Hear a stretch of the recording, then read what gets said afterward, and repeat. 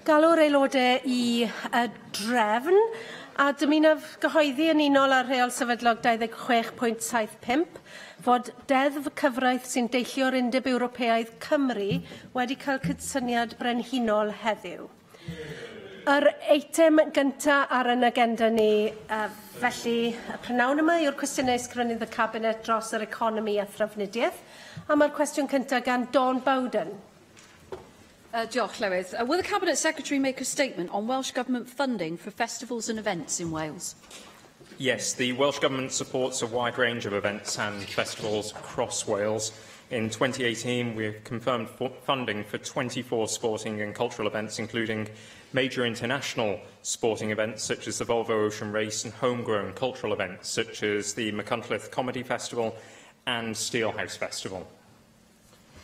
Thank you for that answer, Cabinet Secretary, in outlining what is clearly an impressive record of investment by Welsh Government. And many of these local festivals, of course, provide an opportunity to showcase our heritage and our history. And I'm sure that you would want to join me in congratulating the team behind the recent Merthyr Rising Festival. Over 5 years, they've steadily developed a growing success for the town around the festival, which builds on its radical history. But if we're to use our heritage alongside these festivals to develop local economies, how can we ensure that we keep open to the public historic structures like the Ynys Fach Engine House, which was so integral to the history of the Merthyr Rising, but which has been mothballed to the public since the beginning of the year? Can I thank the member for raising this important question, and I also applaud the organisers of the Merthyr Rising Festival. It's absolutely vital that we use major events and smaller musical, cultural and sporting events to showcase and celebrate our history, our heritage and our culture, and the Merthyr Rising Festival did just that. I'm pleased to say that in terms of going forward, supporting other community-based sporting and cultural events, we are also funding the Merthyr Tydfil Challenge, which is receiving funding from Welsh Government under the Regional Tourism Engagement Fund, and that is specifically targeted at improving opportunities for activities in sports-related events in the area. And in terms of ensuring that we maximise the opportunity that the visitor economy presents, it's absolutely crucial that we look at how we can maintain sustainable business models for all heritage and cultural assets, including those that have been identified by the member. I'm keen to make sure that, along with my colleague, that we look at the sustainability of historic and cultural assets across the country. We've invested very heavily in recent years in our museums, in our libraries, in Cadw, in the Cadw estate, and I'm keen to make sure that as we move forward, we utilise our precious capital resource to maintain and enhance the visitor experience at those facilities that attract people to communities such as those that are served by the member for Merthyr. Mohammed Ashkar. Thank you, Madam Presiding Officer, and good afternoon, Minister. Festivals in Wales are a great opportunity for attracting tourists and boosting local economies. For example, Abergwenny Food Festival has grown to be one of the largest food festivals in the United Kingdom, attracting more than 30,000 visitors to Abergwenny and generating an estimated £4 million for this local economy. What discussion has the Cabinet Secretary had with Cabinet colleagues to support food festivals such as Abergwenny to increase tourism and economy across Wales, please? Well, can I thank the member for his question? He makes a very important point of the value of the food and drink sector to Wales, and in particular in attracting visitors to Wales. And the Abergavenny Food Festival is amongst many, many food festivals in Wales that are growing strong.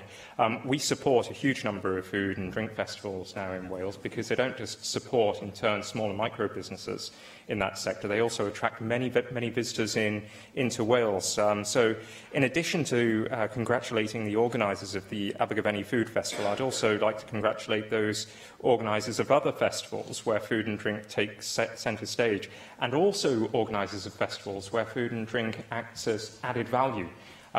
We should note that the Hay Festival has just taken place and was another huge success. And I'd like to put on record my thanks to the organisers for that particular event. The member will be aware, of course, that food and drink is now one of our priority foundation sectors, and as we develop enabling plans for each of the foundation sectors, I'm absolutely certain that the role of festivals in showcasing our produce will become very important.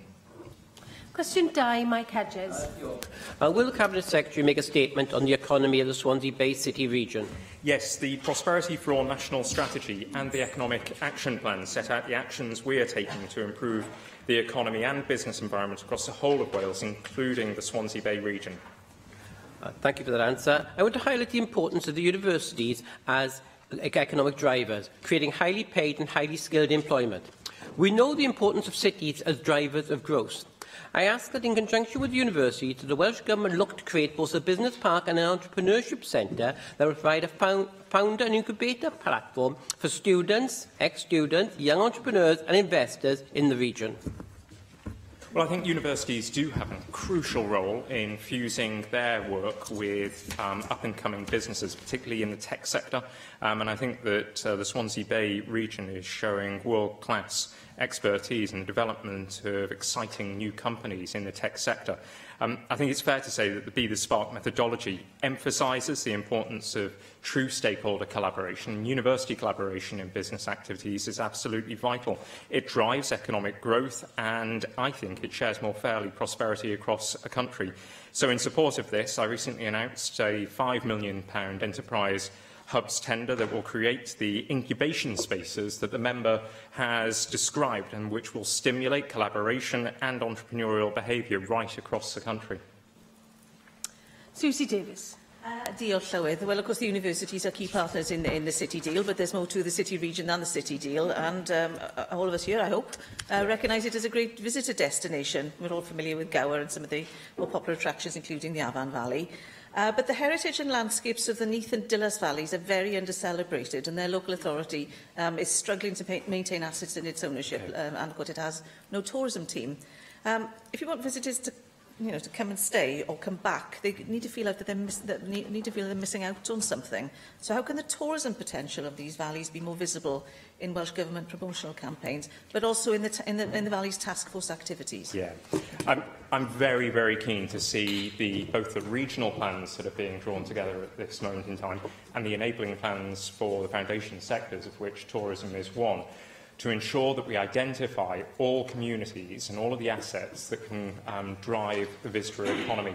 And those particular destinations that the member has just identified are clearly opportunities. Yes, they may be viewed during an age of austerity as being something of a burden on the local authority, but in the longer term, I'm confident that historic assets, heritage sites that have struggled in recent times can become a more important feature of the visitor offer that we develop. And so I can assure the member that as the regional plans are developed, and as the enabling plans are developed for the foundation sectors, we're going to look at how we can use tourism, food and drink, retail and care to share prosperity more equally across the regions of Wales. David Rees. Cabinet Secretary, as the economy grows, obviously one aspect is transport within that. Now, I know that there's a South Wales Metro being proposed by Mark Barry, which highlights the future role of the transportation system within the South Wales area and Swansea Bay City region in particular. But part of that proposal is possibly the removal off the main line of Neath Station, which is in my county borough. Can you give a categorical denial now that the Welsh Government will not support any proposal for a metro system within that area, which will either close or take off the Neath Station from the main line to ensure that the people in that area can commute across the region totally free, knowing that the station will still be there? Can I thank David Rees for this very important question for the entire region, but particularly for the community that Neath Station serves. And let me be absolutely clear. Regardless of who recommends what, Neath Station is staying on the main line. Moreover, Neath Station won't just be protected, Neath Station will be enhanced as part of the franchise agreement that we've reached with Keolis Amy, ensuring that £194 million is spent on every single train station in Wales, including Neath Station. Cwestiwn yn nawr gan lefarwyr y Pleidiau. Llefarydd Plaid Cymru, Rhun ap Iorwerth. Diolch yn fawr iawn, Llywydd. Mae cael mynediad llawn i'r farchnad sengl Ewropeaidd drwy aelodaeth o'r farchnad honno yn gynnwys yr undeb tolla yn hanfodol bwysig i fusnesau yng Nghymru. Mae 60% o allforion Cymru yn mynd i'r undeb Ewropeaidd. Da ni wedi clywed yr wythnos yma bod yr undeb Ewropeaidd wedi dechrau cynghori busnesau yn Ewrop i feddwl ddwywaith cyn defnyddio cydrannau ceir o Brydain o hyn ymlaen. Rwan, mae'r sector cydrannau ceir yn dal yn un pwysig iawn yma yng Nghymru. Mae'r potensial o'r cyngor yma rwan o fewn y diwydiant ar gyfandir Ewrop yn un alla fod yn niweidiol tu hwnt. Ydych chi'n cytuno efo fi felly bod ymdrechion Llywodraeth Geidwadol i dynnu Prydain allan o'r undeb tolla yn debyg o fod yn niweidiol iawn o ran sector gydrannau ceir yng Nghymru? Can I thank the member for his question and say that our position is very clear and is based on our trade white paper. We need a customs union with which to do business, and I am deeply concerned about the future, not just of the automotive sector, but all sectors that rely on smooth customs arrangements. Now, of course, there are opportunities for the automotive sector in terms of the UK single market, but there are also major threats that the member has highlighted. You gloss over it somewhat, but you did reiterate what the Labour Party position is there, which is that upon leaving the EU, we should have a customs union as opposed to the EU's customs union. And this really isn't about splitting hairs. You're talking about a new customs union that would have exemptions from certain EU rules. Now, I'd argue that that is just about as unworkable as Theresa May's famous Max FAC option. It would be inconceivable in my mind for the EU to accept the situation where a non-EU country can enjoy the full benefits of frictionless trade with the EU whilst not following all the rules of the EU. Now, simply put, the Labour Party position, to my mind, doesn't do anything more than the Tory position to protect in this case, the car components sector in Wales. But moving on, membership of even the customs union alone wouldn't achieve frictionless trade. Membership of the single market is also needed for that. Does the Welsh Government still believe that the interests of the Welsh economy are best served by being a member of the EU single market? Well, again, we've been entirely consistent in saying that we believe that we will need access to the single market on our exit from the EU. With regard to a customs arrangement, we've also been very clear in saying that we have to have a consistent regulatory environment across the UK and Europe to ensure that we can have smooth passage of goods and services, and that we also need smooth, seamless customs arrangements. Again, you gloss over certain terminology. Access to the European single market. Again, this is not about splitting hairs. The House of Commons next week will have an opportunity, as you know, to defeat the UK government on a number of amendments that could protect the interests of the Welsh economy. One of those will be on a Lords amendment to keep the UK in the single market through European Economic Area membership. Now, if Labour MPs, along with Plaid MPs who will, if Labour MPs supported the amendment, a government defeat would be likely, forcing the government, in effect, to deliver what could be seen as a soft Brexit, more helpful to the Welsh economy. Jeremy Corbyn, though, has ordered his MPs to abstain on the vote, opting instead for his own equally unfeasible, I think, idea of asking the EU to let the UK have its cake and eat it, the kind of fantasy politics that I don't think we can gamble the Welsh economy on. Now, on what will be one of the most defining votes for a generation in the interest of Welsh jobs, wages and industry, what advice will you give your Labour colleagues at Westminster to persuade them to back EEA membership and to dissuade them from going down in history as the enablers of a hard Tory Brexit? Look, we've been entirely consistent, and the members accuse me of glossing over what might be semantics. Actually, we've been very clear in our approach, and we will not budge in our approach. And that will inform every position that we take in terms of informing and encouraging members of Parliament and members of the House of Lords. Lords, we wish to see access to the single market continue, and we wish to be a member of a customs union. The biggest gamble, though, the member highlights the biggest gamble. Right now, the biggest gamble as we exit the EU would be for Wales to also exit the Union of Great Britain and Northern Ireland. What is crucial right now is that we maintain. It is true that the biggest gamble that could take place now would be independence for Wales as we exit the EU. We need to maintain right now good, strong relations with the rest of the United Kingdom, and we need to protect the economy of Wales just as the economy of the UK needs to be protected too. Llefarydd y Ceidwadwyr, Russell George. Presiding Officer. Cabinet Secretary, the coming new wave of technological advances in electric vehicles will potentially present Wales with a raft of new economic opportunities. Now, you have previously said that the Welsh Government's new economic action plan is not going to be prescriptive. But do you agree with me that it would be wrong if it wasn't prescriptive in some sectors in order to maximise the potential positive impact of new technologies, including electric vehicles, on Welsh jobs and on growth? The member raises a crucially important point in that automation is probably the biggest challenge for many, many sectors in the Welsh economy, and will continue to be so for many years, if not decades, to come. Business would not wish us to be overly prescriptive in the way that we support their future development.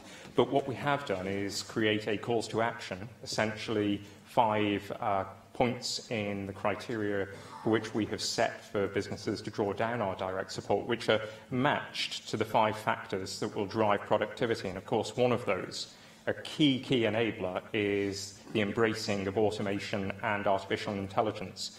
I think it's absolutely vital that we recognise many small and micro and medium-sized businesses are actually nimble enough to be able to adapt to the age of automation, whereas larger companies can take longer to steer, even though they're able to future scan in some respects better. What I'm keen to do is to ensure that the calls to action apply equally to SMEs and to our anchor and RIP companies as well. It's vital that all companies of all sizes right across Wales embrace automation rather than try to resist it. Well, thank you for your answer, Cabinet Secretary. But, my previous criticism, I do think the Economic Action Plan does need to have tangible targets that can be met. But I understand what you say in regards to not being too prescriptive in terms of what business would want. But that doesn't mean to say that it's not a piece of work that a government can do here. So what I would like to ask you, Cabinet Secretary, is what assessment that you have made of Wales's existing electricity generating capacity and its existing road network in relation to the ability that infrastructure to support the introduction of large vehicles, a large number of electric vehicles in the future in Wales. Well, I have met with the National Grid, and it's quite clear that significant investment is required to strengthen the grid if we are to see the development of electric vehicles as we would wish, and certainly as we would wish in order to cut carbon emissions. That investment should be provided centrally and it should be provided speedily. For our part, we are looking at developing more electric charging points, but the grid, if we are to see the targets met that the Cabinet Secretary for Environment has outlined, then we will have to see a strengthening of the grid. And in terms of transport, road network, I'm also on record as saying that I would like to see in the future trunk road development linked to the potential testing of autonomous and electric vehicles and connected vehicles as well. I'd like to see Wales leapfrog other countries that are keen to embrace this technology, but which are yet to show an absolute desire to do so.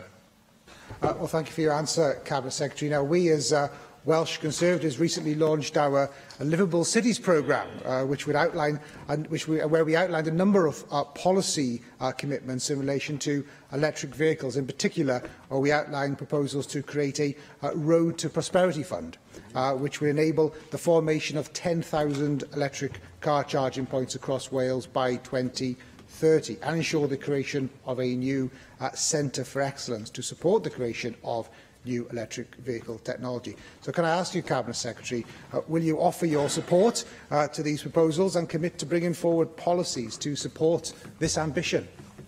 Well, I'd be more than willing to meet, well, I should say I'd be happy to meet with the member to discuss the proposals, because I think they align quite neatly with our proposals for the Tech Valleys Initiative and for the automotive sector as a whole, and indeed, for that matter, it aligns perfectly with the work that's going on at the moment by Professor Brown concerning automation and digitisation. So I'd be more than happy to meet with the member to discuss the exact proposals contained within the report and to see where we can ensure together, on a cross-party basis, we can work together to advance the economy in the way that it has to be advanced in the age of automation, which is to embrace digital technology. Llyfarydd UKIP, David Rowlands. Diolch, Hewith. Cabinet Secretary, statistics consistently confirm that Wales has the highest number of families classed as living in poverty, which is 24%, which at 24% is the highest in the UK. Yet those who occupy this chamber and who are in well-salaried employment have decided that there will be no extraction of shale gas in Wales, period.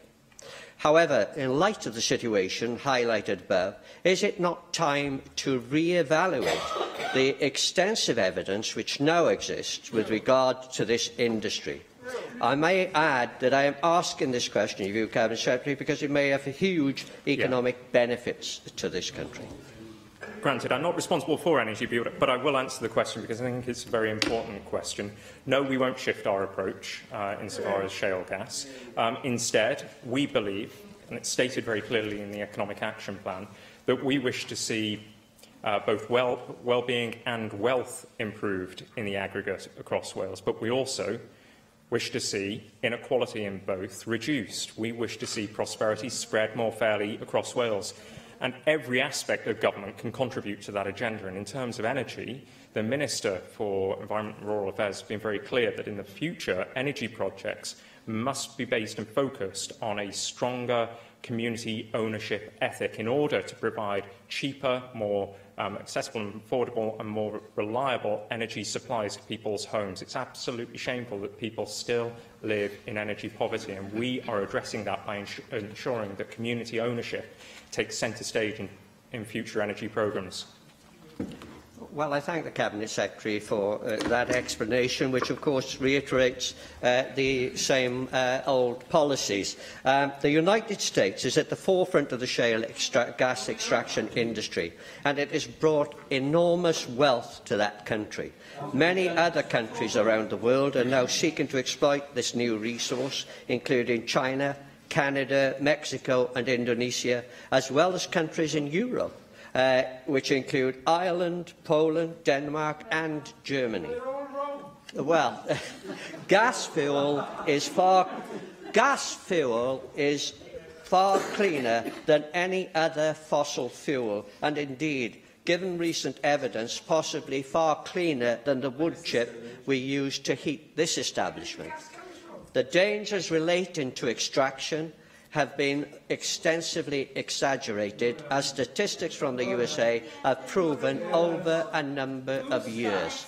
Surely, Cabinet Secretary, the people of Wales have the right to at least have this huge resource properly examined, especially as the extraction industry has the potential to create many hundreds of well-paid jobs.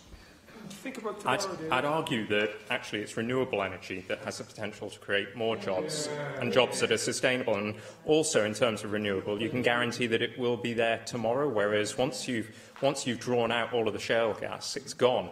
And my belief is that the United States position is a rather quick fix, here today, gone tomorrow approach to energy, of drawing out as much energy as you can or as much gas as you can in order to provide short-term economic growth. And that cuts precisely against the grain of the economic contract, which looks at responsible business practices, and the Economic Action Plan, which looks at long-term sustainable growth. So I would still argue that we should be focused on developing renewable energy rather than simply going for that short-term quick fix to economic problems, which is what the pursuit of shale gas in the United States demonstrates. Well, you make an eloquent defence of the matter, as you always do, Cabinet Secretary. But again, I reiterate, is it right that we allow a quarter of our population to live in poverty when we have a natural resource worth billions of pounds lying dormant beneath our feet. It is estimated, Cabinet Secretary, that there may be up to 34 trillion cubic feet of gas in Wales, with at least 12 trillion fully accessible. If this resource were to be exploited, we would not require a nuclear power station built by French and Chinese conglomerates. We would not have to see the beauty of our landscapes despoiled by huge arrays of wind generators or thousands of acres of green fields covered by solar panels, nor would we need to import thousands of tonnes of LPG shipped from halfway across the world, and at what cost to the environment. Surely, Cabinet Minister, it is time for the Welsh Government to put the interest of the poorest people of Wales before political dogma. I think it's very important to separate the question of energy poverty and how we solve energy poverty from the exploitation of natural resources that are here today, but if we were to exploit them now, they would be gone tomorrow and they'd be gone for every single future generation. We don't support the extraction of shale gas. We will not support the extraction of shale gas. What we will go on supporting is the development of energy development systems that can provide affordable energy and address energy inequality across communities. Of course, projects like the Swansea Tidal Lagoon are pathfinder projects for Wales. They would be new projects, but they could showcase Wales as the provider of renewable energy for millions of homes. And just as shale gas has temporarily given the United States some degree of energy independence, I believe in the long term, renewable energy generation through tidal power could give Wales a degree of energy independence as well as affordable energy for the people of the country. Question 3, Jenny Rathbone.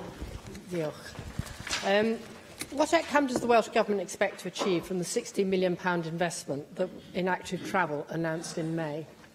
The funding will provide a step change in the development of active travel infrastructure across Wales, and I'll shortly announce how I intend to allocate this additional funding. Would you agree with me, Cabinet Secretary, that we do really need a step change? Looking at the post-legislative scrutiny of the Active Travel Act, it does not make for comfortable reading, because whereas in 2013-14 we had 53% of children walking to primary school, 2% bicycling, 4 years later it's gone down to 42% walking and 1% going by bike. That we've got a similar reduction in the number of people aged over 16 who are taking at least one active travel trip per week. So we have a very, very challenging agenda here. So I'd be very keen to know what outcomes you expect to achieve from this significant investment. I was obviously disappointed to hear the First Minister say that he didn't feel safe cycling around Cardiff, something I do most days. What are the outcomes you expect to achieve? On the one hand, would you expect it to be safe enough for the First Minister to feel able to cycle around Cardiff? And would you expect all schools in urban areas like Cardiff to have active travel plans so that all young people have the option of going to school either by bike or walking safely? Yeah. Can I thank Jenny Rathbone for her question and her continued interest and passion regarding this subject. Broadly, the outcome that we wish to see is cultural and behavioural change insofar as transport is concerned. And in order to accomplish that, we need the right infrastructure and the right support in the form of training in order to remove safety anxiety that a lot of people still have, and which particularly parents still have. Now, the extra £60 million of capital funding will clearly assist in developing safer routes, and particularly safer routes to schools for cycling and walking. The apparent reduction in the percentage of children in primary schools who usually walk to school is a deep cause of concern, and so I have extended the Active Journeys programme, which has seen officials working within schools to encourage the use of bikes and also to encourage walking to schools, whilst offering the right training as well. But we're not just going to extend it for another year, we're also going to extend the programme to include parents. I think it's absolutely right that we don't just encourage young people to participate in active travel, but that we also ensure that their parents participate in active travel and are confident in allowing their children to take up active travel.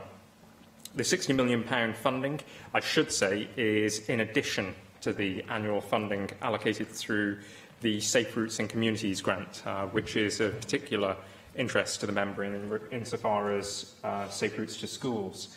And also it's in addition to the funding that's allocated to active travel schemes and also the pre-work through the local transport fund and, of course, the substantial amounts that we spend ourselves on our own projects on trunk roads. So overall, we expect to see something in the region of £92 million on active travel infrastructure in this and the following 2 years. But it's also important that we go on supporting training and courses that encourage people to take up active travel. This is an issue that I'll be raising at the next Active Travel Board, which I believe is taking place this week. It's something that members of the board have been particularly keen to discuss, especially the split between revenue and capital, which determines the extent to which we're able to provide training courses for young people and for adults. David Melding. Cabinet Secretary, perhaps you'd like to join with me in congratulating the Vice-Chancellor of Cardiff University, Colin Reardon, who launched today their sustainability strategy and how they're going to help the staff of the university and the students to cycle between facilities. And he cycled to the barrage where they launched this policy, and that's what we need. We also need the ability for people to cycle around and between their communities, not just between a community and the centre of a large urban city, so that we do have good access via cycle routes to key community assets such as schools, shops and amenities. And that then we will normalise in a city like Cardiff, which couldn't be better designed really for cycling. We will normalise this as a preferential way of getting about. I couldn't agree more. I think the Vice-Chancellor of Cardiff University is to be commended on the scheme and also to be commended for being a keen cyclist. And I think it's vital that we look at the development and the delivery of projects contained in the integrated network maps as an enabler for people to move not just between places of home and work, but also in terms of their social life, being able to access cinemas, restaurants, shops, any other form of service that they may wish. And I think, therefore, it's vital that we look at the planning of social infrastructure through the lens, more clear lens, of the active travel that can be provided in order to get people from their homes to social infrastructure. Simon Thomas. Diolch, Llywydd. And I think the comments of the First Minister, that whatever his personal circumstances, were unfortunate because it kind of adds to the myth that cycling and walking are dangerous and the car is safe, when in fact it's the car that is the dangerous thing in our communities and in our cities. So you've been asked enough about cycling, so let me ask you about walking. What in this new 60 million will be allocated particularly to encourage people to walk, which is the most easy alternative to the car and is certainly the best way to get some exercise as well? And in doing that, will you actually put targets in what you expect from this money and expenditure? Because to go against the decline, for example, as Jenny Rothbones pointed out, of walking to school, we need actual active targets as well as some money behind those.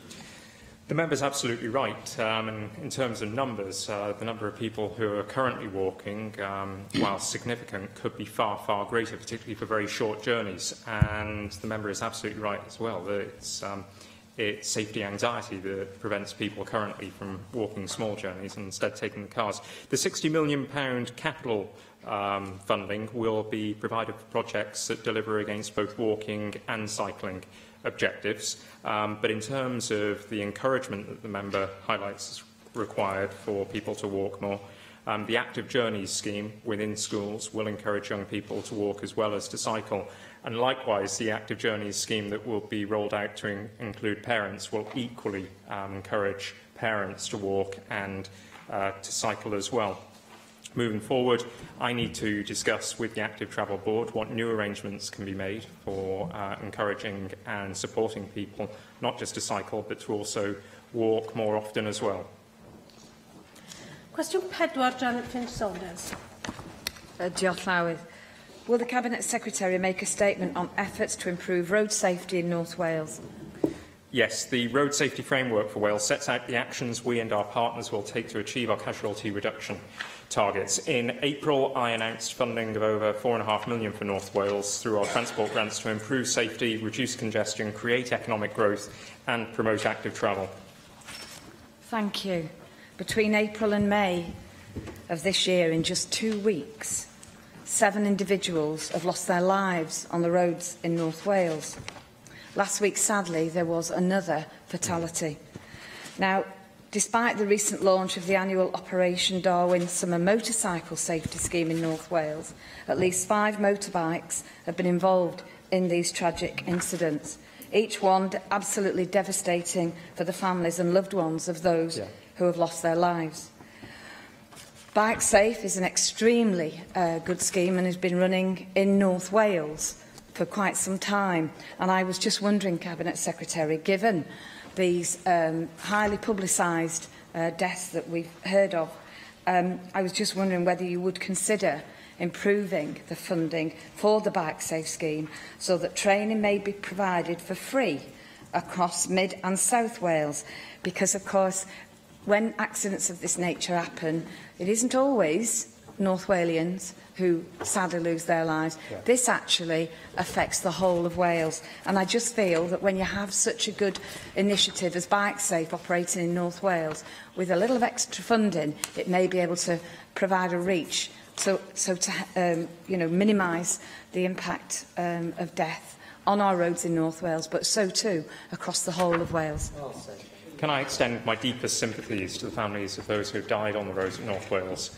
In recent weeks, we have seen a significant number of particularly motorcyclists who have died on the roads of North Wales this year to date, and I'm keen to make sure that we use a mid-term review of the road safety framework to enhance not just the provision of GoSafe cameras on the roads of North Wales to ensure that motorcyclists are riding safely and that drivers are also driving safely, because it's not always the fault of the motorcyclists when accidents happen.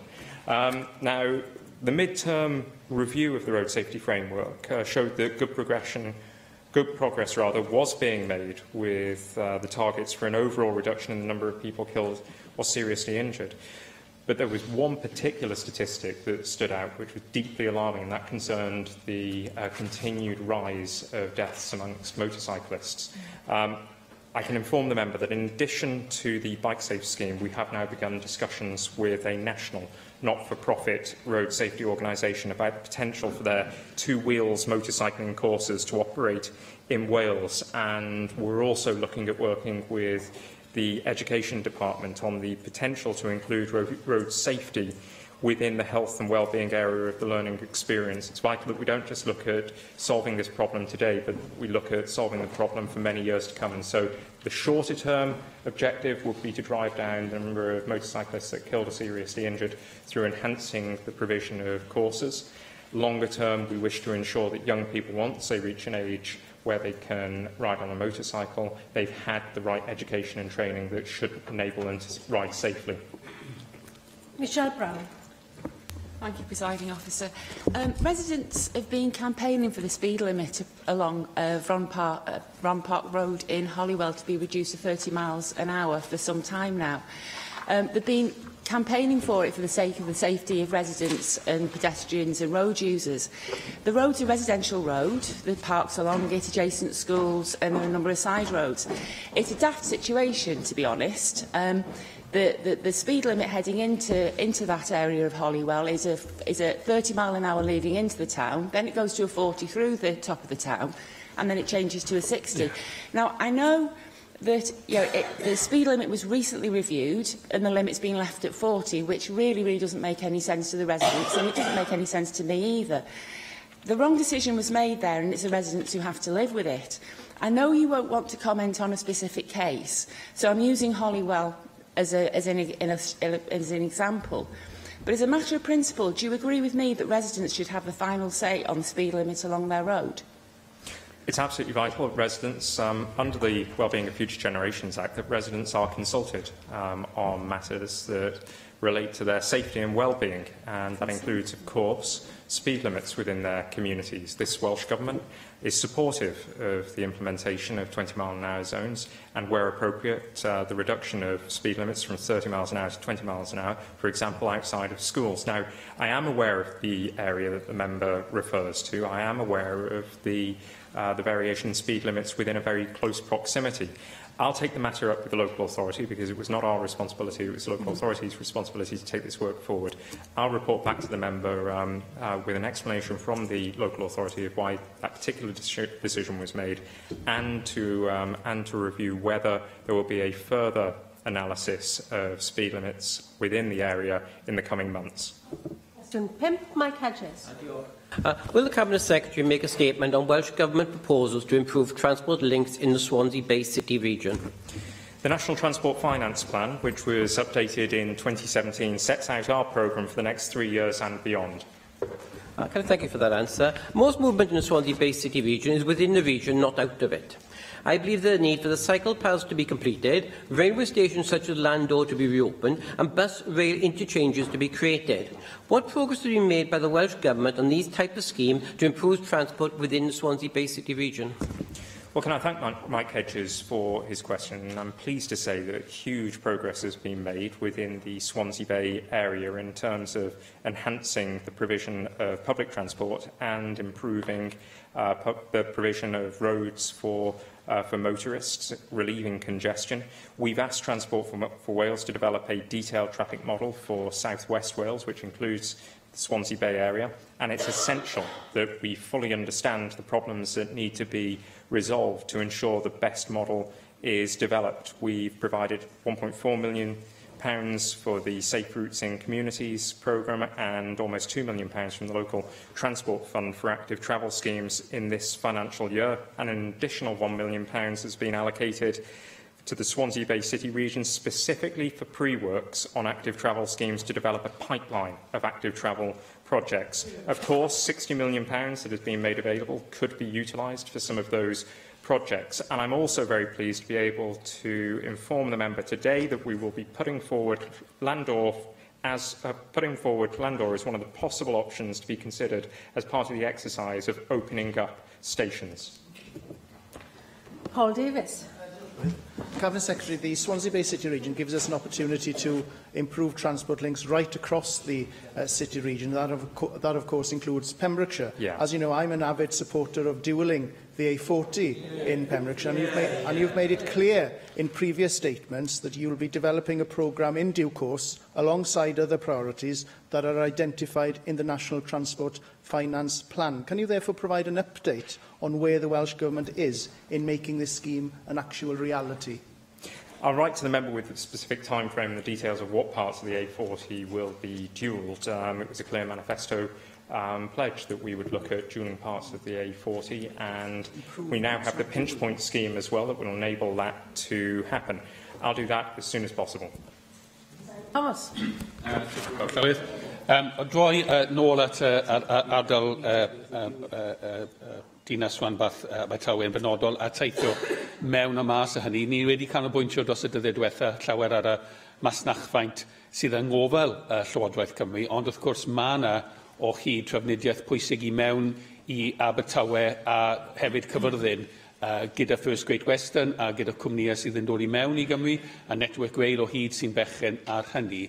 Mae'r awgrym wedi cael ei wneud gan pobl fel Stuart Cole, y dilyd nawr pwyso I gyflymu trenau hyd at 100 milltir yr awyr a hyd y daith yna, a gwneud y daith o Abertawe I Gaerdydd er enghraifft yn 40 munud yn unig. Ydy hwnna'n rhywbeth mae Llywodraeth yn bwyd ymlaen gyda fe, gyda trafodaethau, gyda Llywodraeth San Steffan?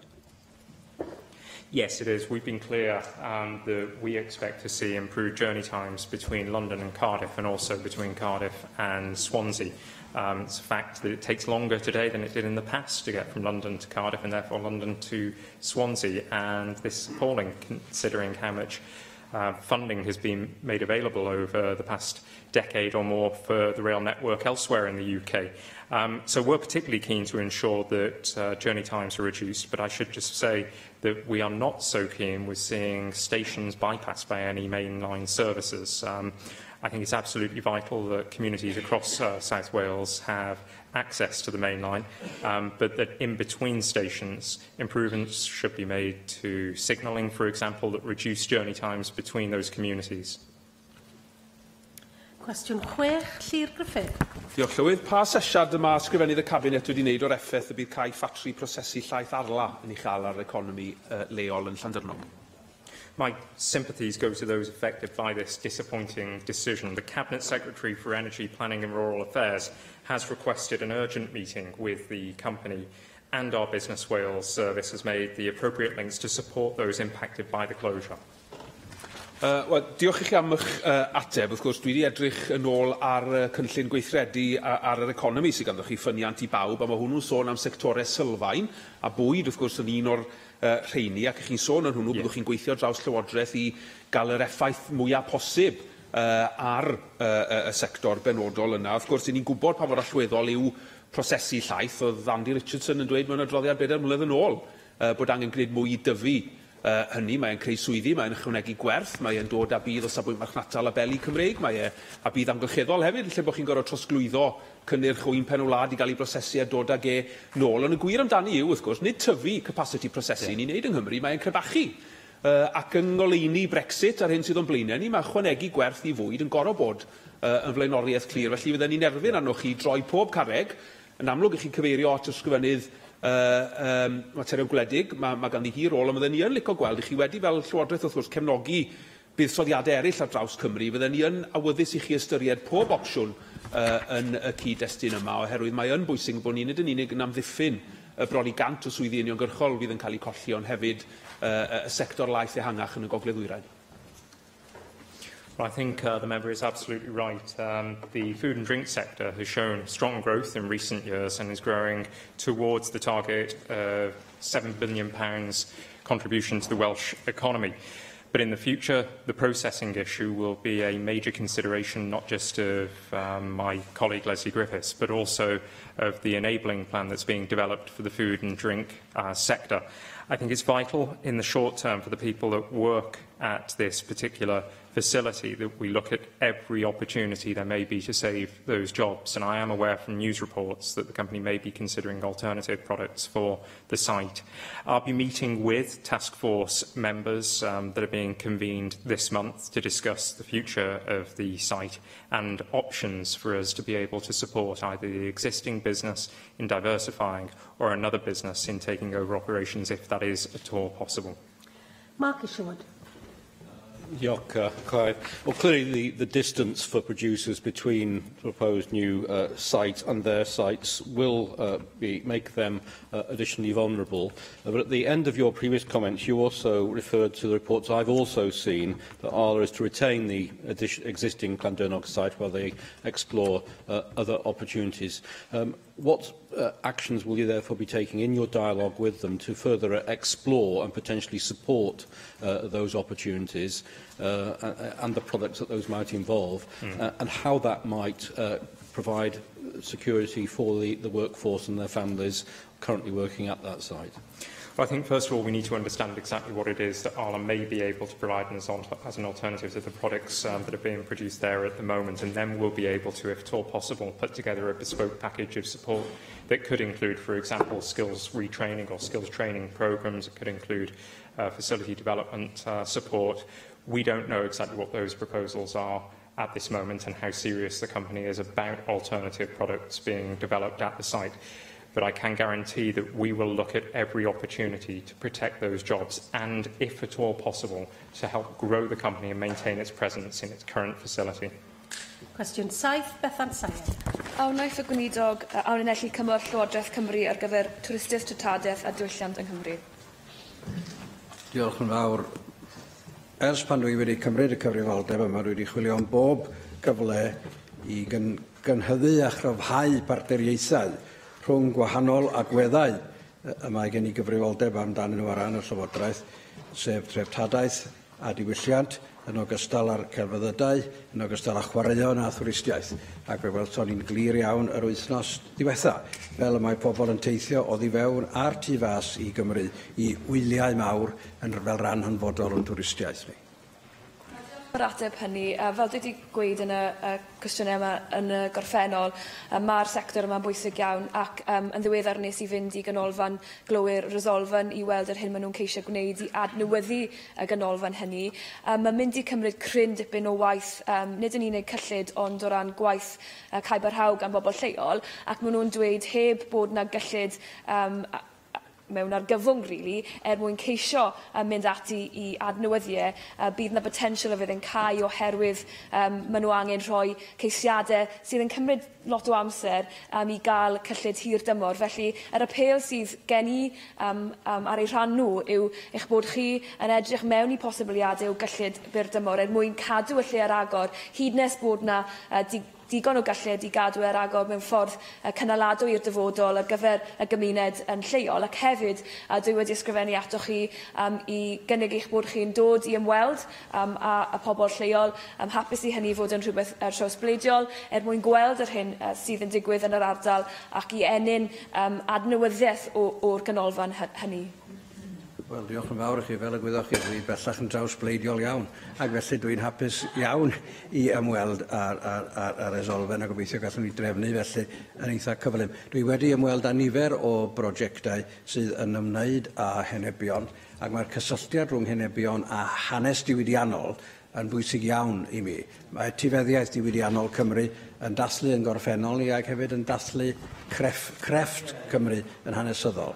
A dwi'n sicr y bydde cefnogi y math yna o ddatblygiad yn ddefnyddiol. Ond y peth cyntaf mae angen i'r bobl lleol i wneud yw sicrhau bod nhw'n trafod gyda'n swyddogion ni yn croeso Cymru ac yn cadw mi allai hyrwyddo hynny, dim ond i mi gael manylion y chyfeiriadau. Ac yn ola, cwestiwn 8, David Melding. What assessment has the Cabinet Secretary made of the impact that cooperatives have on the Welsh economy? Well, the Social Business Sector in Wales report notes that the sector is now worth an incredible £2.37 billion to Wales and provides jobs and volunteering opportunities to around 100,000 people. I'm sure you'd agree that the sector in Wales makes a huge contribution, not just to our economy, but to society as a whole. Cabinet Secretary, I note from the Wales Cooperative Centre's last annual report that they helped develop 4 housing cooperative schemes.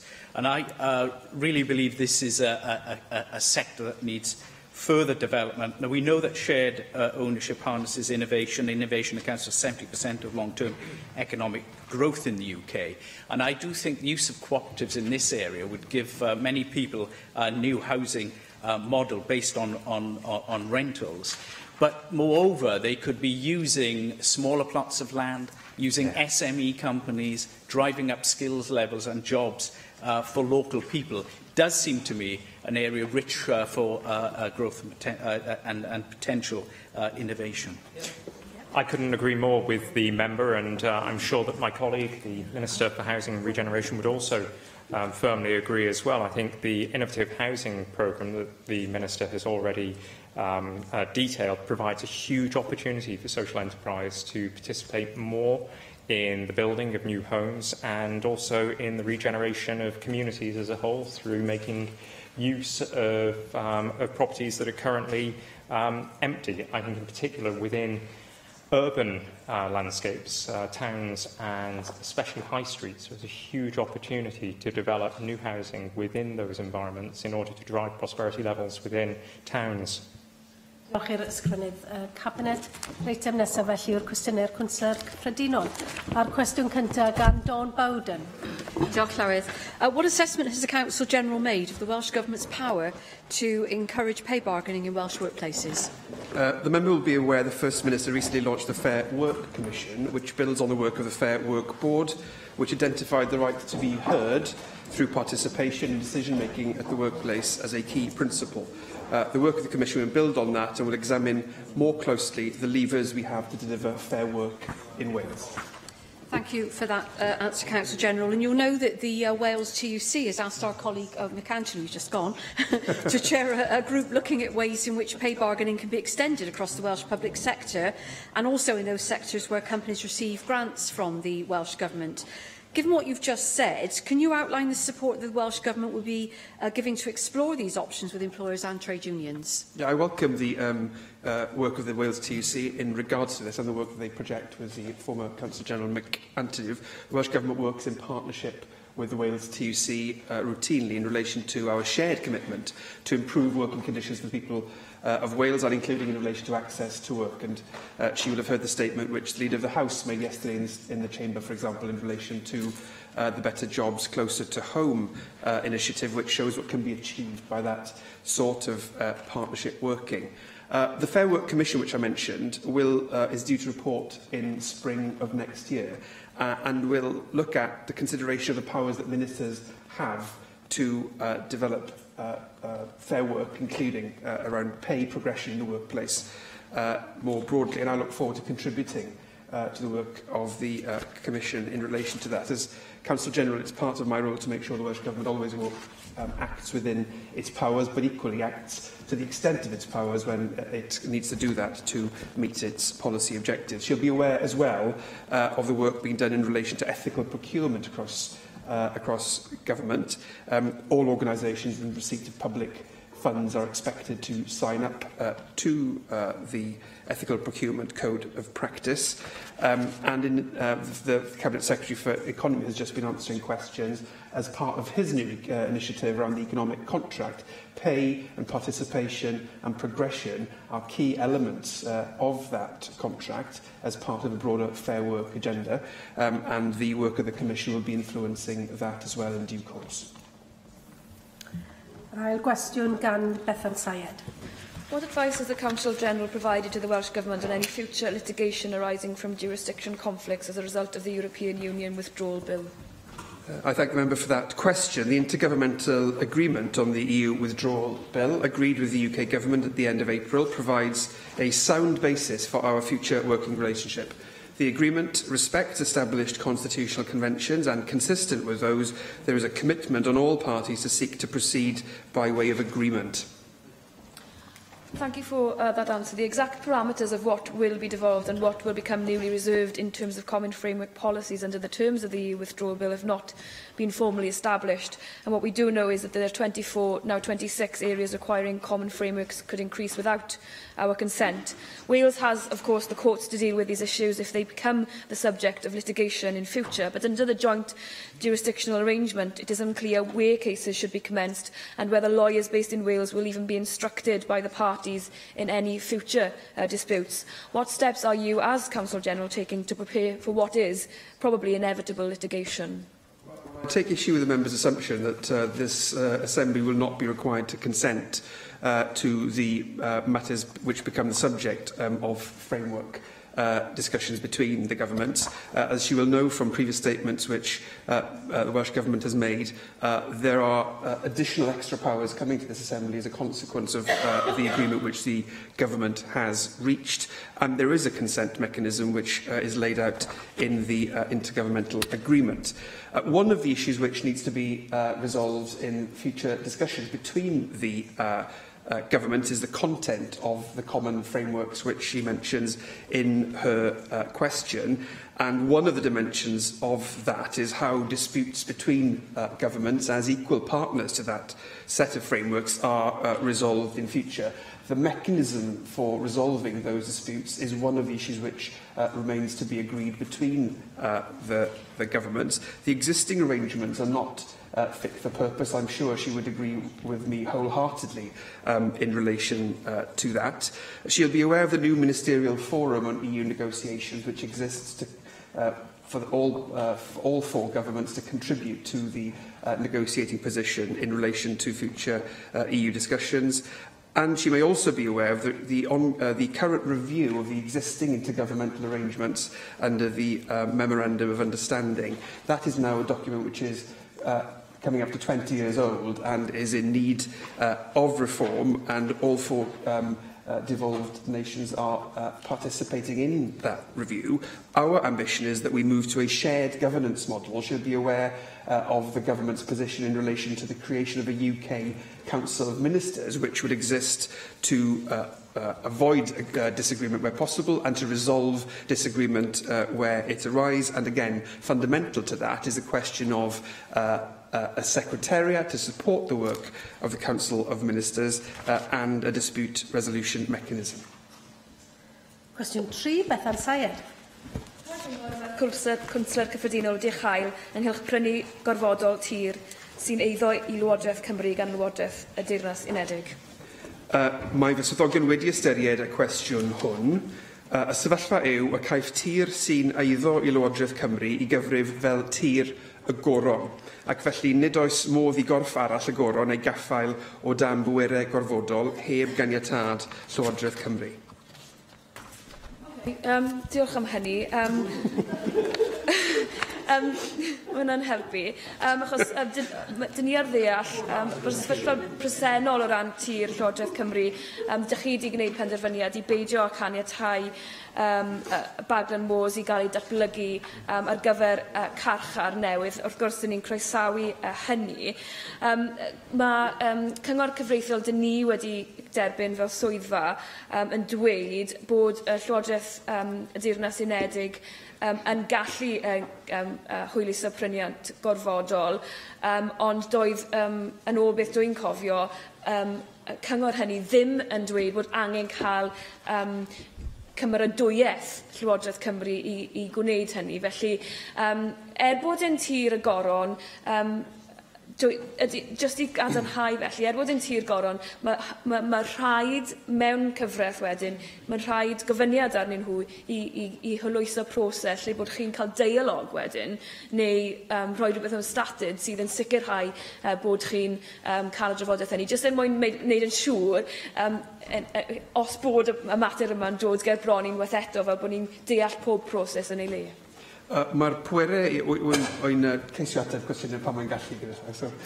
Mae'r pwerau sydd ar gael i Lywodraeth Deyrnas Gyfunol i brynu yn orfodol yn deillio o ddeddfe, a does dim yn y ddeddf sy'n berthnasol yma, does dim pwerau sy'n ymestyn at tir y goron. Ond ar ddiwedd y dydd, mae'r math yma o gwestiwn yn codi yn y llysoedd yn aml, a'r hyn sydd yn bwysig cofio, petasau cynnig yn dod i brynu yn orfodol, bysau gallu'r Llywodraeth Deyrnas Unedig i wneud hynny yn rhywbeth gyda'r llys yn penderfynu enw fe, petasau corff y goron fel Llywodraeth Cymru yn gwrthwynebu i hynny, yn barn ni yn glir yw bod y gyfraith yn golygu yn y safbwynt, yn y cyd-destun hwnnw, bysau'r gyfraith yn golygu bod rhaid i'r gorchymyn hwnnw i gael ei ddileu.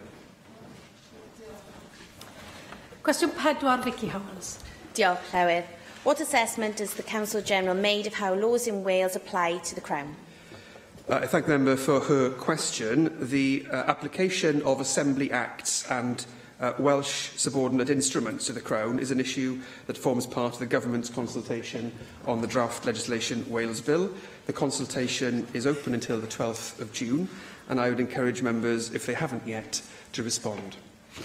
Thank you, Councillor General. As you will know, currently the Crown is automatically exempted under laws passed in this place unless the provision is explicitly included.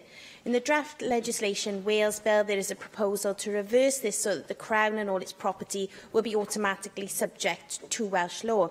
Can you explain the rationale for this proposed change and if you still intend to proceed? It is a matter on which I'm consulting, and it's a matter which I think is worthy for us to pursue. I'd be interested in hearing the views of consultees on the matter. This is a step which was taken, for example, in Scotland in 2010. As the member rightly says, generally speaking, the default position is that an Act does not bind the Crown unless it expressly states that it does. The Crown in that context is the Crown and also governments, including the Welsh Government.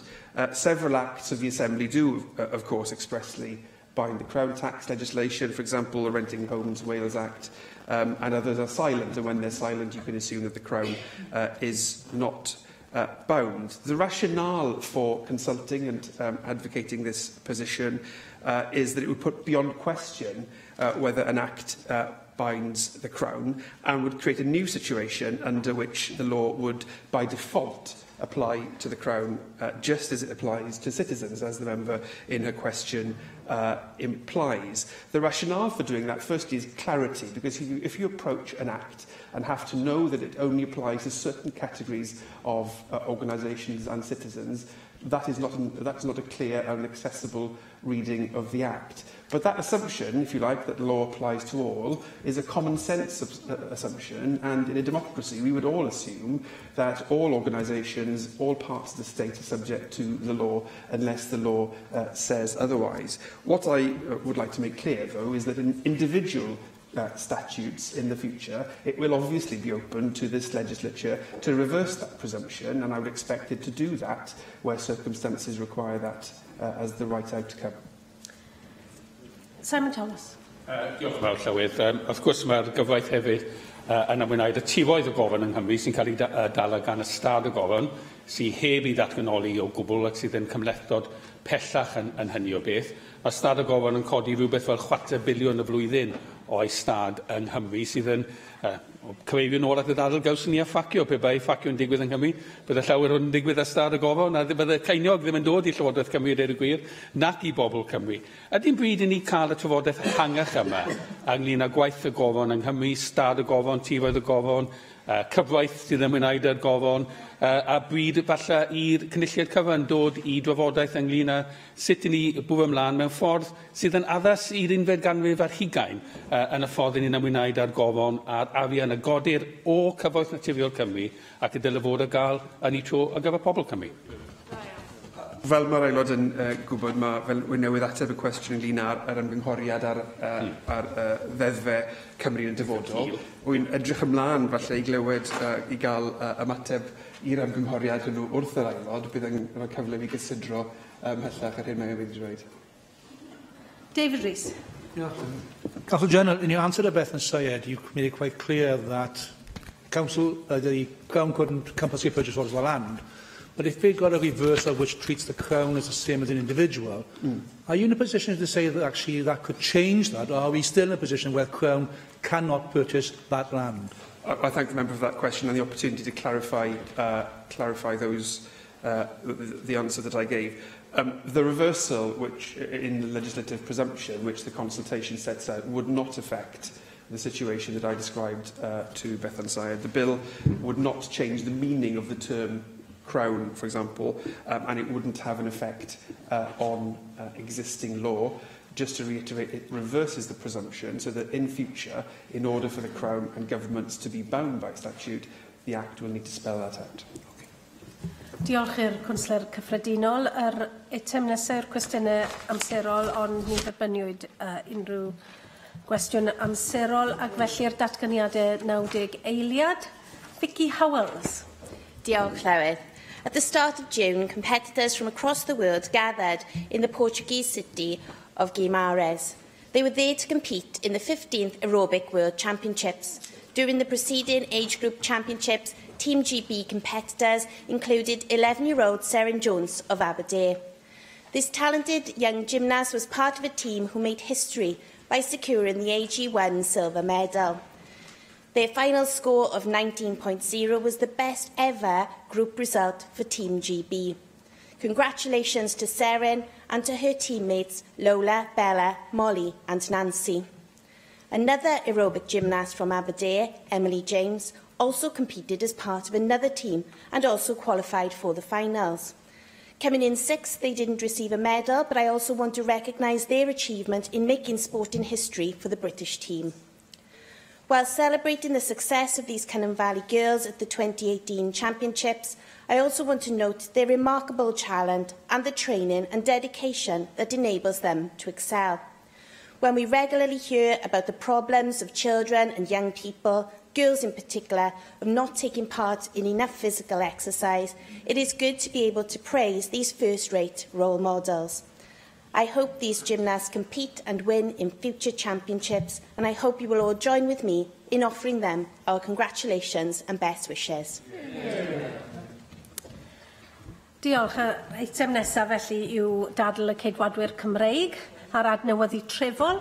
a dwi'n galw ar David Melding i wneud y cynnig. Diolch yn fawr o'r Llywydd, and indeed I am delighted to move the motion and open this debate this afternoon. For the first time in history, most of the world's population live in urban communities. In 2010, it was calculated that around 66% of the Welsh population lived in its urban areas, and this percentage has continued to grow year on year. And this really should be no surprise to any of us, as cities and towns are centres of enterprise, innovation and learning. They generate wealth and improve living standards while providing the network and interaction that make us more creative and more productive. The concentration of talent and creativity makes cities engines of innovation, engines of economic growth, places that we should celebrate. And it is in this spirit that we've brought forward point 1 of our motion this afternoon, which seeks to recognise the importance of Wales's urban areas. And for that reason, I'm rejecting the Welsh Government's amendment, which we consider for this afternoon's purposes to be too broad. Rural areas certainly need full treatment and complementary treatment, but that primarily comes through a rural policy. And today, I really want to focus on the urban challenges and opportunities that are before us. And I would say that in towns and cities in Wales, we're not yet receiving the level of vision and ambition that we need from the government to drive our country forward to reach its maximum potential. We in the Welsh Conservatives have recognised this, and we've put forward our vision to create towns and cities that are fit for the 21st century. We believe that it is essential to create livable cities and urban areas which are good for the economy, socially inclusive, environmentally sustainable, and are built on the principle of the health and well-being of our citizens. They need to offer the quality of life and opportunity that not only makes citizens want to live in them, but also makes businesses want to invest and those businesses to come from near and far. We have the opportunity to attract highly skilled young people who are currently squeezed out of London and the overheated southeast of England. And I really do believe that both the cities along the South Wales coast, but also the urban areas in North Wales, have a great potential here when there's so much talent that is just not going to have the level of economic and social opportunity that they would want in London and the South East. It is a great opportunity. It's one of the world's most overheated economic areas, and we should be seeing it as a resource, as many cities in the north of England are currently doing. And we've got a wonderful environment in cities like Newport, Cardiff, Swansea. So the great cities of Wales must be centres of excellence for our young people and tomorrow's social, creative and business entrepreneurs. We can build the new, modern, state-of-the-art 21st century cities that then set the bar for other cities in Europe, Asia and America. If we have a really ambitious vision, and given the optimum size in many ways of our cities, we can really stretch the standards that we want to see for modern living. In Wales, however, we are still yet to see the significant economic growth that has materialised in many other cities across the UK. I've already mentioned London, but more particular for us, Manchester, Birmingham and Edinburgh, but also I could mention Leeds and Sheffield. These cities are not really our competitors. I think there are so many opportunities there, but they have showed us more enterprise and ambition in the way they are moving forward, and we do not want to be left behind. Now, it is the case that the advent of the Cardiff and Swansea region city deals and that cooperation between the UK and Welsh Government, we are seeing greater opportunity and greater ambition, and I do very much welcome that. But whilst these deals are highly significant and obviously welcome, they also present big challenges, because we need to revamp our urban policy and our vision so that we see the sort of growth that really we want to energise and fully benefit our citizens and also be sustainable. Would the member be quick? Sure. I thank the member. I'll have some kind words to say about what he is proposing later on. But just on this particular issue, he's mentioned the city deals. Doesn't he see that the city deals that have been promoted by his own government in Westminster actually don't really take into account the sustainability agenda which this debate, and to be fair, the paper which has been published, try and address? Well, it needs to be at the heart of that vision, and I certainly think that the greater scope it offers and for planning and regional development is very, very important. But, you know, our vision is, as you say, set out in that paper, and we think it's fully compatible with what the cooperation that we're seeing between the UK and the Welsh Government. But we have seen, you know, perhaps to highlight the concern reflected in Simon's comments, that in many cities around the world, a lack of innovation and sustainable planning has too often left the blight of deprivation, overcrowding and urban sprawl. So we do need more effective planning policies, and I know that that's a subject of policy development at the moment, which we are going to play an active part in developing. So, as I said, our cities need to belong to all the people of Wales. This includes those in the rural areas, and they need to be these engines of growth and creativity and learning. And above all, they must be putting people first. And our white paper puts forward our policy proposals to transform our communities by enhancing the great urban inheritance that we have had passed to us, but to add to that, a new sense of ambition for the future. And we use this concept of livability as being at the heart of an effective urban strategy, and our document is entitled Livable Cities, a Strategy for Welsh Urban Renewal. And it introduces 25 policy proposals to transform our urban environments. Yeah. Thank you for giving way. I certainly support the Livable Cities agenda, but there is a thorny public policy dilemma we need to engage with. There's good evidence to show that cities grow often at the expense of outlying area. It often is a zero-sum game. So what is the thinking of what can be done to help the left-behind areas? So we've not just published a strategy for cities. It's very important that we emphasise urban areas, and you can look at the whole South Wales Valleys area as being potentially a more great interconnected urban area. And if you're looking at Swansea and then stretching across to Llanelli and beyond, it is very important. So I accept that that there is a danger you can suck too much into the the core of these city regions, and that's something that certainly good planning must ensure that we avoid. So anyway, our policies cover the short, medium and long term, and address 4 key themes of lifestyle, transport, housing and design. I should say that detail on the housing policy will be fleshed out in a separate strategy document that we'll publish in the autumn. But anyway, the areas that we've looked at include parks and green spaces, internet connectivity, cycling and walking, electric vehicles, energy efficiency in housing, and increased tree coverage and green roofs. I was delighted that in Cardiff University's sustainability strategy, they emphasised the need for greater biodiversity across their estate, not just in the green areas, their gardens, but also in green roofs. So that's something that we want to see our universities leading in many respects. So at the heart of the commitments that we have, I said there were 25, but perhaps the core ones could be taken to be to make Cardiff the UK's first carbon neutral city. I do think that marketing Cardiff in this way and leading the way, rather than wait 10 years and then do what we'll have to do because of public pressure and what other cities are doing, we can really be ahead of the game and use it to project Cardiff's image as a forward-looking city.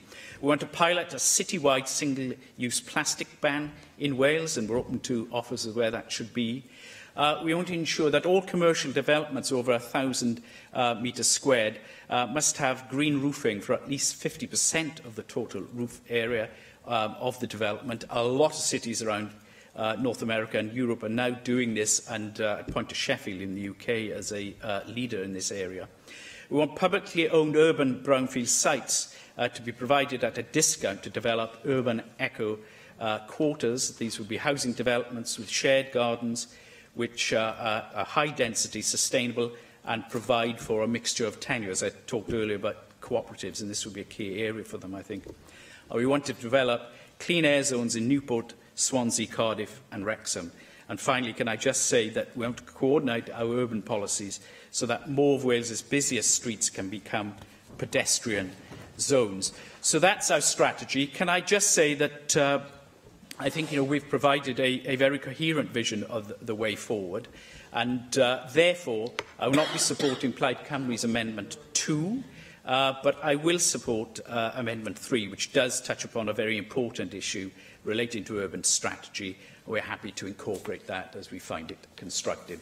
So I'm delighted to initiate this debate this afternoon, Llywydd, and I look forward to members' contributions. Rwyf wedi dethol y 3 gwelliant i'r cynnig, ac os dibynnu'r gwelliant 1 caeth gwelliant 2 ei ddadethol, galw ar gweinidog tai gydfywio gynnig yn ffurfiol gwelliant 1 a gyflwynwyd yn enw Julie James. Formally. Galw ar Simon Thomas felly gynnig gwelliant 2 a 3 a gyflwynwyd yn enw Rhina Biorwerth. Simon Thomas. Diolch yn fawr, Llywydd, ac os ga i ddechrau drwy gweithio'n gwelliant ni croesawu y drafodaeth ni'n cael heddiw. Dwi'n meddwl bod ni'n briodol bod ni'n croesawu'r ffurfiol papur sydd wedi cynhyrchu gan unrhyw blaid mewn ffordd. Ond dwi'n croesawu drafodaeth, dwi'n croesawu ar hyn sydd yn y papur, ac does gen i ddim byd byddwn ni'n bersonol yn anghytuno yn y papur. Mae yna ambell i le lle byddwn ni yn mynd yn pellach, yn ywedig y maes ni adnawyddol, ond dwi'n croesawu'r ffaith bod ni'n cael trafodaeth integredig ar sut mae'r gwahanol elfennau yma yn adeiladu i mewn i amgylchedd trefol fwy iach ac fwy buddiol i dinasyddion ni. A dwi am pwysleisio trefol, mae'r teitl y papur yn sôn am dinasoedd. Dweud y gwir, does gyda ni ddim dinasoedd yng Nghymru. Trefi mawr sydd gyda ni yng Nghymru pob pwrpas.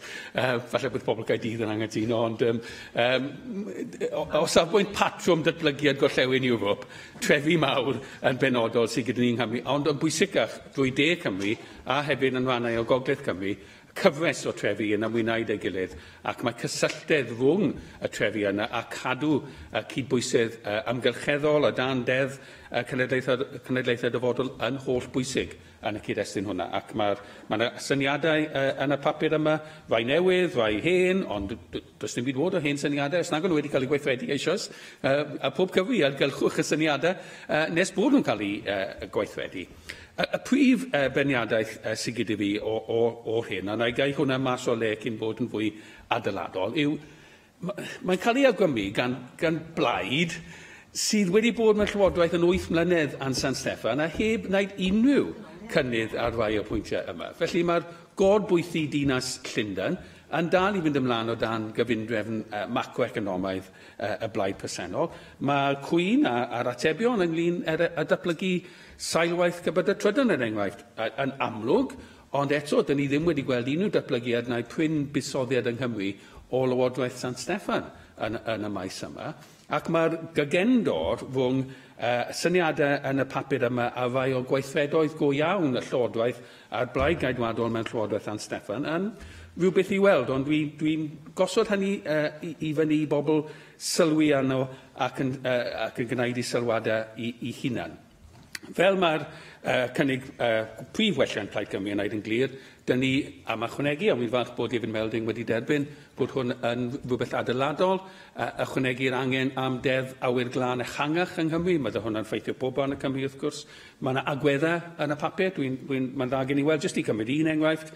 Mae'r papur yn sôn am monitro awyr tu fas i maethwynfaidd, ysgolion ac ati. Dwi'n cefnogi hwnna, dwi'n sôn am hwnna fi hunan. Y cwestiwn yw, be ydych chi'n gwneud ar ôl i chi monitro? Pa camau wedyn ydych chi'n defnyddio i sicrhau bod yr awyr yn cael ei glanhau? Achos dwi'n ama, os ydyn ni'n gwneud monitro bywyd go iawn yn y funud, yn yr eiliad, byddwn ni'n gweld nid y monitro dyn ni'n gweld ar y ffigur fach yn y gyhoeddus, ond actually mae yna ansawdd awyr gwael iawn tu fas i fai o llefydd lle mae pobl mwy o bregus ni, pobl ifanc i ysgolion, pobl hŷn, i ysbytai yn mynd. A cwestiwn yw beth ydych chi'n gwneud i weithredu hynny. A dyna pam dyn ni'n sôn am yr angen am deddf awyr glân i Gymru yn fwy eang. So nid yn unig i creu y parthau awyr glân oedd David Melding yn sôn amdano, ond rhoi hawliau cymunedau hefyd i fyny'r gwybodaeth yna a defnyddio'r gwybodaeth yna i chwilio am welliant yn yr ansawdd awyr lleol. Gyda'n yn siŵr hefyd bod gan awdurdodau lleol sydd yn gyndyn iawn ar hyn o bryd yng Nghymru i mentro ar unrhyw fath o pwys i dalu, naill ai i barcio neu i deithio drwy dinasoedd adeg gwahanol. Dyw hwnna ddim yn cael ei trafod yn y papur, na bod David Melding wedi crybwyll hwn yn y gorffennol yn y siambr, dwi'n meddwl. Os yna ni am fynd i'r afael a rai o'r problemau yma, mae rhaid i ni fynd yn syth i'r afael y ffaith bod loriau maw diesel yn mynd drwy ganol dinasoedd ni ar adeg pan mae plant yn cerdded i'r ysgol. Mae rhaid stop o hynny mewn ffordd, neu cosbi fe mewn ffordd nes bod dewisiadau amgen economaidd yn dod yn ei lle. Felly, dwi'n meddwl dyna pam dyn ni'n amaneg rhyw strategaeth fwy eang ynglyn â awyr iach tu fewn i'r cyd-destun yna. Na i benni jyst gyda canu trumpet Plaid Cymru, wrth gwrs, fel fyddwch chi'n disgwyl mewn dafod fel hyn. Dwi'n falch iawn bod y ceidwadwyr yn sôn am y pethau hyn. Mae'r Plaid Cymru wedi sôn am nifer ohonyn nhw ys rhai blynyddoedd, ond mwy na hynny, dyn ni yn fodlon, yn wrthblaid, i fynd mewn i drafod gyda Llywodraeth Cymru i roi arian tuag at ateb rai o'r problemau hyn. Felly mae 2 filiwn wedi cael eu clusnodi gyfer datblygu sailwaith carpedau trydan drwy Gymru. Mae yna £500,000 wedi clusnodi a gyfer mynd i'r afael ynglyn â llygwedd plastig yn benodol drwy cynllun blaendal poteli er enghraifft. Dwi'n credu bod gweithredoedd fel yna yn rhywbeth pwysig iawn i weld mewn gwleidyddiaeth ac i'r blaid sydd wedi cynnig y rai o syniadau dar yma, dwi'n gofyn iddyn nhw ystyried hefyd beth mae blaid hwythau yn wneud pan fod nhw mewn llywodraeth. Mike Hedges. Thank you very much, Deputy Presiding Officer. First of all, can I welcome the debate and the way David Melding brought it forward, and hope it's going to be part of a series that the Conservative group are going to bring forward in a constructive manner as David has today. It's absolutely true that we need to acknowledge the importance of Wales' urban areas as engines of economic growth, learning and activity. More specifically, the large urban centres that generate large-scale employment and wealth. We only in Britain need to look at London, or on a world scale, New York and Tokyo, or looking at some much less well-known cities across Europe, places like Mannheim and Aarhus. This is why I am so keen on the creation of city regions. And whilst the economy of Cardiff City Region involves substantial movements from surrounding areas into Cardiff, the Swansea Bay City Region involves a lot of movement into and out of Swansea and the other parts of the region. Successful towns and cities have always been at the heart of economic development and the creation of prosperity, whether in marketplaces or centres of enterprise, knowledge, culture, learning and innovation. The economy of the country depends on their success. All urban areas should achieve their economic potential and enjoy substantial growth and rising prosperity. However, fairer sharing of prosperity should be ensured, and that's something we lack at the moment. Wealth and opportunity should often exist side by side with poverty and isolation, often within the same cities. The diverse skills and background of all people should be used properly, enabling everyone to fulfil their potential and excluding no one. This is important for a caring and inclusive society to be created. This also makes sound economic sense and will help to increase the long-term growth potential of the economy. Successful places need to be able to attract and retain businesses based on understanding their requirements. An analysis of successful and less successful places suggests several factors which are crucial to the economic prosperity of towns and cities. The following 4 factors are the key to economic success. Firstly, a culture of enterprise and innovation, where places adapt quickly to new opportunities and everyone can share in the possibilities and rewards of business success. This includes embracing the opportunity presented by the revolution in information and communication technology, artificial intelligence, and also in life sciences. Private investment including access to venture capital, essential for businesses to start up and grow and to deliver jobs and opportunities for all. People equipped with the skills employers need and with motivation and opportunity to work. A culture of lifelong learning, enabling people to fulfil their potential and maximising employment opportunities, enabling a flexible response to changing opportunities and encouraging companies to come to and remain in towns and cities. Far too often we have companies come in, take the grants and then move out. An efficient and reliable transport system, enabling efficient, delivery of raw materials to industry, of goods to market, and providing efficient access to jobs, making towns and cities better places to live in and helping tackle social exclusion. So what does this mean specifically for the Swansea-based city region? Economic and transport planning needs to be based on the region. We need to build on the strengths of the university. Too many students, including many from the area, move away on the day after they graduate or the months after they graduate. We need science parks attached to universities so we can use them as innovation hubs and specialise in key economic sectors, life science and ICT being two which have great opportunities for growth. We also need an entrepreneurship and innovation centre that can provide a founder and incubator platform for students, young entrepreneurs and investors to get together and ensure that we grow our economy. We need to provide opportunities for businesses to start. But when they start, we need access to capital, not just at the start-up stage, but at the two important growth stages, small to medium-sized enterprises, and then from medium to large. As we know, too often, medium-sized enterprises sell up to companies outside the area, and the economic benefits for our area reduced.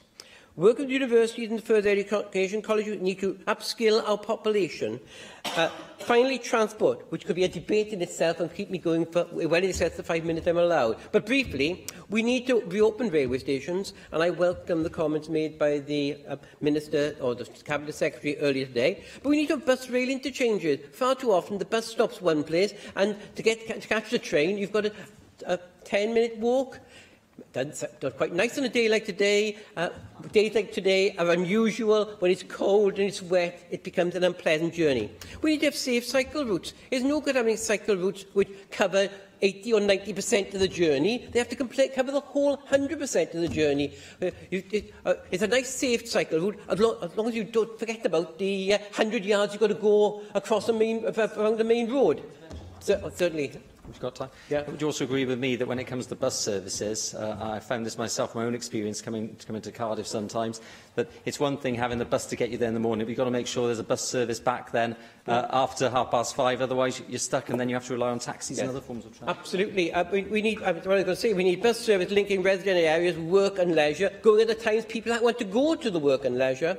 In conclusion, to grow our economy in South West Wales, we need to develop and expand the economic opportunities in the Swansea-based city region, and we all need to work together. So thank you, David Melding, for bringing this debate. Mohamed Dashko. Thank you, Deputy Presiding Officer. According to the latest census, more than two-thirds of people of Wales live in urban areas. As more people cramp into our cities, problem of bad planning, overcrowding and poor accessibility become more evident. The challenge we face, therefore, is to create cities where people want to live. Places where shops, jobs, social facilities and open spaces are easily accessible. Places where planning takes account of the social, economic and environmental development. This is why I welcome the proposal contained in our strategy for Welsh urban renewal or urban development. A successful city must balance social, economic and environmental needs. It must put the needs of its citizens at the forefront of all its planning activities. Poorly managed urban settlement will be unable to keep pace with urban expansion, bringing with them more poor health, poverty, social unrest and economic inefficiency. Environmental hazards are responsible for the most common causes of ill health and mortality among urban poor. Foremost amongst these is an air pollution. In 2016, Cardiff, Swansea, Newport, Port Albert and Chepstow all reported illegal and damaged level of air pollution. Deputy Presiding Officer, over 143 deaths per annum was actually happened in Cardiff in 2013 due to air pollution. 5 English and 4 Scottish cities are leading the way in reducing clean air zones. The considerable cuts in emission seen in Berlin, which is a German city, over 10 years ago, demonstrate what can be achieved, because now that is one of the most cleanest cities in whole Europe. We should take improving air quality a priority by introducing clean air zones in Wrexham, Newport, Cardiff and Swansea. And we should go further to protect the health of our children. All schools and nurseries should have air pollution monitors on the busiest roads within 10 meters of their premises.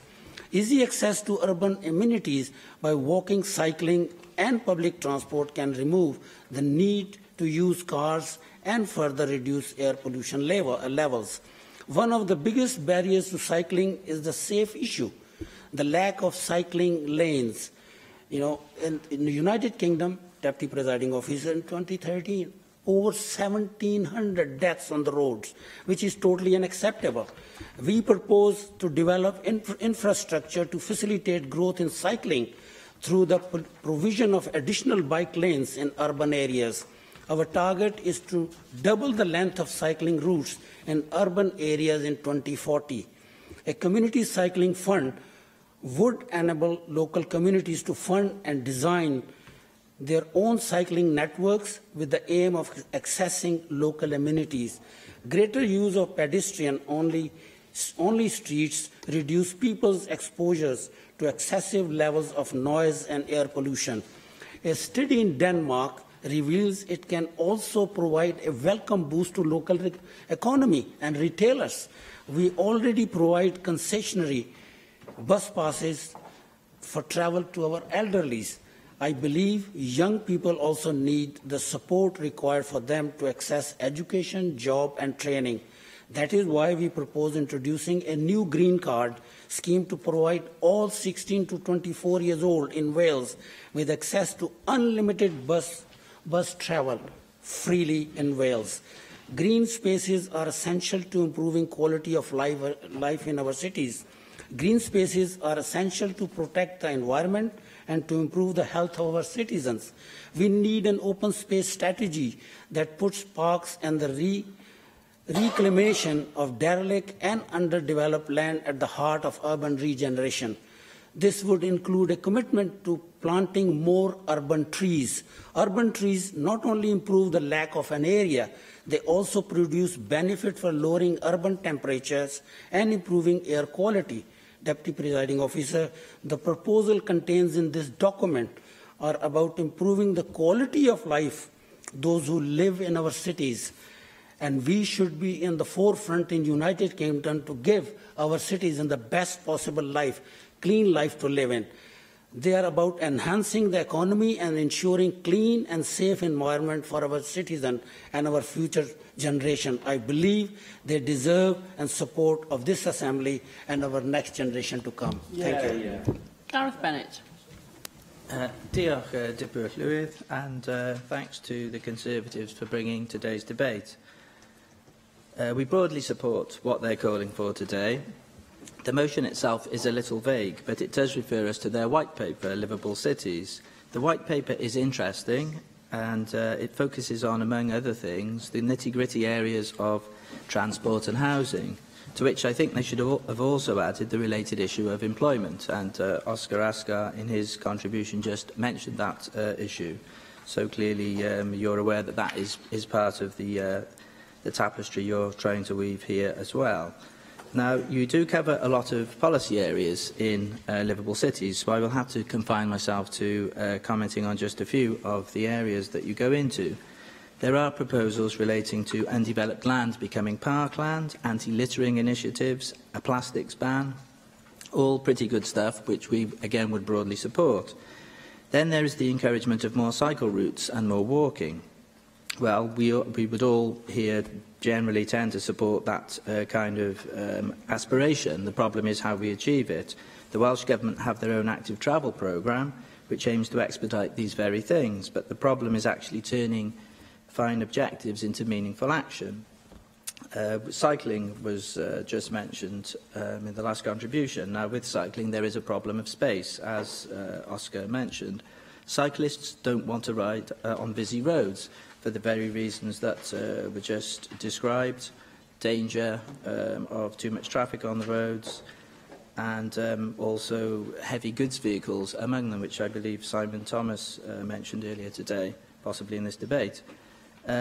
So because of these issues, cyclists often tend to take to the pavement, understandably so. Cycle paths in cities tend to merge with footpaths, so then the cyclists are mixing with pedestrians. Now, I do a 50-minute walk to work every day and back along a route which is also used as a cycle path. As a pedestrian, I do actually object to having to be put at risk by cyclists who are going too fast without using bells. I do agree. I couldn't hear that, Jenny, but I do agree with the aim of getting more people cycling, but I don't really, if I'm honest, actually want to be sharing the footpath with them. I just want to emphasise that whilst cyclists might pose a risk to a pedestrian, they're as nothing compared with cars. So I think dangerous driving is far more significant an issue than the point was made. Cycling. The point was made by Simon Thomas earlier, and I would agree that the biggest danger is caused by the cars. I think the point I'm making is the three different things don't really mix at all. Cars, cycles, pedestrians. The difficulty is trying to find a viable way of cyclists and pedestrians to become more active and use that mode of transport without everything interfering with the other thing. So this, I do find, is a genuine difficulty as a pedestrian. I know you cycle a lot, Jenny, so I'm trying to look at it from the perspective of a pedestrian. So I think there is a difficulty. I think the problem is, where is the space for all of these different modes of transport to be viably promoted? And a major issue is that there are now too many cars on the road. Our current towns and cities were not designed for this amount of cars. So we do need to reduce the number of cars on the road, which takes us on to one of the Conservatives' ideas, which is about encouraging the use of buses, which again Oscar was describing in his contribution. There is a proposal to make transport free for 16 to 24-year-olds on the buses.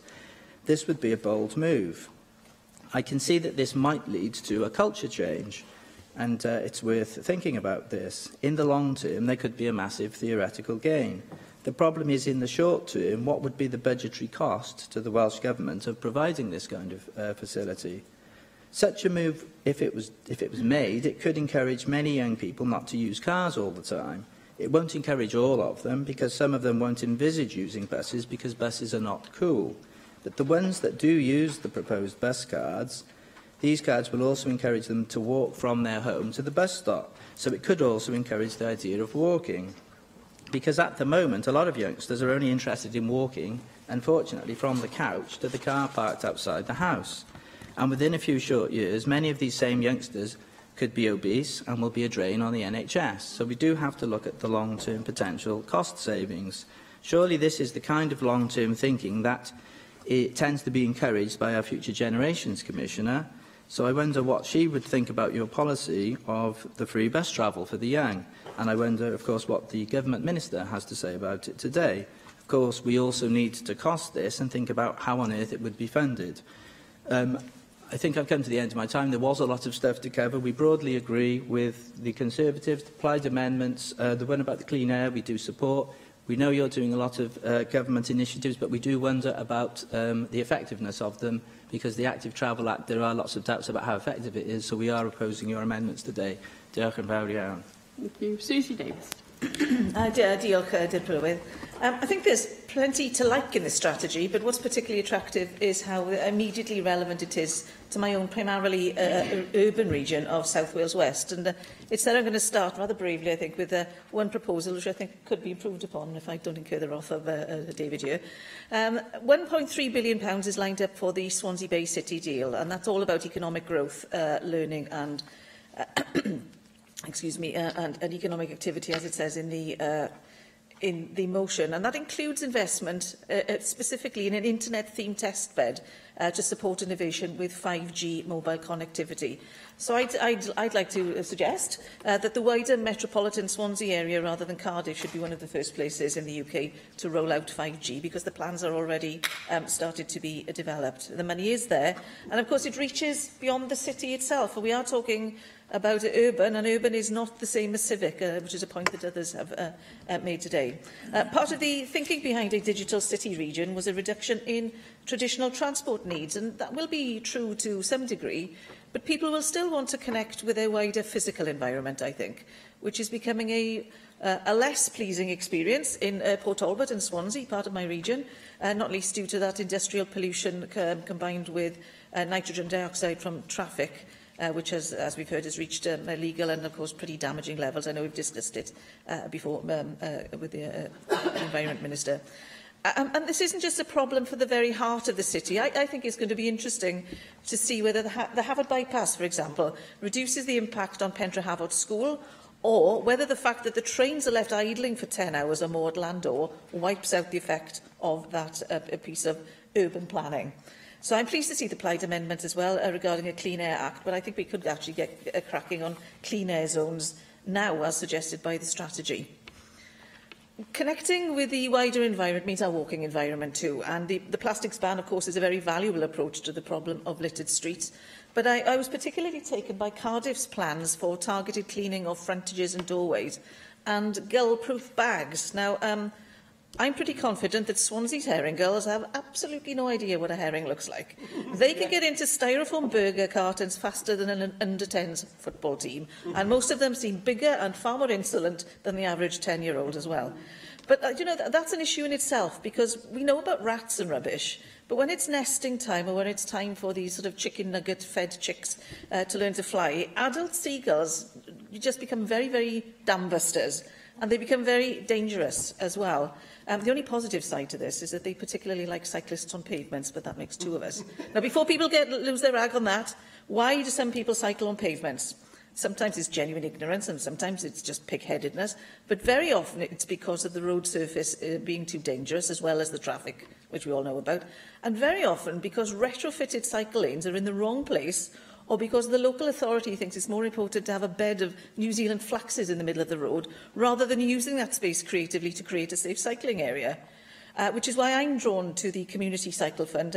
Oscar mentioned it earlier, because it's a fine example of co-production in the first place, because it means that it's local communities who design their own cycling networks and infrastructures like, secure bike parks. It also gives cyclists the chance to make a claim for use of some, but not all, existing pavements and pedestrianised areas, because some can be used safely for bikes and pedestrians if the use of that available space is well designed. Although I recognise Gareth's point that shared space isn't always great. It's much better if they're designed separately in the first place. On the point of pedestrianisation, I think we do have some lessons to learn from the past. We have got some great examples in Cardiff, complete with convenient, quality parking, when it invites shoppers and other visitors to stay for a long period of time and walk and sometimes cycle in the area. But there are terrible examples as well, like Bridgend, as well as the impact of the internet and retail parks. The high street there is slowly closing down because of over-pedestrianisation. It's become beloved of chuggers. These previously very busy streets are cut off from their clientele, if you like. They have top-up shoppers, people going for haircuts, quick coffees. The car parks aren't very central, and the busy through roads cut off residents who might be tempted to actually walk into the town centre. Which brings me then to the residential space. I don't have time to give this the attention it deserves, intergenerational living, the location and so on. I'll leave that for another day. I just wanted to mention the green spaces. The well-being effects of those are so well documented, and it's one of the reasons why I find it so difficult to understand Swansea Council's determination to build a school on Parc y Werin, the one such town centre green space in Gorsinen, when there are more than one alternative site for that school. Most importantly and finally, we must plan with vision, not panic. Building nothing for years and then pushing up these huge estates miles away from the urban facilities that Oscar mentioned distorts communities and leads to life in a car, not cycling and walking, when we could actually be living in livable cities. Thank you. Jenny Rathbone. Thank you, Deputy Presiding Officer. I very much welcome the debate brought forward by David Melding, and I think there's lots of really interesting ideas in the paper he presented to his own party's conference. Decarbonisation, I'm very pleased to say, is a key priority of the Welsh Government's Economic Action Plan. So I think there's lots of exciting ideas that we can pick up on in delivering what we absolutely have to do to meet our climate change obligations.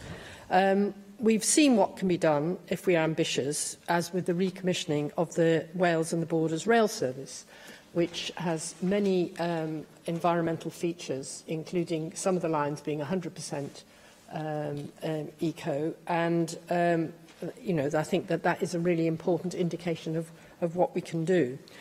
I absolutely agree that Cardiff is of an optimum size, and we definitely don't want seeing it growing into some sort of ghastly urban sprawl, which is what will happen unless local authorities and the Planning Act prevent that happening, because certainly that would be what the developers would like.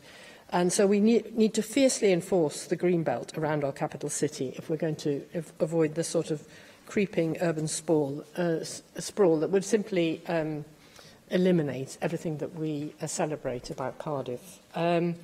I would love to make Cardiff the UK's first carbon neutral city, and I think it's fantastic that David Melding is articulating that ambition. And I think that the green roofs on at least 50% of commercial developments is definitely something we should be aiming for. The flats that have been built above St David's 2 in the city centre is a good indication of what can be done with proper advanced planning, because there are gardens in the sky which the residents of those flats are able to enjoy, even though they're in an area that's obviously completely concrete, as it's the middle of the shopping district. But I think that that's the sort of thing we should be expecting of any other further city centre developments. That may... Yes? I agree with what you just said about developments like St David's 2. What's also great about that type of development is the car parking areas, which are very useful at the moment, are built in such a way that in the future they could themselves be converted into flats that could all be residential space. So it's important to future-proof building as well, make sure that that is in the planning system to cater for the world tomorrow, not just today.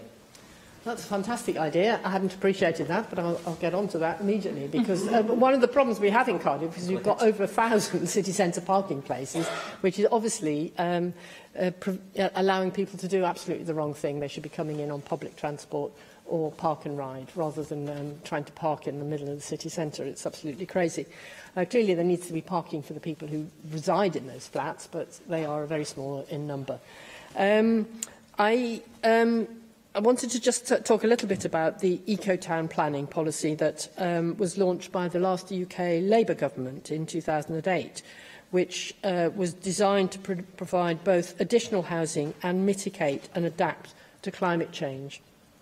Unfortunately, tragically, the coalition government that succeeded it tore this up. I mean, the famous codicil to the autumn statement in 2015 by George Osborne, where he slipped through abandoning the zero-carbon building regulations, which we could otherwise be enjoying today. And I do hope that the Welsh Government will look seriously at introducing this, so that we're not having to retrofit the houses that we're building tomorrow with further environmental cladding that we shouldn't have allowed them to build at such poor quality in the first place. I think 3 years after that disaster, there are several towns around the UK who are looking to new ways of developing sustainable urban places. For example, Solihull has got a new sustainable urban quarter around the HS2 interchange near the M42, connecting Birmingham Airport, the NEC, Birmingham International Station and the new HS2 station with a completely automated people mover, which is being delivered by something called the Urban Growth Company. In Bristol, closer to us, they've got a Grow Bristol, which is not your average farm. It's run out of recycled shipping containers, uses innovative ways to sustainably farm fish and salad vegetables to sell directly to Bristol's consumers and to the city's restaurant trade clients. We're talking about food meters, not food miles, says one of the company's founders. And this is something that I know that some of Cardiff Council's cabinet members are looking at closely.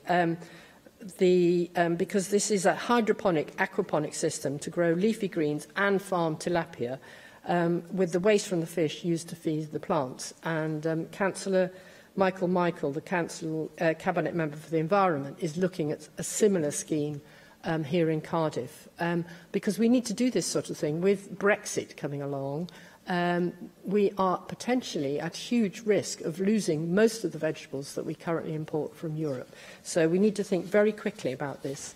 I appreciate I've run out of time, but I think we have the expertise here in Cardiff through a lot of the sustainable development expertise at Cardiff University, both to build sustainable housing and sustainable food programmes. So I think we need to think outside the box and really take forward our climate change obligations. Andrew Daly. Thank you, Presiding Officer, and I welcome the opportunity to contribute in this debate, and I congratulate the lead speaker on bringing forward such an interesting and dynamic policy document that seeks to address many of the posed questions that we as elected members get from our constituents if we represent cities like Cardiff, Swansea, Newport, or indeed our larger towns such as Newtown, Wrexham or Barry as well then, because actually a lot of the thinking in this document doesn't necessarily have to be exclusively in the urban area. It can carry into our larger towns and our market towns, the length and breadth of Wales. And one thing that jumps at you straight away when you read the foreword to the document is that nearly 70% of the population of Wales now live in an urban area. Define urban area and discuss, you could say. But most people have an image of Wales, and rightly so have an image of Wales as a green and pleasant land, because the vast majority of Welsh land is green and pleasant. But when you put it on a population basis, this affects a huge number of our countrymen and women who are looking to their politicians to alleviate the blight of many poor decisions that have been taken by previous generations, especially in town planning, where, especially in the brutality of the 60s and 70s, where concrete jungles were created, and the solutions that we today say should be put in place for transport measures were just completely discarded, when there was far greater scope to clear sites and create that urban space, that livability that David talked about in his opening remarks, that we now should grab the mantle of and actually drive forward. And I do think that it is incumbent on the current Welsh Government, but of all political parties, to come up with the solutions and come up with the route map that this document clearly identifies, as certainly the Welsh Conservatives offer to many of these pertinent questions, and indeed timeline the solutions that you will put in place, because the document maps out a timeline between 2025 and 2040 of when we as Welsh Conservatives would very much like to see a lot of these policies in place to make the difference. And let's not forget, we are falling behind because of the metro mayors and the city mayors in England, right along Offers Dyke, from Bristol right up to Liverpool and Manchester and Birmingham in between. A lot of the city mayors' electability at the ballot box is to make these big improvements, both economically and environmentally, in the city cultures that they preside over now. It's not a central government policy now to deliver most of these initiatives on the ground. It is for those metro mayors and city mayors to do that. And so the Welsh Government really does have to get to grip with devolving responsibilities out to our urban areas so that they can utilise the dynamics of the local economy and the local solutions that can be put in place for some of the quick and early wins that we need to achieve, and then more the long-term solutions that need to be put in place with a more joined-up planning system. Time and time again, when I look at the planning environment around Cardiff, which I've had the pleasure to represent in this chamber now for nearly 12 years, it's not exclusively Cardiff. The member for Llanelli touched on the point in his intervention a little earlier about what about the outlying areas. You only need to drive up the A40 in the morning to see the commute into Cardiff, and then drive the other way back and see the commute out of Cardiff, to show that the cities are the engine for growth for the wider region that encompasses that area. And so we must have a planning system that isn't fit for the 1950s and 1960s, but is fit for the 21st century and the third decade that we're going into now of that 21st century. And I've sat in this chamber over the last 12 years and heard various planning ministers, from the wonderful debates and statements we used to get from my namesake Andrew Davis and the spatial planning, whatever the thing was called, used to torment us, to be honest with you, the amount of debates with spatial plan, wherever that went to. And then all of a sudden we're getting various announcements now about how the government is being progressive in its thinking around the planning system. well, actually, there doesn't seem to be little progress, as I would suggest that residents, certainly in the west of Cardiff, are pointing to at the moment, to say that they feel that their voices and their needs have been listened to, and we are getting the modern cities that have the environmental solutions, such as the green spaces on the tops of roofs. You know, this document highlights in Singapore, for example, that there's 100 hectares of green space on rooftops in Singapore. That's 240 acres for the old imperialists in this chamber, like myself, who measure things in acres. That, in the middle of one of the most densely populated cities, shows what can be achieved if you open your mind up to some of these solutions. And, you know, we can be at the forefront of breaking some of this technology and developing that technology. And I really do hope that the Minister, in her response, will offer a roadmap of where the Welsh Government is taking some of these tricky questions and putting answers to those questions, because actually the amendment today gives an indication that there is a lot of activity going on, a bit like a swimmer who's kicking like hell under the water but not really moving very far forward. And that certainly is a sense that I feel when I look at much of the activity coming from Welsh Government on many of these issues. Yes, there's many groups that you can point to and think tanks that are advising, but we are not seeing the game-changing solutions put in place. And we need to see that, because, as I said, 70% of the population of Wales are determined, are written up as living in an urban environment. And if we're going to be a successful and dynamic economy for the 21st century, we have to develop those urban environments that have that livability, that have that economic dynamic, and above all, are beacons of excellence that other countries look at for the problems that they face. And that's why I urge the House this afternoon to support the motion that is down in the Welsh Conservatives' name. Can I now call the Minister for Housing and Regeneration, Rebecca Evans?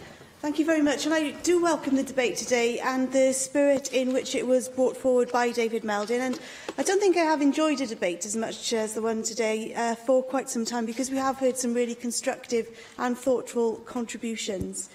Prosperity for All, our national strategy, makes it clear that communities are a national asset and we will invest in them, both urban and rural, as our amendment to the debate makes clear. So we'll be ensuring that communities across the length and breadth of Wales are attractive to live in, work in, invest in, study in and to visit.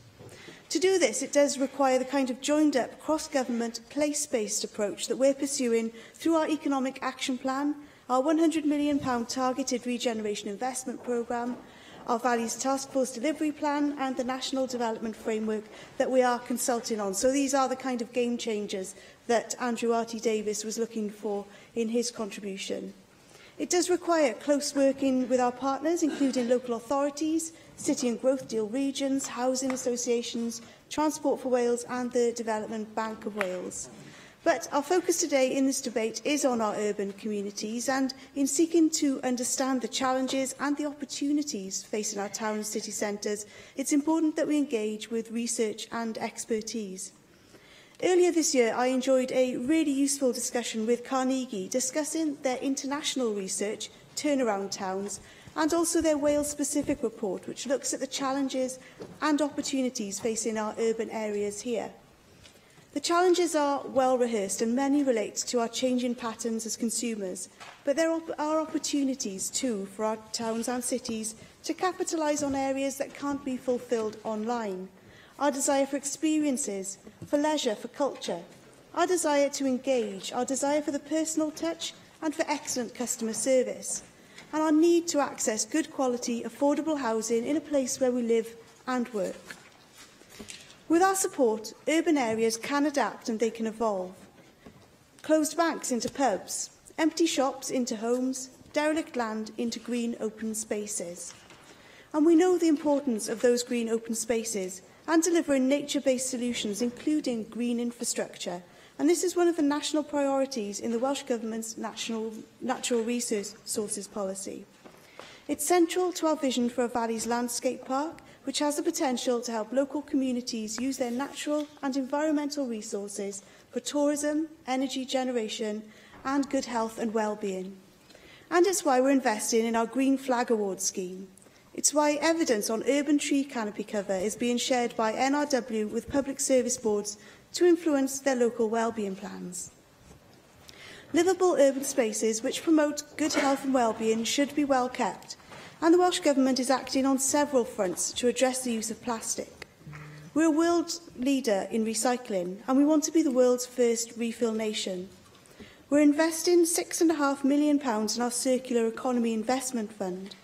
And more widely, in the Year of the Sea, we're proud to sign the UN Environment Clean Seas Plastic Pledge, and a Wales Clean Seas Partnership has been established to create a long-term legacy from our hosting of the Volvo Ocean Race to turn the tide on plastic. Livable urban spaces which promote good health and well-being should also be easier to walk and cycle in, and also to use other forms of sustainable transport. We recently announced an additional £60 million of funding to enhance local walking and cycling networks, and Vibrant and Viable Places funding has also been used with active travel in mind. As Simon Thomas said in his contribution, we're investing £2 million in additional electric charging points for electric vehicles, with a focus on rapid chargers, and will seek sustainable private investment for charging points to maximise and build on this public investment, as part of our commitment to reducing greenhouse gas emissions and improving air quality. And improving air quality is a priority for the Welsh Government. We're consulting on clean air zones, are taking action to reduce emissions in the most polluted locations, and we have introduced a new £20 million Clean Air Fund to support improvements needed at a local level. Our wider Clean Air Plan for Wales, which will be about more than road traffic pollution, is planned for later this year. As Minister for Housing and Regeneration, I'm passionate about housing-led regeneration. Our Vibrant and Viable Places programme has been successful in delivering this in a number of communities, but I see the potential to scale this up through our new £100 million targeted regeneration investment programme. Alongside this, we're investing £90 million in our innovative housing programme. Yes. The Minister taking the intervention. Do you recognise that the best way to get the best solutions on regeneration, especially in a local environment, is to devolve as much responsibility down when it comes to regeneration to those communities and local authorities and businesses, so that they can determine what's important in their own areas, rather than the very centralist model that you currently operate? The Targeted Regeneration Investment Programme is very much about being locally led solutions for local regeneration. It's undertaken on a regional basis, but those discussions are undertaken amongst those local authorities within the region, and it's for those local authorities to use their local knowledge to decide how to spend that £100 million. Welsh Government won't be directing how that money will be invested. It will genuinely be decided on the basis of the local decisions and local knowledge and intelligence that our local authorities have. So, alongside our investment in innovative housing, we are using that programme to support schemes which will stimulate the design and delivery of new quality affordable homes to increase supply as part of our 20,000 new affordable homes target, and also to speed up the delivery of homes to market. It's also allowing us to trial new housing models and methods of delivery that address issues such as the pressing need for housing, fuel poverty, demographic change and climate change. And for the first time, I've opened this fund up to SMEs and or to the private sector, but I know it will be particularly interested to SMEs who have a strong track record of taking risks and of being the first people to innovate. And this, alongside our Stalled Sites Fund and our Property Development Fund, will support them to return to house building in a way which they haven't been able to before recent years, and it will be particularly important within our urban areas in infill sites and windfall sites, for example. We're also supporting a £27 million town centre loan scheme to assist in bringing empty sites and buildings back into viable use across 34 town centres. And I've already seen some fantastic examples of use of this funding, bringing about real change. And the exciting thing about this investment is that it can be recycled many times over, supporting more great regeneration projects over a 15-year period. Business improvement districts enable local businesses to work together and bring additional private sector funding and investment into our urban areas. There are currently 8 bids across Wales, and they will generate over £500 million of private investment during their term, which is a really significant return on our £240,000 investment. I recently announced funding of a further £270,000 to support the development of up to 9 new bids. And this is really exciting because the business community is well placed to be leading regeneration and economic development in their local areas, working closely with wider partners in a spirit of creativity and innovation. Specific point of bids, it's a key point. I know that they work very well in many areas, but certainly in my area, I know Abergavenny was given the option of having a bid and rejected it. So would you agree with me that when you're setting up a business area like that, it's important you get buy-in in advance from the local businesses, from the local people, because if you don't have the buy-in of the people it's supposed to help, then you won't really get anywhere with it.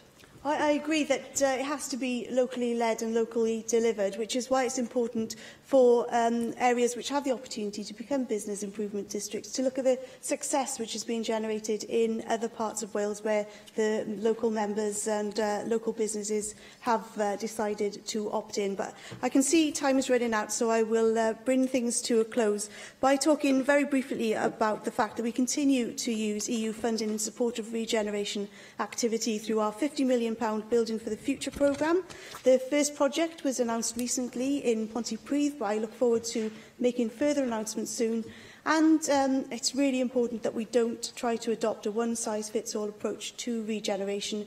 Every place is different, everywhere will require a bespoke approach, and our support is flexible and it does enable just that to happen. So in that context, it must be undertaken in partnership, and that was really well recognised in the Carnegie work, which I referred to at the very start of my contribution. Promoting strong urban centres can't be done by national government alone, although we will show leadership. It does need to be owned by the communities involved, and that is the spirit very much in which we will continue. Thank you. Thank you very much. Can I now call on Nick Ramsey to reply to the debate? Diolch Tipri Llywyd. The Minister was very generous there in taking my intervention, given I was just about to stand up, but feel free to take some of my time if you want. No, I think the Deputy Presiding Officer was more generous in allowing you for it to happen. Of course, yes. Thank you for... I've started something. I'll get on with my comments. David Melding's highly constructive introduction to this debate set the tone for this debate. And can I thank everyone who has contributed?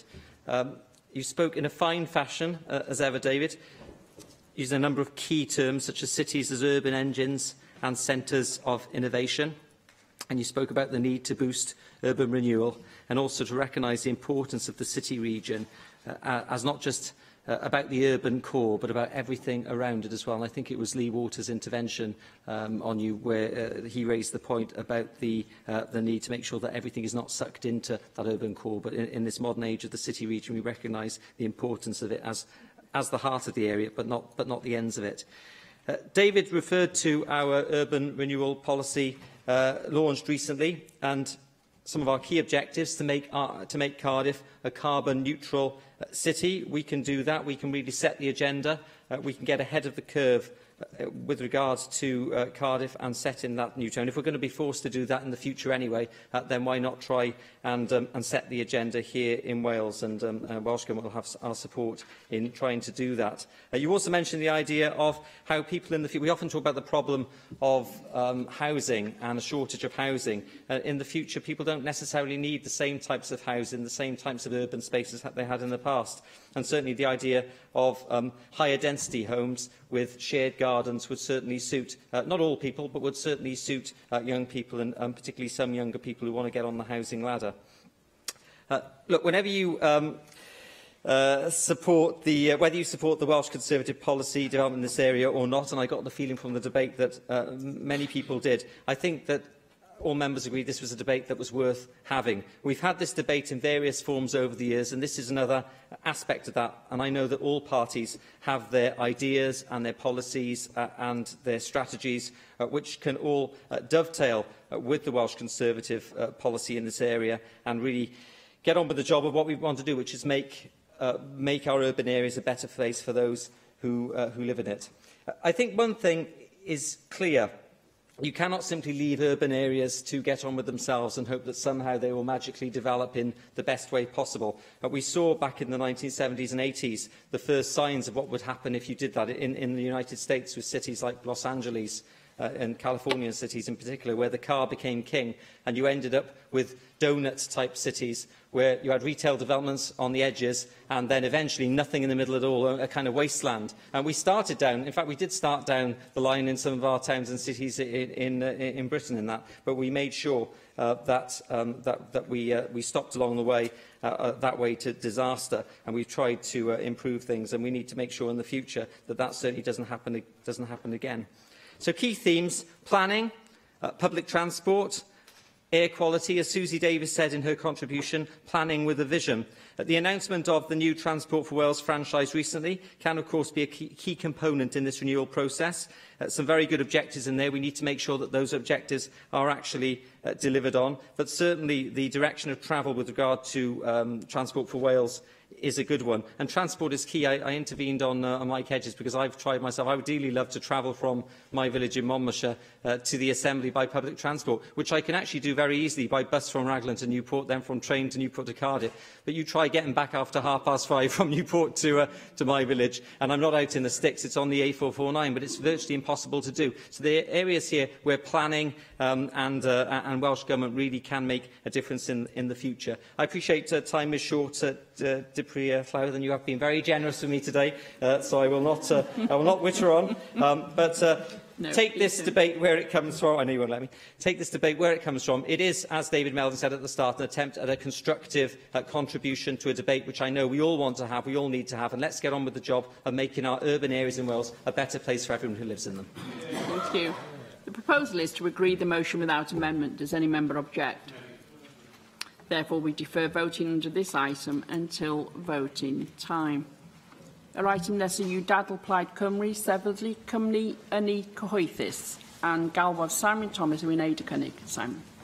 Diolch yn fawr, Dipyn Llywyd. Dwi ddim yn cofio pryd oedd y tro diwetha i ni cael dadl yn y cynulliad wedi arwain gan 2 bapur. Un wedi cyhoeddi gan un bwrdd blaid, ac un wedi cyhoeddi gan wrth blaid arall, ac mae'r trafodaeth yma yn deillio o papur a gyhoeddus i tua blwyddyn yn ôl ynglŷn â'r cynnig am sefydlu cwmni yn ei Gymru. Fel wedys i yn y dadl diwetha, os oes gyda chi syniad sydd yn syniad da a heb i weithredu, does dim cwilydd yn ailgylchu'r syniad yma. Felly dwi ddim yn mynd i ymddihefio am dod â dadl yma nôl i'r cynulliad, bod ni wedi trafod y syniad o'r blaen. Ac wy'n dod o fe nôl yn cyd-destun lle mae yna o bosib penderfyniad mawr iawn yn cael ei wneud ynglŷn â dyfodol yn yng Nghymru, gyda nid yn unig buddsoddiad posib yn o'r Wylfa B, ond hefyd y penderfyniad posib arfaethedig o peidio buddsoddi yn Molyn Llanw yn Bai Abertawe. Fyddai'n dod at hwnna yn y man, achos mae yn berthnasol iawn i'r cysyniad sydd gan Plaid Cymru yn y papur ac yn y ddadl heddi. Gan i roi bach o cyd-destun i ddadl gyntaf, wel mae Cymru yn wlad sydd yn gyfoethog yn gylfofiog o ynni a dweud y gwir. Dyn ni'n cynhyrchu mwy o ynni, casglu dyn ni ddweud yn ffisegol gywir, mwy o ynni nag ni yn defnyddio, felly dyn ni'n allfofio ynni. Ond eto i gyd, mae prisoedd ynni yng Nghymru ymysg'r uchaf yn Ewrop. Mae hynny yn dangos y sefyllfa dyn ni yno fel gwlad. Mae tlodi ynni yn arbennig o ddifrifol i alwydydd ac incwm isel. Tueddol ydyn ni, wrth gwrs, y systemau talu arian a systemau talu ad hoc am hynny, a dyn nhw ddim yn gallu mynd at y tariffs gorau. Mae gyda ni hefyd yn Gorllewin Cymru adnoedd helaeth sydd ar fod ardaloedd helaeth sydd heb fod ar y gwyd cenedlaethol, sydd brynu â nwy neu olew sydd mewn forio. Mae hefyd yn wir i ddweud, bod ni yn cynhyrchu yfi, bod gyda ni capacity i cynhyrchu llawer o mwy, yn enwedig o safbwynt ynni adnewyddol. Mae yna 5 miliwn euro o dir yng Nghymru, lle gallwn ni cynhyrchu o'r afordir ac o'r tir mawr. Mae economi Cymru yn galw am swm mawr o adrydan. Mae gyda ni gwaithfaidd cynhyrchu a gwaithfaidd dir mawr o hyd, ac felly mae angen yr ynni an ni. Mae creu cwmni ynni cenedlaethol i Gymru yn gyfle i fynd i raidd achosion clodi ynni, trwy fusoddi mewn sailwaith, drwy badgaenio ar y cyd, drwy defnyddio grym cwmni cenedlaethol, ymchwil a dyblygu ynni a thrwy hynny clau cyfleoedd masnachol e lles poblogaeth Cymru ar ymgylchydd. Nid ffacio yw'r ateb ar gyfer defnyddio ynni economi Cymru, ond cysyniad mawr fel hyn sy'n defnyddio holl fychwaint cyfoeth naturiol Cymru. Rydym hefyd yn wynebu bygythiad gwirioneddol I dynoliaeth oherwydd newid hinsawdd. O 2016 ymysg, y flwyddyn boethach, ers ni dechrau cofnodion, ac oedd mis Mai, ni newydd cael y mis Mai mwyaf twym erioed dros ganrif ers dechrau cofnodi mesul mis. Ac os ydyn o ddifri am dofi alllafiadau Cymru o 80% erbyn 2050, fel sydd wedi osod allan yn Neddf Amgylchedd Cymru, a chyfaidd y targed y cytunodd pob plaid anno fan hyn o dofi alllafiadau carbon 40% erbyn 2020, sef hyn mae'r cytundeb Paris yn disgwyl I ni wneud yn ogystal. Mae'n golygu bod rhaid I ni wella effeithlonrwydd yn ni, ryddhau llai o alllafiadau o gartrefi busnes a chludiant. Mae hefyd yn golygu bod angen I ni gynnychu ynni o ffynonellau glanach ac adnewyddol. Yn gweledigaeth ni felly am ynni ymgylchydd yw un lle mae Cymru yn gostwng ei hallawiadau carbon, yn harneisio yn hadnoddau naturiol yn gynaladwy ac yn manteisio ar gyfleoedd yn yr economia carbon isel a chylchol. Mae cyswllt rhwng ynni a newid hinsawdd yn glir. Fodd bynnag gwaith y modd rydym eto yn y sefyllfa o orfod aros I San Steffan I roi ambell I fwysionin I ni o'r bwrdd pan ddaw y fater o pwera dros ynni. Yn Llundain, y penderfynir fan fwyaf o gymhellion ariannol dros ynni adnewyddol a dyfodol y gwydiau nwy a Thrydan. Bod gyda ni'r hawl I gynllunio ynni a cynllunio ynni o dan 35 megawatt erbyn hyn, mae'r ffaith amdani yw mae lle mae'r gwyd yn gweithio a lle mae'r arian yn mynd sydd yn gyrru datblygiad ynni. Mae'r ffaith bod ni'n gallu caniatáu cynllunio ar diwedd y dydd mewn ffordd dim ond tic a bocs hynny. Mae'r penderfyniadau yn cael ei wneud llawer ynghynt. Nawr, beth fydde cwmni ynni cenedlaethol yn gallu wneud I Gymru felly? Wel, cylchgollrwydd cwmni posib fydde'n cynnwys lleihau cost yr uned ynni I gartrefi a busnesau yng Nghymru, lleihau swm yr ynni mewn cartrefi a busnes, helpu defnyddwyr I wneud penderfyniadau sail wybodaeth a technoleg mesurfuddion clyfar diweddaraf. Tasg ynni Cymru fydde cyllido, gosod paneli solar ar raddfa eang, toi a tai, either busnes, pist lamp, enghraifft, dwi'n mynd I gorgyffwrdd falle rhywfaint a trafodaeth ges ni eiliad yn ôl fan hyn. Fydde hwn yn cael ei wneud gan gwmnïau lleol o dan ymbarel cenedlaethol a gan gychwyn falle gyda adeilad y cyhoeddus a tai cymdeithasol. Bydde cwmni yn medru cydgorddio, hwylus o defnydd o dir cyhoeddus a dybynion ynni adnabyddol, gall dalu am gaffael a dyblygu gallu cynhyrchu a stofio a raddfa mawr. Mae potensial I Gymru ddatblygu yn wlad stofio ynni yn ogystal â casglu a cynhyrchu ynni.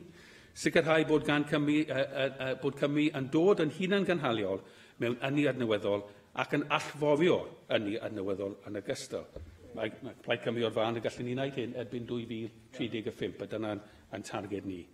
Gallai dafel am dasg o datblygu rwydwaith cenedlaethol o gwmnïau ynni ranbarthol neu leol mewn dwylo bwydeistrefol neu mewn perchnogaeth cymunedol. Nawr, mae hwn yn bwysig iawn. I Llywodraeth Cymru, a mae'n cael ei adnewyddu yn ei gwelliant nhw I dadl heddi, nhw gwrthod y syniad yn y hydref diwetha o'r ynni cenedlaethol fel oeddwn ni wedi cynnig, hynny maen nhw wedi dweud, dyn ni angen perchnogaeth gymunedol o twrbaini gwynt a datblygiadau ynni adnewyddol. Wel, sut ydych chi'n mynd I cyflawni hynny? A sut ydych chi'n mynd I cyflawni hynny heb i'r gymunedau lleol cael ei twyllo, os liciwch chi, gan rip-off, sy'n ni'n gweud, gan y cwmnïau mawr cenedlaethol enfawr yma, ryngwladol, nid jyst cenedlaethol. Wel, mae ynni Cymru, rhyw gwmni cenedlaethol yn gweithio y lles y gymuned leol ac yn enw Llywodraeth Cymru yn gallu sicrhau nad yw hynny yn digwydd a bod perchnogaeth gymunedol yn dod yn wirionedd yng Nghymru. Byddwn ni ymhell ar y blaen felly o'r rai datblygiadau sydd gan awdurdodau lleol yng Nghymru a hyn o bryd yn Lloegr dylwn I ddweud yng hyn o bryd yn datblygu cwmnïau ynni I hunan. Ac os rhywbeth mae'r penderfyniad I adael yr Undeb Ewropeaidd ac hefyd y fachnad ynni fewnol yn Undeb Ewropeaidd yn bwysig iawn. Dwi'n cael ei trafod llawer iawn. Mae gadael hwnna yn camu ni un cam ymhellach o ddiar y ffaith bod ni'n gallu gwneud use interconnectors, gallu rannu ynni, rannu syniadau, rannu yr un delfryd. Mae hynny I gyd yn golygu yn fy marn I y dylwn ni cyflymu tuag at fod yn hunan gynhaliol mewn ynni. Ac mae Plaid Cymru yn gwif o fan fel wedes I bydd y modd wnaeth hynny erbyn 2035 a defnyddio hynny a ffynonell adnawyddol at y pwrpas hynny. Nawr, mae hyn y gyd yn arwain ni at y sefyllfa sydd yn debyg o ddigwydd y wythnos yma. So we do have a very real example now this week, it seems, because it's widely reported that this week the Westminster Government will reject the proposal to have a tidal lagoon in Swansea Bay. We still wait for that. I think just a second for me, I think they're trying to get what they call the good announcements out first, in Oilva, Heathrow, and then the tidal lagoon will creep out as an announcement over the weekend, possibly. But I don't know, maybe Jenny Mathborn has news on that. I do. Basically, I'm sure I share your enthusiasm for the project. And do you agree that the 200 million that the Welsh Government has put on the table, as long as the UK Government is prepared to match the strike price that they've offered to Hinkley Point, is a very good way of proceeding forward on this important project? So I was just about to come to that. And I agree. And I was just about to use it as a good example of where this national energy company could help. Because how would the Welsh Government do that? How does it just give 200 million to a private company? Please, I don't think so. If you're going to give Welsh taxpayers money to a company, which I wouldn't oppose, but let's do it together, co-financing. I think 200 million is a serious offer, but it's the starting offer. Maybe more is required, but in which case you'd want to take some of the profits. You'd want to be part of the technology. You'd want to be part of the profits that might come from spinning off the technology for future tidal lagoons. You need a body to do that, don't you?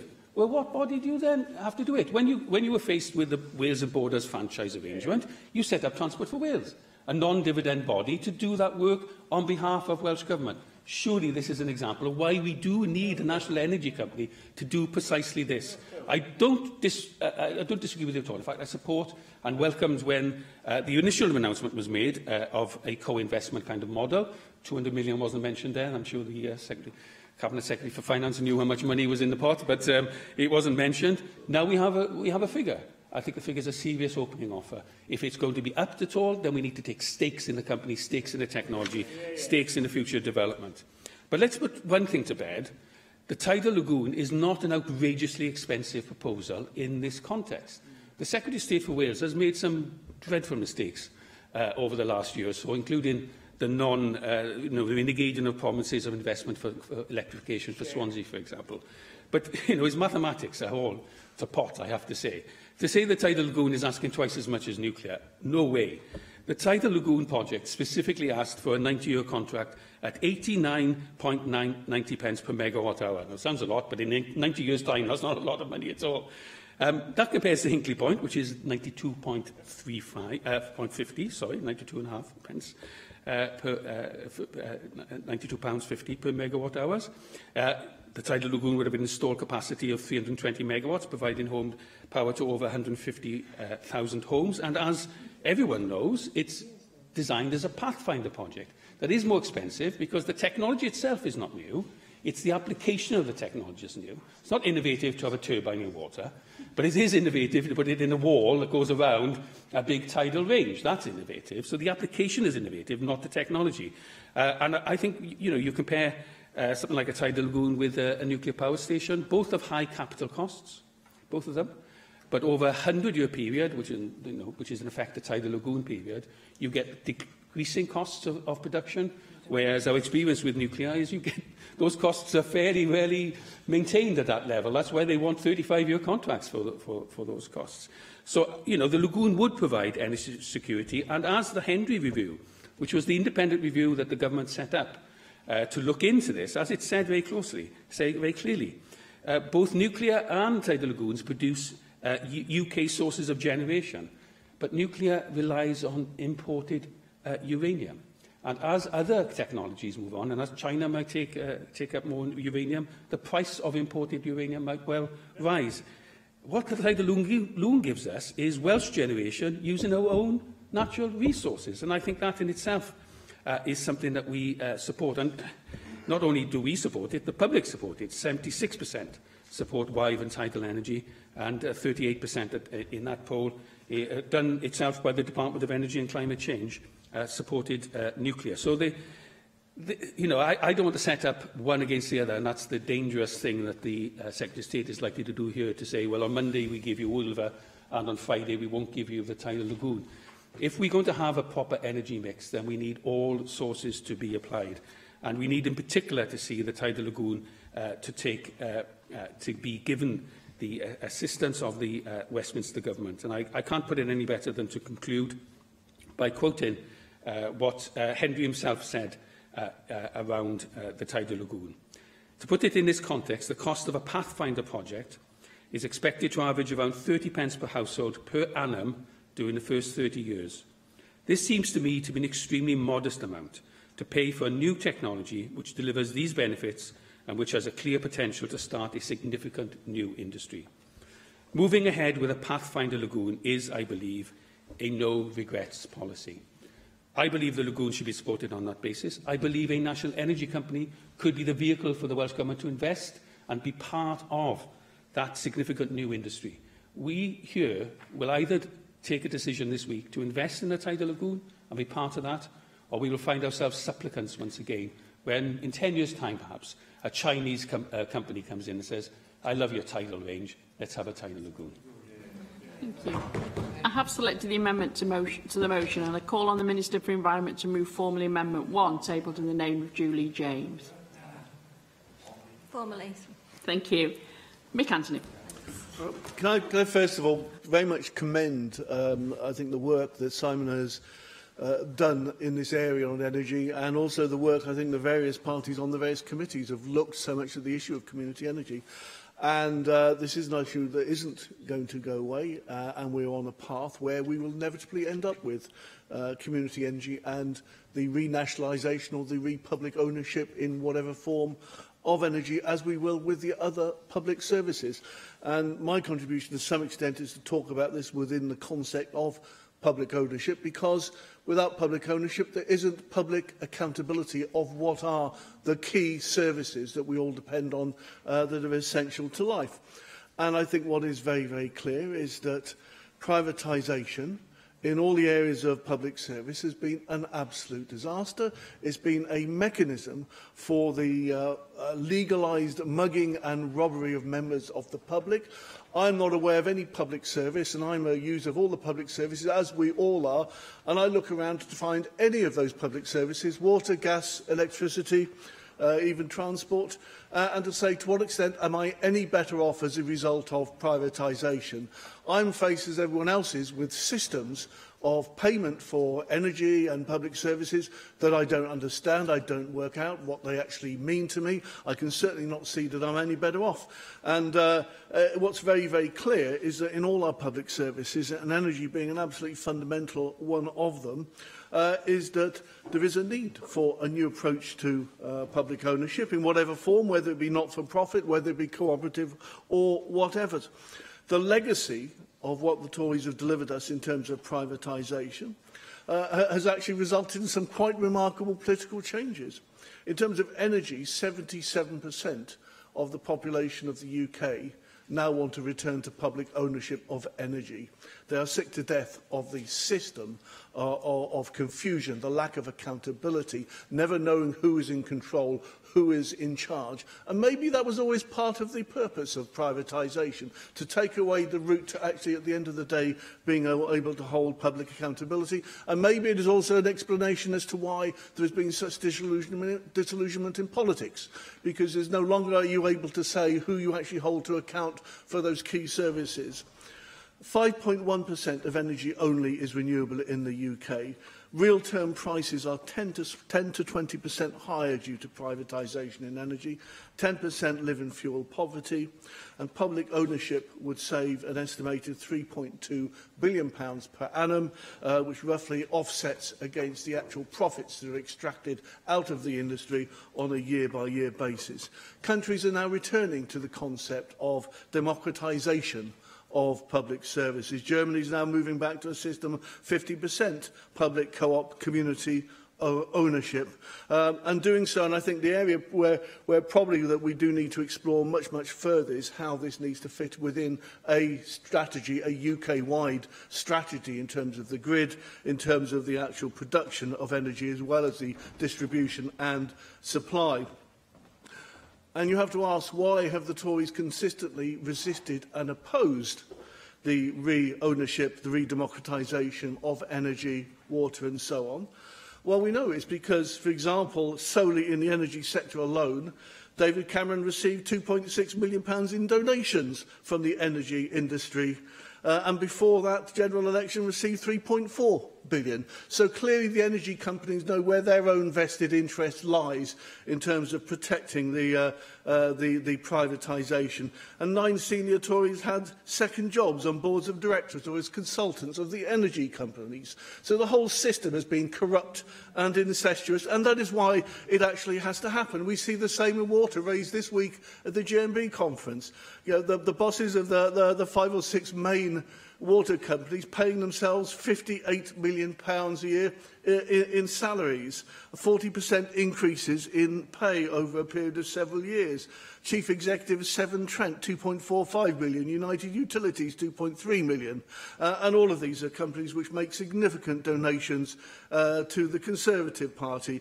And we see again what's happening within the NHS. £4.1 billion privatisation budget of the NHS in 2009-10, which I don't agree with, but is now £8.7 billion. Theresa May could not even answer that statistic. And we look at, again, the system with the railways, the buses, telecoms, postal service and housing. So you're heading in exactly the right direction. I think this is a road we have to go down. And I take some comfort from reading out a quote from The Spectator, a Tory-supporting magazine, which says that pragmatism will conclude that privatisation has been a failure. Continuing to defend it is beginning to look like an ideology of its own. So, Simon, carry on the good work. I think there's very little in terms of what we disagree with on this, and we are inevitably moving to a system where there has to be a restoration of, I don't care whether you call it public ownership, whatever, the democratisation of those services that our lives and the people of our country actually depend on. Lle Griffith. Diolch yn fawr, Dipyn Lywydd. Mi oedd Simon Thomas yn cyfeirio at ffaith bod ni yn ail gyflwyno rhai o'r syniadau yma, bod dim eisiau gwneud esgus am hynny'n sicr, a dwi'n eisiau achub ar y cyfle i ail gyflwyno i aelodau'r cynulliad yma, rhai o ganfyddiadau adroddiad Pwyllgor Amgylchedd a Chynledwyedd y cynulliad diwetha. Dadl ola y cynulliad diwetha fan hyn oedd dadl ar yr adroddiad cyflawni dyfodol yn ni craffach i Gymru. Blaenoriaethau polisi yn ni ar gyfer Llywodraeth Newydd Cymru. A'r ddadl fer gyntaf yn y cynulliad presennol, oedd yn adl fer i, oedd yn ail gyflwyno rhai o'r argymhellion oedd yn yr adroddiad yma, sydd yn cynnwys, wrth gwrs, yr angen i fynd ati sefydlu endid tebyg i ynni Cymru. Nawr, mae'r adroddiad yna'n dangos yr her sydd o'n blaenau ni, ond hynny i gyd yng nghyd-destun y pwerau sydd ganddo ni'n barod, wrth gwrs. Nid mater o ryw, os gewn ni'r pwerau ychwanegol yma fe allan ni wneud hyn, mi oedd y cyfan yn yr adroddiad yna wedi seilio ar be fydde'r Llywodraeth bresennol yn gallu gwneud o fewn y setliad presennol hefyd. Nawr, mi oedd yn cyfeirio at yr Almaen, wrth gwrs, lle mae'r uchelgais yn glir erbyn 2050, sicrhau bod 80% o ynni yn dod o ffynonellau adnewyddadwy, ond ar yr un pryd hefyd erbyn hynny bod nhw'n torri defnydd ynni mewn adeiladau 80%. Yn sgil hynny'n creu miliynau o swyddi, ac yn sgil hynny, wrth gwrs, yn ychwanegu at i GDP. Mae'n rhaglen drawsnewidiol yn y wlad honno. Mae'n werth edrych hefyd ar sut mae rhywle fel Uruguay, sydd â phoblogaeth debyg i Gymru, wedi llwyddo i sicrhau mewn llai na 10 mlynedd bod 95% o'i trydan yn dod o ynni adnewyddadwy. Hynny, wrth gwrs, yn lleihau ôl-droed carbon, ond hefyd yn lleihau biliau i'w phobl ar yr un pryd. Nawr, dwi ddim fel sydd gyda ni'r adnoddau naturiol i efelychu llawer o hyn. Mae ganddo ni yr adnoddau craidd fydde angen i fod yr un mor uchelgeisiol, ond wrth gwrs mae rhaid i ni fod yr un mor rhagweithiol, a ddim jyst disgwyl bod e'n mynd i ddigwydd, heb yn bod ni yn gwneud hynny yn fwriadol. We need to be much more proactive, and ynni Cymru, as we've heard, is one particular vehicle that we can and should utilise to make some of this happen. And of course, state-controlled energy isn't unfamiliar to the market, certainly isn't unfamiliar to us here in the UK. I suppose EDF is the most famous or infamous, maybe, depending what you think, company, but it's French-owned, or 85% state-owned. The French state has that share in the company, but there are wholly state-owned companies as well, such as Vattenfall in Sweden, Statkraft in Norway. And Simon Thomas was talking about the potential that we have in Wales of taking a stake in the lagoon. Well, this is exactly why Statkraft was established. It wasn't just to generate a profit for the citizens of that country, it was actually to protect their natural resources from the exploitation that they were seeing coming from multinational companies. And they wanted not only to protect them, but if they were going to be used, to use them sustainably, to generate income, and to be used in the interests of their people. And of course, they still entered into joint ventures with private companies, of course they did, but that was done on their terms. So the infrastructure, for example, reverted to state ownership after a certain number of years. Any R&D, any innovation, any intellectual property was either owned by the state or jointly owned by the state. So they could then utilise that to pioneer the next generation of opportunities and to have that first mover advantage that we desperately want to realise with the lagoon potential here in Wales. And of course, the glory is that it would be the Welsh people who would be the shareholders of this venture. And that not-for-profit model, of course, in terms of utilising our natural resources isn't unfamiliar to us here in Wales in terms of water, is it? Dŵr Cymru. Welsh ministers regularly laud that not-for-profit model as one that we're very proud of, and rightly so. So let's replicate that in this context as well. Nawr, ar draws Lloegr, wrth gwrs, ni'n gweld awdurdodau lleol yn sefydlu cwmnïau cyflenwi ynni dielw. Mae'r enghraifft wedi bod yn goffennol o Nottingham, Robin Hood Energy, a hefyd, wrth gwrs, yn cynnig tariff ar gyfer trigolion dinas Nottingham yn wahanol i gyfraddau sy'n cael ei dalu gan eraill. A mae yna gamau'n cael ei cymryd yng Nghymru. Ni wedi gweld sut mae Pen y Bont, er enghraifft, wedi bod yn trio datblygu rhwydweithiau gwres lleol. Mae'r Wrecsam wedi bod ar flaen y gad o safbwynt ynni solar. Wel, pam ddim creu endid cenedlaethol mwyn rhannu'r arfer dda yma, mwyn dod â'r cynlluniau yma at ei gilydd, mwyn sicrhau bod mwy ohono fe'n digwydd, ac o bosib bod peth ohono fe hefyd yn digwydd ar lefel genedlaethol. Felly mae'r cyfleoedd all ddod i Gymru o gael ynni Cymru, fel ni'n ei alw yn eithriadol o gyffroes. Mae yna fuddion a manteision economaidd, amgylcheddol, cymdeithasol, arwyddocaol iawn. Mae'r her wedi osod yn y cynnig yma, ac bydden ni'n annog i chi ddangos yr un uchelgais a Phlaid Cymru drwy gefnogi cynnig yma. David Melding. Diolch yn fawr, Dipri Llywydd. Can I thank Plaid Cymru for bringing forward this debate? I think Simon ranged far and wide and certainly beyond the wording of the motion, but I think I outlined this whole area of policy and the challenges and shortcomings he sees in it, and it was very interesting, some of which I sympathise with. But, can I just unequivocally put on record, as I did last year when we debated this very issue, that is not criticism, this is really important and it's appropriate, it's back here. But that we in the Welsh Conservatives, as indeed the Welsh Labour government, despite what Mick Anthony has just said, do not agree with point 3 and will therefore not be supporting the motion. But we will support the motion should Amendment 1 pass. Can I start by saying that we do share the aim for more efficient energy use and more competitive prices, but it is our view that this can be achieved without heavy government intervention or nationalisation. Now, the extent of publicly owned and networks and I'm not quite sure if Plaid do believe in nationalisation. I'm pretty sure Mick Antonoff does. So we need a bit more precision, I think, in this debate as what is being proposed. But while it's an important area and we need to get it right, I do believe that we're on the right path to achieving a solution and a balance that will require a suite of comprehensive measures. Just for clarity, to make it absolutely clear, I'm very much in favour of nationalised public utilities, but the proposal in front of us today, in the context of a privatised market where we in the Assembly don't have the powers, is just to establish our own national company that can be part of the players within this field. Yeah, I accept that, but I think the consequences of practically what you're proposing would go far deeper than that, and I might, if I have time, we'll touch on those. I don't talk about this lightly. Energy prices are high, and they are difficult to understand. And perhaps there's a place for better cooperation between the state and the private sector. So, reform in this area is certainly required. I'm not sure if I'll be permitted to quote Will Straw, but I'm going to try anyway. Now the Associate Director of the centre-left IPPR think tank, and he argues for more local authority involvement, promoting a market that is far more competitive and transparent than the one we have now.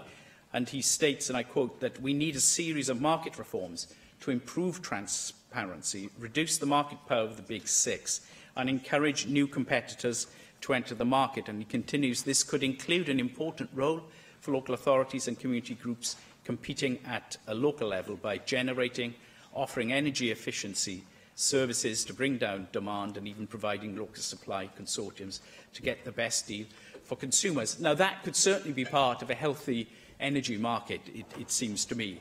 And I think it's much better to have these more moderated approaches. This point about local energy generation is an important one, and I do believe that we need to be providing more resources and support in this area. Can I quote Archie Thomas, the energy spokesman for the Green Party? Shall I do that first before I give away Jenny?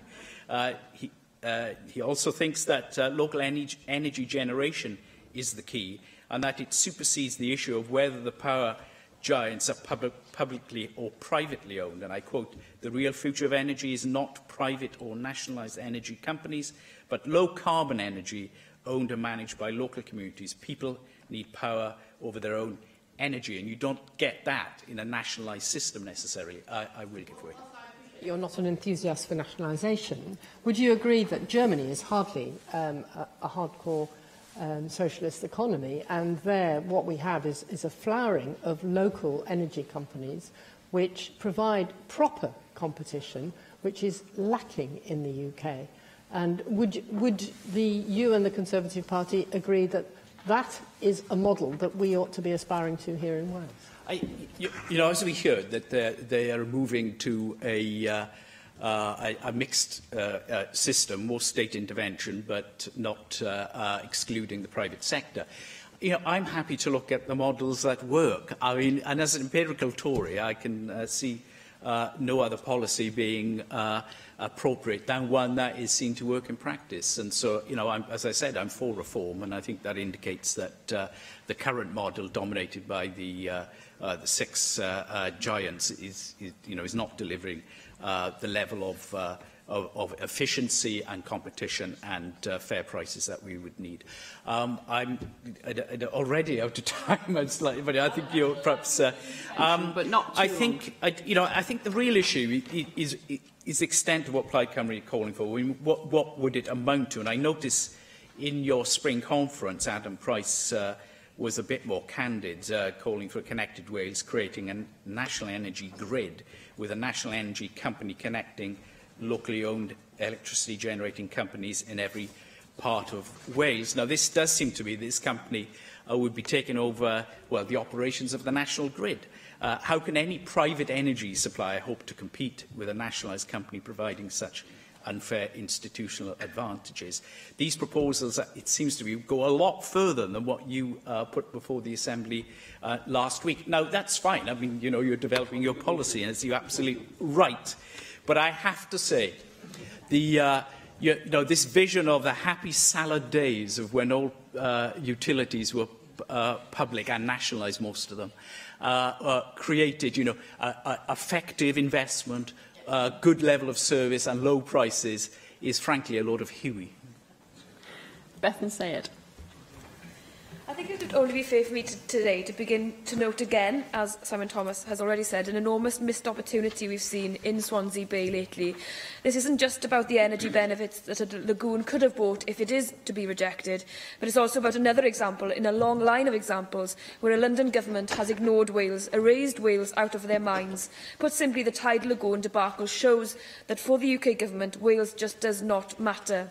The benefits of a tidal lagoon are positive. Long-term, low-cost energy, which would have made Wales a world leader in this sector. Capital investment in my region of added value that would have been hard to quantify, since we hardly ever get any major capital investment in our country anymore, particularly in my region. And of course, for Swansea Bay, as my colleague Dr Di Lloyd would say, this comes after the insult of losing the investment in electrification by the UK Government too. The tidal lagoon demonstrates that the UK Government is simply not interested in Wales. It's obvious that if Wales wants to move forward, we have to look at our own skills and create our own opportunities, as Llyr Hugh Griffiths said so eloquently earlier. How can we develop the energy base and skills for the future? Plaid Cymru has been calling for a national energy company for some time. As has been exemplified earlier, lower cost energy and more control, greater investment opportunities and breaking into what is a heavily monopolised sector. When privatisation was first mooted, the point was to allow choice, competition and a view to drive up standards. But like so many other privatisation drives, this isn't what has happened. Now, here in Wales, despite being an energy powerhouse in comparison to many other places of our size, we have some of the highest energy costs, and it shouldn't be like this. So we proposed an end to the energy giant's monopoly in Wales. The potential rewards could be massive. Just imagine how we could tackle fuel poverty. In Aberdeen, the city has set up Aberdeen Heat and Power, a not-for-profit energy company, backed initially by local authority loans and guarantees, to provide lower-cost heating for local authority and social housing tenants. AHP now supplies heating and hot water for flats in 33 multi-storey blocks and 15 public buildings. Many of those blocks had very low energy ratings, they were difficult and expensive to heat, and 70% of multi-storey blocks in Aberdeen were in fuel poverty. Now, carbon emissions have gone down by 45%, and the cost to tenants to heat and power their homes has gone down by around 50%. There is virtually no fuel poverty now of what could be, and this shows what we could do to break the power of the energy monopolies. And if a city in Scotland can do it, why not Wales? An umbrella body, a national company, would facilitate the community initiatives already in place and would act as a rocket booster for this sector. As has been mentioned by Jenny Rathbone, already the city of Hamburg in Germany, a city of nearly 2 million, is in the process of buying up their city energy grid and moving to not-for-profit services. Ynni Cymru could also act as a supplier and investor in renewable energy sector, which our country desperately needs.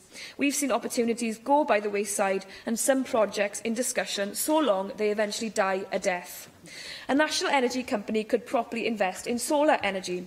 Research for the Solar Trade Association in 2014 showed that, on a UK level, bold ambition of both large-scale domestic and commercial rooftop solar could support an average of nearly 50,000 jobs a year between 2014 and 2030.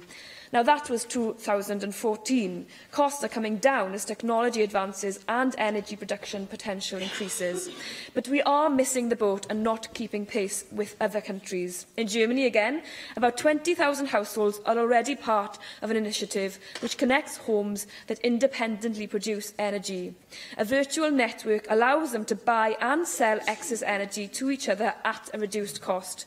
There are other microgrids developing elsewhere, such as in Brooklyn in the United States.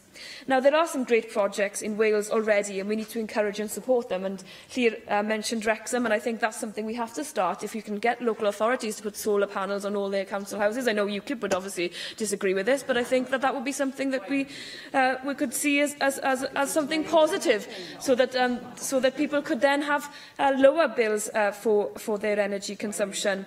I visited the Rhondda Tunnel project again this week, and their plans are to develop micro-hydro power, powered by local waterworks in Nant Gwynfi, which would illuminate the tunnel and premises locally and give income from the excess to then the Rhondda Tunnel Limited once they become a company. Now, these are really amazing concepts that we need to be supporting here in Wales. And even when the National Assembly Committee makes recommendations, as the Energy and Sustainability Committee did on this issue, recommending a national umbrella energy not-for-profit, the Welsh Government didn't then see a case for action, and I'd question why not. A continuation of the ad hoc small-scale ventures are appropriate from time to time, but if they had a national company that would support them and be able to invest in them, then this would show a bold vision for our national government and show leadership in that regard. So I would urge the Welsh Government to come out of their comfort zone in this regard and to set up this company to show that we do have a vision for Wales and that we can actually keep up with the developments across Europe. At the moment, we are lagging far behind, and we shouldn't have to because of the wealth of energy that we do have here in Wales.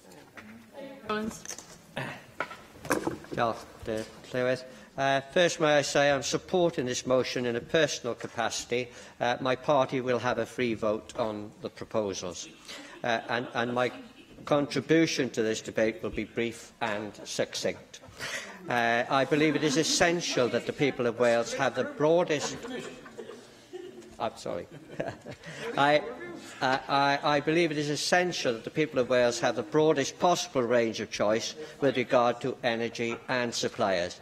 But I am also fundamentally opposed to our utilities being placed in the hands of private operators. And I echo all of Mike Antonew's comments on public ownership of utilities. I therefore thank Plaid Cymru for bringing this debate to the Chamber. The establishment of a not-for-profit... of course. Thank you very much. It's often said of economists, if you ask for economists their opinion, they'll give you 5 answers. Is the same true of UKIP's position on energy policy? Shall I say that we are a party that thinks out of the box? And therefore, we're a party of free minds as well. Well, I thank Plaid Cymru for bringing this debate to the Chamber, and the establishment of a not-for-profit Welsh-based energy company or companies must work in the interests of the Welsh public. Many of the private companies supplying Welsh homes are foreign-owned. This means that at least some of the revenue earned leaves the country to the benefit of recipients elsewhere. Being a not-for-profit company should intrinsically mean that it is able to be very competitive and may even have the effect of driving down energy supply prices, and could, of course, utilise all the levers of any production mentioned by Simon, although, of course, I would not agree with all the systems of energy production that he mentioned. But I therefore echo Plaid Cymru's call for the Welsh Government to establish a publicly owned energy company. Thank you. Siôn Gwenllian. Diolch yn fawr. Yn fy etholaeth i yn Arfon, mae gynnon ni 3 cynllun yn ei dŵr cymunedol llwyddiannus a chynlluniau ar y gweill ar gyfer mentra newydd. Dyma'r union fath o fentra sydd angen cefnogaeth ac mi fydda sefydlu cwmni ynni Cymru, fel mae Plaid Cymru'n argymell heddiw, yn gallu rhoi hwb sylweddol i'r sector yma ar ben y buddion eraill sydd wedi cael eu hamlinellu. Mae'r sector cymunedol wedi gweld llawer o newid dros y blynyddoedd dwytha, o'r cyfnod cyn y feed-in tariffs pan oedd grantia 100% ar gael, i gyfnod y ffit pan welwyd cymunedau yn elwa ar ynni gwyrdd, i ddiflaniad y ffit a chyfnod llai sefydlog yn sgil hynny. Mae'r dyfodol braidd yn ansicr ar hyn o bryd felly, ond fe allai ynni Cymru roi ffocws pendant i waith y cynlluniau cymunedol, rhoi pwyslais ar gydweithio rhwng Cyfoeth Naturiol Cymru, yr awdurdodau lleol a'r cymunedau eu hunan. Os nad ydy cynllun Morlyn Abertawe i ddigwydd, yna fe ddylid buddsoddi'r arian mewn mentrau ynni adnewyddol, gan gynnwys prosiectau sy'n berchen i'r gymuned. Cynllun o'r math yna ydy ynni Ogwen. Pobl leol ydy 85% o'r cyfranddalwyr, ac fe godwyd bron i 500,000 o bunna mewn deufis mewn cyfranddaliadau lleol. A da ni ddim yn sôn am ardal gyfoethog yma'n hyn, da ni'n sôn am gymuned ôl-ddiwydiannol gymharol dlawd, ond cymuned falch a chymuned sydd wedi gweld gwerth mewn cynhyrchu ynni glân er bydd y gymuned leol. Mae Ynni Ogwen yn fwy na chynllun dŵr.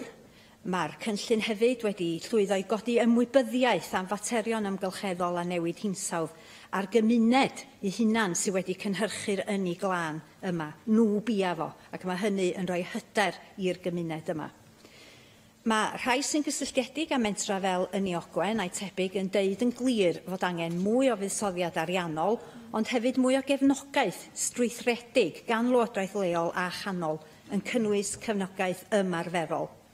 Does gan grwpiau cymunedol mor arbenigedd peirianyddol ac amgylcheddol yn aml iawn, ac mae prynu mewn y math yna o arbenigedd yn gallu bod yn gostus.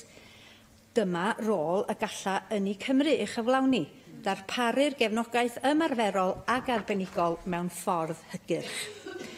Mewn cyfres o gyfarfodydd ar ynni cymunedol gafodd ei cynnal ar draws Cymru efo chefnogaeth Prifysgol Bangor yn y Gwanwyn leni, fe gafwyd cyfle i drafod cyfleon a heriau'r dyfodol ar gyfer ynni cymunedol yng Nghymru, a mi roedd Ynni Ogwen, Awel a Mantawe a chynllun ynni cymunedol Abertawe yn rhan ganolog o'r digwyddiad.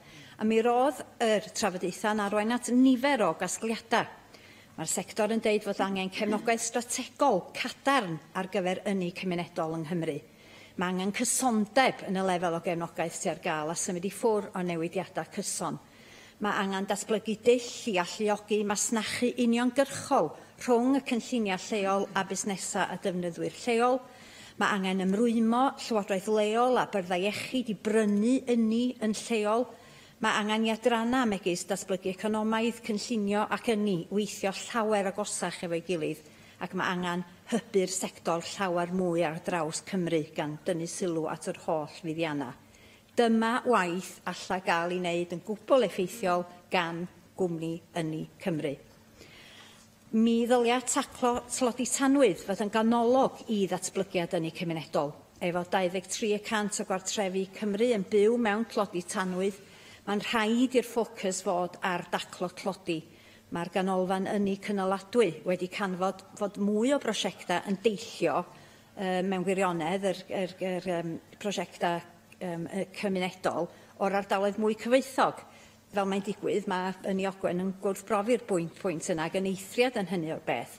Ond mae angen mwy o gefnogaeth yn yr cymunedau incwm isal i gefnogi mentra ynni cymunedol, mwyn i'r cymunedau rheini gael gwir fydd economaidd cymdeithasol a iechyd sy'n dod yn sgil y prosiectau. Mi fydda creu Ynni Cymru yn gallu dwyn hyn oll ynghyd, a rhoi ffocws a chyfeiriad clir i'r gwaith sydd angen i ddatblygu dros y blynyddoedd nesaf, gan ddod â grwpiau at ei gilydd, gan gefnogi a chynnig arbenigedd a hynny ar draws Cymru yn yr ardaloedd trefol a gwledig fel ei gilydd. Drwy hynny, fe allid gweld y sector cymunedol yn tyfu'n gyflym gan gyfrannu at greu sector ynni adnewyddol cyffroes yng Nghymru, yn defnyddio ein hasedau naturiol i'w llawn potensial lle sy'n gwlad. Can I call on the Minister for Environment, Hannah Blythen? Diolch, Deputy Clywyd. Hoffwn croesawu'r cyfle drafod yr achos yma heddiw, ac hoffwn oedd ddiolch i'r Blaid Cymru am gynnig y ddadl hwn. I'd like to thank all members for their interest in and engaging debate today. And Simon Thomas, in opening, said he made no apologies for recycling this debate. We know you well aware we have a proud record on recycling in Wales. Well, the Welsh Government has clearly set out our ambition to transform the energy system in Wales so that we move to a low-carbon system. By doing this, I believe we can secure economic advantage and positively impact on the well-being of the people of Wales. As the motion sets out, the Labour Party established a clear vision for energy in our 2017 general election manifesto, which included actions at both a UK and Wales level. The first step to take control of energy supply networks at a UK level has not been taken by the UK Conservative Government. The second step, to establish publicly owned, locally accountable energy companies and cooperatives to rival existing private energy suppliers, can be achieved in a host of different ways, many of which we have been pursuing. Only one method has been explicitly ruled out, and that is the establishment of a Wales-wide energy supply company. The Welsh Government explained our reasons for this in a written statement last August, which built on evidence from workshops around Wales over that summer. Our conclusion was that a strong case has not been made for establishing an umbrella supply company for Wales. This has been borne out by evidence since, which shows the public supply companies we studied last year are still reliant on public sector support and have yet to generate revenue. Bristol Energy made a loss of £7.7 million last year, and the break-even date has been postponed to 2021. It also recently lost the contract to supply Bristol Council. The people who contributed to the conversation about energy companies last year gave us a strong steer on the vision for Welsh Government's role on energy. They asked that we provide a supportive policy environment, coordinate activity across Wales and act as an honest, independent and trusted voice, looking at the strategic and regulatory issues that impact on the energy system. And this is what the Welsh Government seeks to do. Plaid Cymru's report, Ynni Cymru, sets out a vision of Wales reducing carbon emissions, harnessing natural resources sustainably and seizing opportunities in the low-carbon and circular economies. This vision is consistent with the Welsh Government's energy priorities, which were set out in November 2016, to use energy more efficiently, to generate more from renewables and to derive multiple benefits from the transition. And we have evidence that our approach is working. We have seen renewable generation in Wales go from 8% of the electricity we use in 2006 to 43% in 2016. In order that this can continue to increase, we continue to urge the UK Government to restore the support for new onshore wind and solar schemes. Excluding these proven lowest cost technologies from the energy market mechanisms is increasing the price of energy. And my colleague, the Cabinet Secretary Leslie Griffiths, recently met Claire Perry, Minister of State for Energy and Clean Growth, and reinforced our consistent ask that UK Government restore support to the most affordable renewable developments. Failure to do so is restricting our ability to decarbonise and driving up energy costs. Others today have referenced the current context in which we find ourselves in, with announcements with regards to Wilford Newydd and potential announcements with regard to the Tidal Lagoon. The First Minister welcomed the UK Government's announcement on Wilford Newydd. We will continue to build on the close working relationship established with Ynys Môn Council and other key regional stakeholders with the aim of securing a lasting legacy for Wales. And we know that tidal lagoons could also play a part in Wales's energy future, and members will be well aware that the First Minister wrote to Greg Clark this week offering to consider an equity or loan investment in the Swansea Bay Tidal Lagoon project if there is commitment from UK Government for an appropriate contract for difference. Welsh Government does not hold all of the levers needed to tackle low incomes and energy prices. This makes the eradication of fuel poverty a significant challenge. Once updated fuel poverty data is available towards the end of this year, we will involve stakeholders in developing future actions on tackling fuel poverty in Wales. Improving the energy efficiency of homes in Wales is the most sustainable way to reduce energy bills, reduce carbon emissions from our housing stock and improve the health and well-being of occupants. This in turn reduces the burden on our public services. Since 2011, we've invested over £240 million to improve the energy efficiency of over 45,000 homes of those on low incomes or live in the most economically disadvantaged and vulnerable areas of Wales. In this government term, we've committed to invest in £104 million to improve up to a further 25,000 homes. Our investment will also lever in up to 20...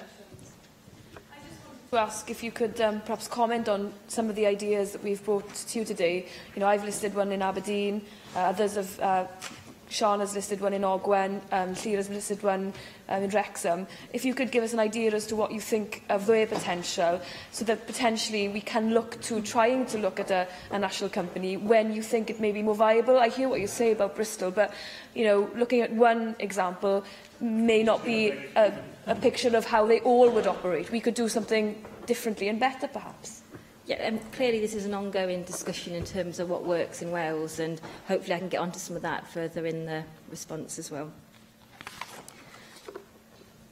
So since 2011, Warm Homes Nest has provided impartial advice and support to over 98,000 households, whilst there's no direct evidence. It's likely this advice has helped increase supply of switching, which was low in Wales, to a position where 19% of our residents have recently switched, compared to 18% in England. Our Green Growth Wales service is built on previous success in the last year. The service has provided technical, commercial and procurement support to the public sector to deliver a range of energy efficiency and renewable energy products. The investment committed in the last financial year alone, however, was over £28 million, demonstrating the benefits of our long-term approach to capacity building. Projects supported included a range of street lighting projects, including a commitment of £1.5 million in a Flintshire project and another £3.3 million. Sorry to interrupt, and I'm grateful to you for taking an intervention, but similar to Beth Ann Jenkins, I realise that you have a speech to go through, but what do you think? How far do you think Wales could go in terms of pushing the agenda on building a new energy future and being innovative in doing so? May I thank the member for his intervention. I'm probably the understudy today. Look, what I said at the outset of the debate, this raises many interesting and innovative and creative ideas, and I think it's for all of us to take that debate forward and see how Wales can lead the way in terms of how we approach renewable energy and energy sources in the future. If I move on to community projects, given the interest in that area, our local energy services pioneered an approach of direct loans to projects that deemed too risky by the commercial lenders, enabling the construction of community-owned generation, including our Amman Towers wind farm, and bringing other renewable developments into community ownership. Our support has enabled community groups to become socially focused developers in regions across Wales, and I think concern was raised in terms of how community groups can be sure they are, for the want of a better phrase that Simon Thomas ripped off. The Welsh Government does support community energy projects directly with technical and commercial expertise, and we already have done so through our local energy service to help them to understand kind of the commercial and financial models and make decisions on this basis. Indeed, Sian Gwentley mentioned 3 community projects in her contribution, all of which I understand have had Welsh Government support. My colleague, the Cabinet Secretary for Energy, Planning and Rural Affairs, has set a target for 70% of the electricity consumed in Wales from renewable sources by 2030. She also set a target for 1 gigawatt of renewable electricity capacity in Wales to be locally owned by 2030, and an expectation for all new renewable energy projects coming forward from 2020 to have an element of local ownership. We believe that local ownership retains benefit locally. We recently undertook a call for evidence to underpin this position and better understand what is needed to help people in Wales to become more energy independent. We will be publishing the responses this summer. I'm aware I'm running out of time now, so I will quickly round up, but it will be no surprise to the members on the benches opposite that we're working with Plaid Cymru on the Energy Atlas, and we think this will be core to delivering the right energy future for Wales, providing evidence and insight to support local decision makers to get on and make things happen.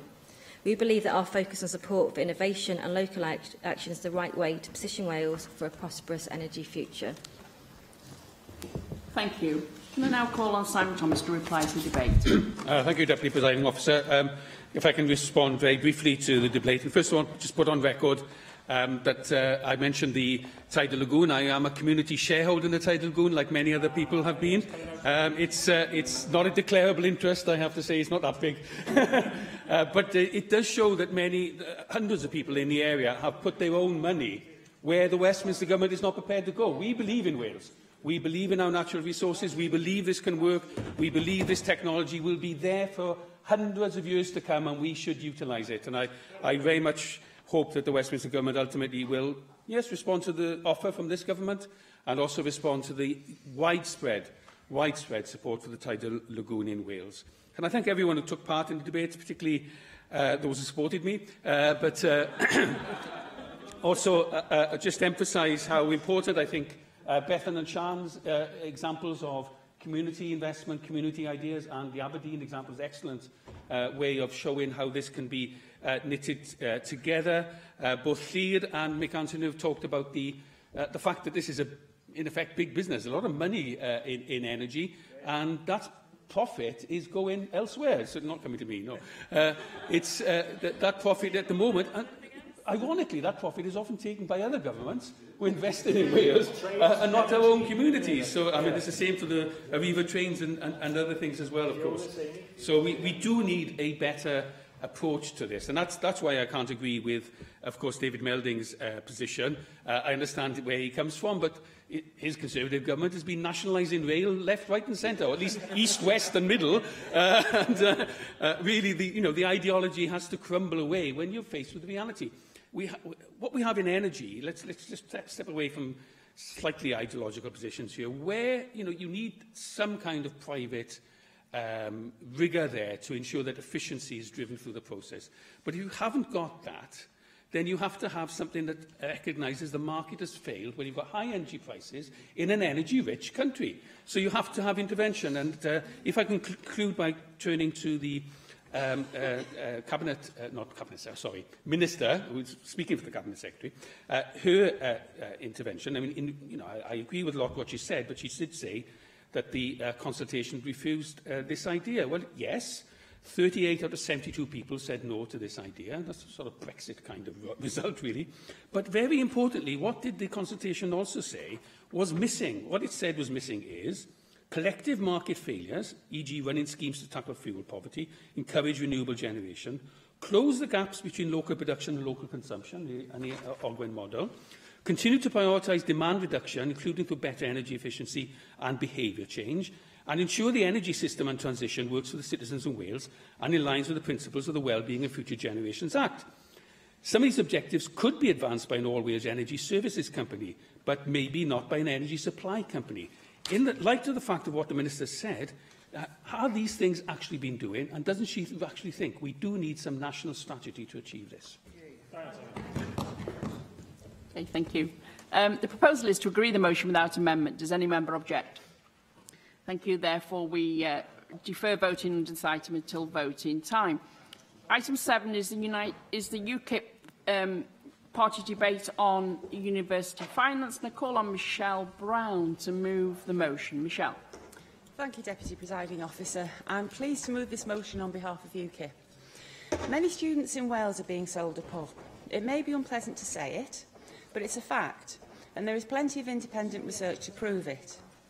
Sixth form students are fed out-of-date figures about the higher earnings achieved by graduates to entice them onto degree courses. Accurate figures about how much more they could earn in their chosen career if they graduate are often not available. Just a meaningless average across the entire spectrum of occupations and professions. The student loan system is costing the taxpayer far more than expected because graduate earnings are nowhere near where the calculations suggested they would be. This is not just because of the economic downturn, but also because many lower starting salary occupations that were once perfectly well served by diplomas have now had their requisite qualifications turned into degree courses. Labour, in their amendment, are trying to turn this into an argument about access to university courses. That's a total red herring. This is not about inclusivity, diversity or access. This is about what happens to those who undertake degree courses. It's about making sure that we are actually treating these undergraduates and graduates fairly and not misleading them by giving them false hopes. Last year, student loan debt rose to more than 100 billion for the first time.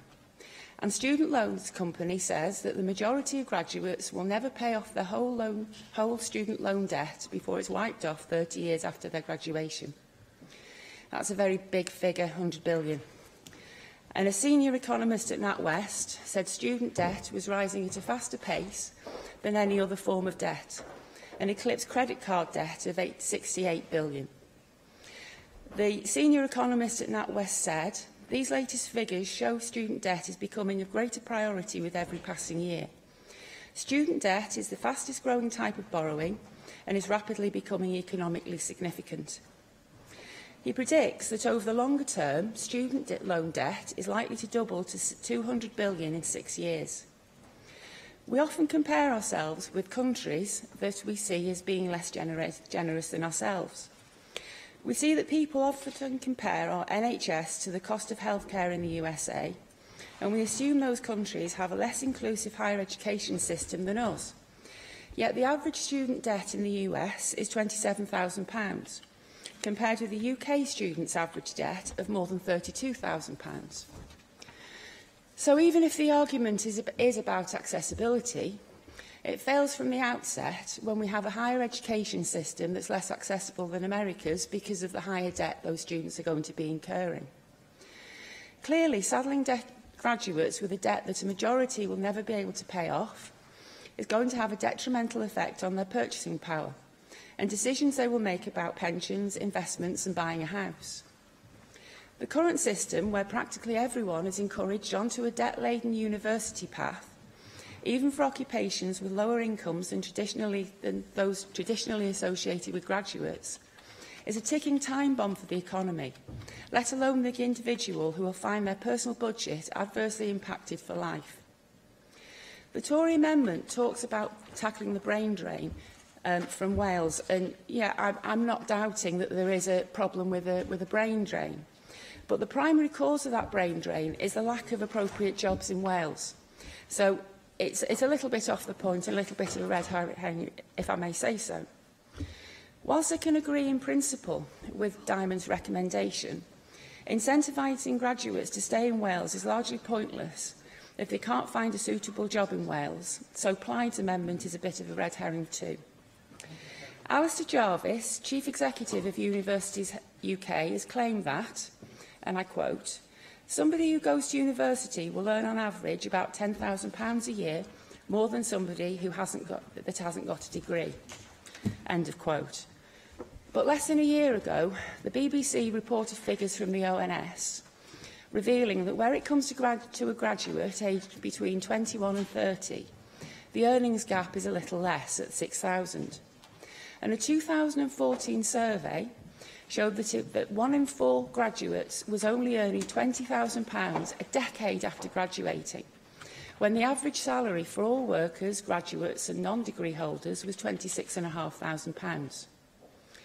It's clearly unacceptable that a quarter of graduates also earned only £11,500 in the first year after completing their degree, and only £16,500 after 3 years. So, you know, these claims that are being made for degree courses, and I think I've asked questions about this in this place before, that, you know, where is the analysis of how useful these degree courses are going to be? How much money is each degree course actually going to garner the graduate graduating from that course? You know, unless sixth formers are given accurate information about what kind of investment they're going to have to make and the return they're going to get from it in terms of salary, then, you know, they're operating on pure guesswork, and they're being thrown to the dogs. The idea that an increase in graduate numbers is proof that we're more inclusive and have increased social mobility is sheer nonsense. We need a drastic overhaul of our university finance so that we can keep Wales's brightest in Wales, and so that we don't saddle thousands upon thousands of our youngsters with debts that will affect their entire life. The UKIP proposals we've put forward will achieve the results our students deserve, and I urge members to back them. Thank you. We've wedi dethol y 3 gwelliant i'r cynnig. Os dibynnu'r gwelliant 1 cyfcwestiynau 2 a 3 dardethol, galwaf yr ysgrifennydd Cabinet dros addysg i gynnig yn ffurfiol gwelliant 1 a gyflwynwyd yn enw Julie James. Galwaf ar Darren Miller nawr i gynnig gwelliant 2 a gyflwynwyd yn enw Paul Davies. Darren Miller. Diolch Llywydd, and can I thank UKIP for bringing forward this debate this afternoon. I move the amendment which has been tabled in the name of my colleague Paul Davies on the order paper. I listened very carefully to what Michelle Brown had to say, and I have to say I agree with a lot of what you said in terms of the need to make sure that we have those jobs here in Wales for people who exit their university courses to be able to go into, because we've got some very startling statistics actually on the brain drain, with tens of thousands more graduates leaving Wales than actually stay in Wales, a net loss just between 2013 and 2016 of over 20,000 students, which is a huge, huge number. And we want to retain that talent. 40% of the graduates who stay in Wales for work are in non-graduate jobs as well, which I think is also a tragedy because, of course, they're not putting to use the skills and the knowledge that they're actually learning while they are in those universities. So we certainly need to do more. But it's not just about creating jobs. It's about making sure that we've got courses which are also attractive to employers, which are giving people the right knowledge base and giving people the skills that those employers want. Because, of course, we are receiving people in from other universities from outside Wales who are coming to work here. And welcome as they are, it would be great to have our homegrown talent going into those jobs. So we know we've got to do more. I mean, 72% of businesses that were surveyed back in 2015 said that they found it really difficult, actually, to get people with the right skills when they went to the marketplace looking for individuals. So clearly there's a mismatch between what is being delivered by our education system more widely and the skills that our businesses actually need. Now, further education colleges seem to do a better job, actually, of getting that match right, and that's perhaps because of the stronger links that they have within their local and regional economies with businesses. And I think that those sorts of strengths within the further education sector perhaps need to be more evident in the university sector in the way that they engage with businesses. Now, I know, to be fair to Universities Wales and the universities that we have here, that there is some good work going on with the private sector in terms of trying to ensure that they are meeting people's needs. But clearly, the evidence suggests that that work isn't paying the dividends that it needs to. So, in terms of the STEM subject, I was very pleased to note the reference in the UKIP motion for the need to provide free courses for medical and nursing students. One of the things which my party put forward in our last Assembly manifesto, actually, was that there ought to be some sort of bursary scheme for medical students. Of course, we supported the continuation of the nursing bursary scheme as well here in Wales. But you've got to make sure there's a return on that investment for the Welsh taxpayer. So one thing that we wouldn't like to do is just give that cash and allow them to do the courses and then go and work elsewhere. So there's got to be an opportunity to retain them again within the Welsh NHS so that we can get some return for the taxpayer. And that's why we've tabled the amendments in the way that we've tabled them today. Just in terms of apprenticeships, we've made reference to level 6 apprenticeships in our motion. One of the things which I think is a growing disparity in Wales versus England is there are a huge number of level 6 apprenticeship courses available over the border, which people can access. For some reason, we've been very slow to provide those opportunities for people here in Wales, and we know that those higher level apprenticeships are things which employers are looking for. So I would be grateful, Cabinet Secretary, if in your response to this debate you could just tell us what particularly the Welsh Government is doing to expand the provision of level 6 apprenticeships. We've done a very good job, to be fair, in Wales in terms of creating those other apprenticeships at level 4, but in terms of getting those up to level 6 and 7, I think we've got a lot more work to do. In closing, I would urge people in this chamber to recognise the good stuff that is going on, but just to err some caution on the lack of engagement, really, between the private sector and the university sector, and the fact that there can be much more focused work on that in order to make sure that our universities are producing the graduates that can go on then to work in Welsh businesses, so that we can retain that talent and not suffer from the brain drain that we've suffered in recent years. Clywaf Llyr Griffith i gynnig gwelliant 3 a gyflwynwyd yn enw Rhina Biorwer. Diolch yn fawr iawn, Llywydd, ac diolch am y cyfle i gyfrannu i'r ddadl yma ac i gynnig y gwelliant yn enw Plaid Cymru. Fydd testyn y gwelliant ddim yn syndod, dwi'n siŵr, i nifer. Mae yn bwnc i ni'n ei codi yn gyson fel plaid yn cyd-destun yma.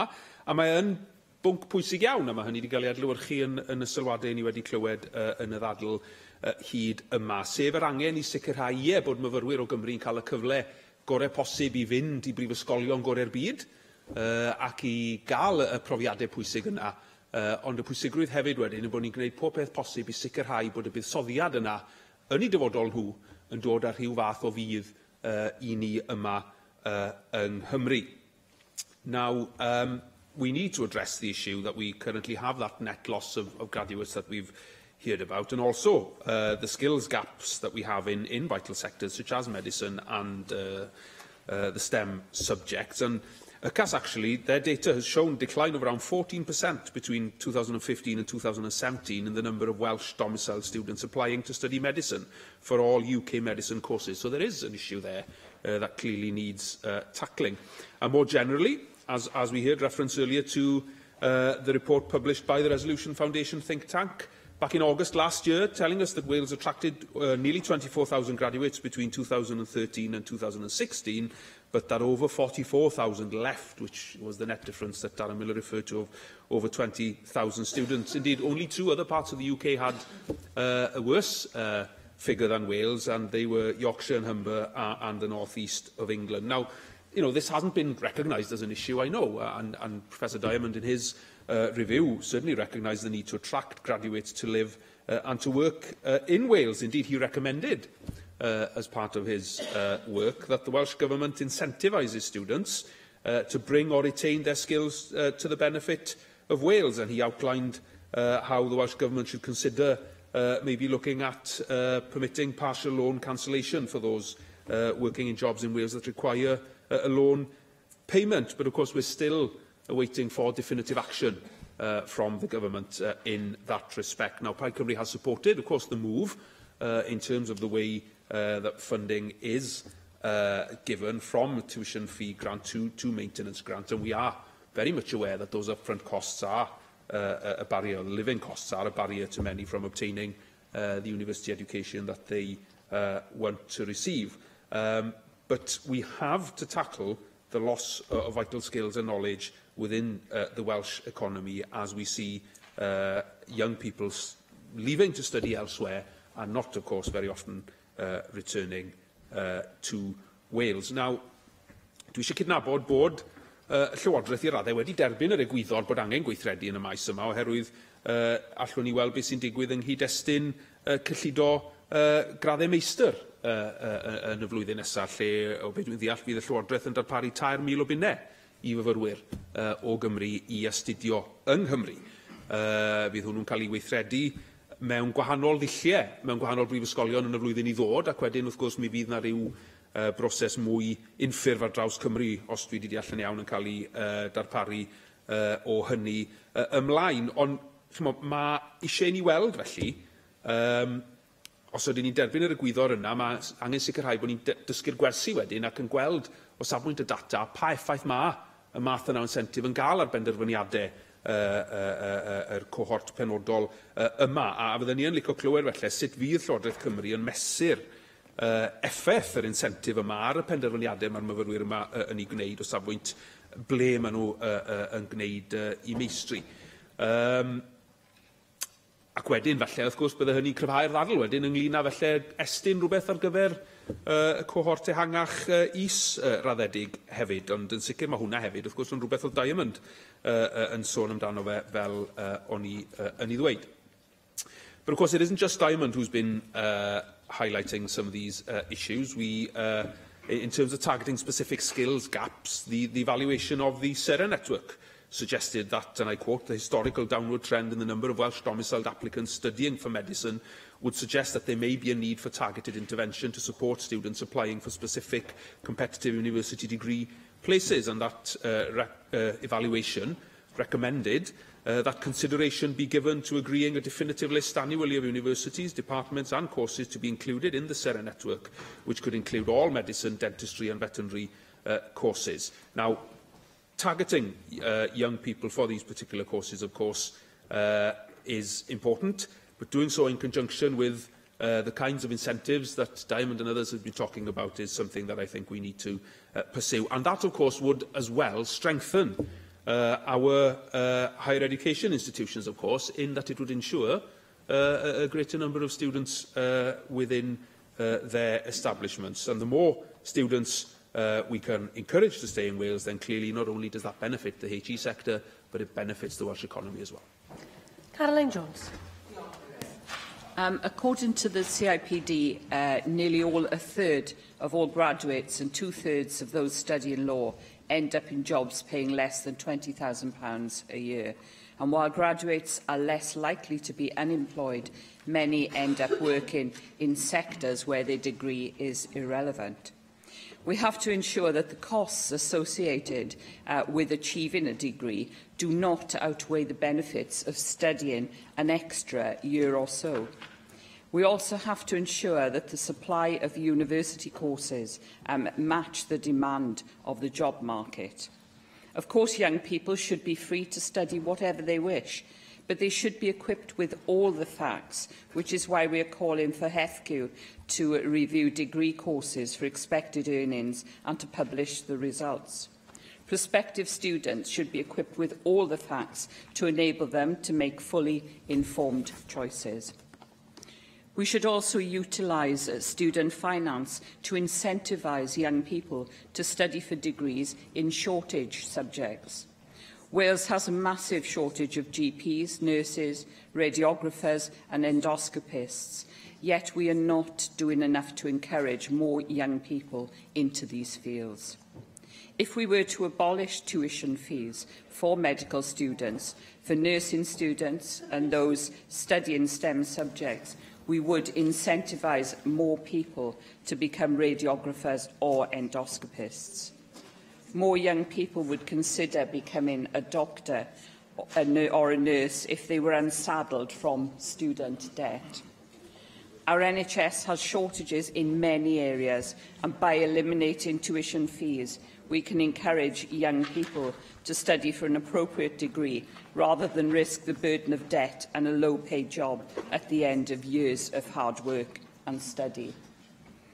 We also have a shortage of carers and a range of occupations within our health and care sector for which a degree is unnecessary.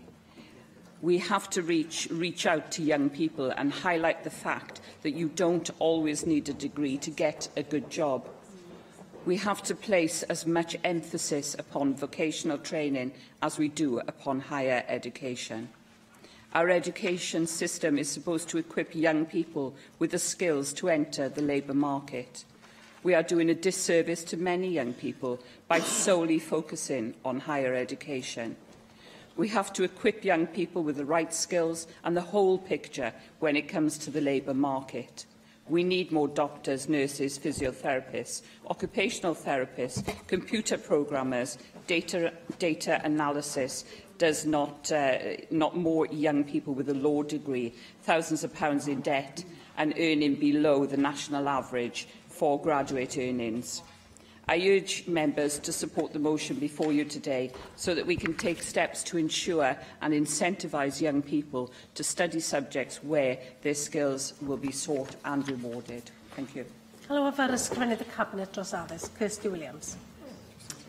Thank you very much, Presiding Officer. I was mildly surprised, but nevertheless delighted to receive the text of the motion that has been tabled by UKIP for debate this afternoon, because it provides me with an opportunity to promote the Welsh Government's innovative approach to higher education and student finance in Wales, and to highlight the shortcomings of the UK Government's approach to student support in England. It also demonstrates how UKIP would like to turn Wales into a nation that only provides opportunities for those with the most resources. And when Michelle Brown opened this debate by saying it was not about access or equity, of course it's not. It never is about access or equity for UKIP. In fact, I doubt whether they know the meanings of the words. I am therefore proud, Presiding Officer, to start with a summary of the reforms that the Welsh Government is introducing this September. This was in direct response to an independent review of student support and higher education chaired by Professor Sir Ian Diamond, and has been welcomed by universities, the National Union of Students and many stakeholders across the nation. The new system will deliver the following: a fair and progressive system of support that ensures that students have access to support equivalent to the national living wage whilst they study.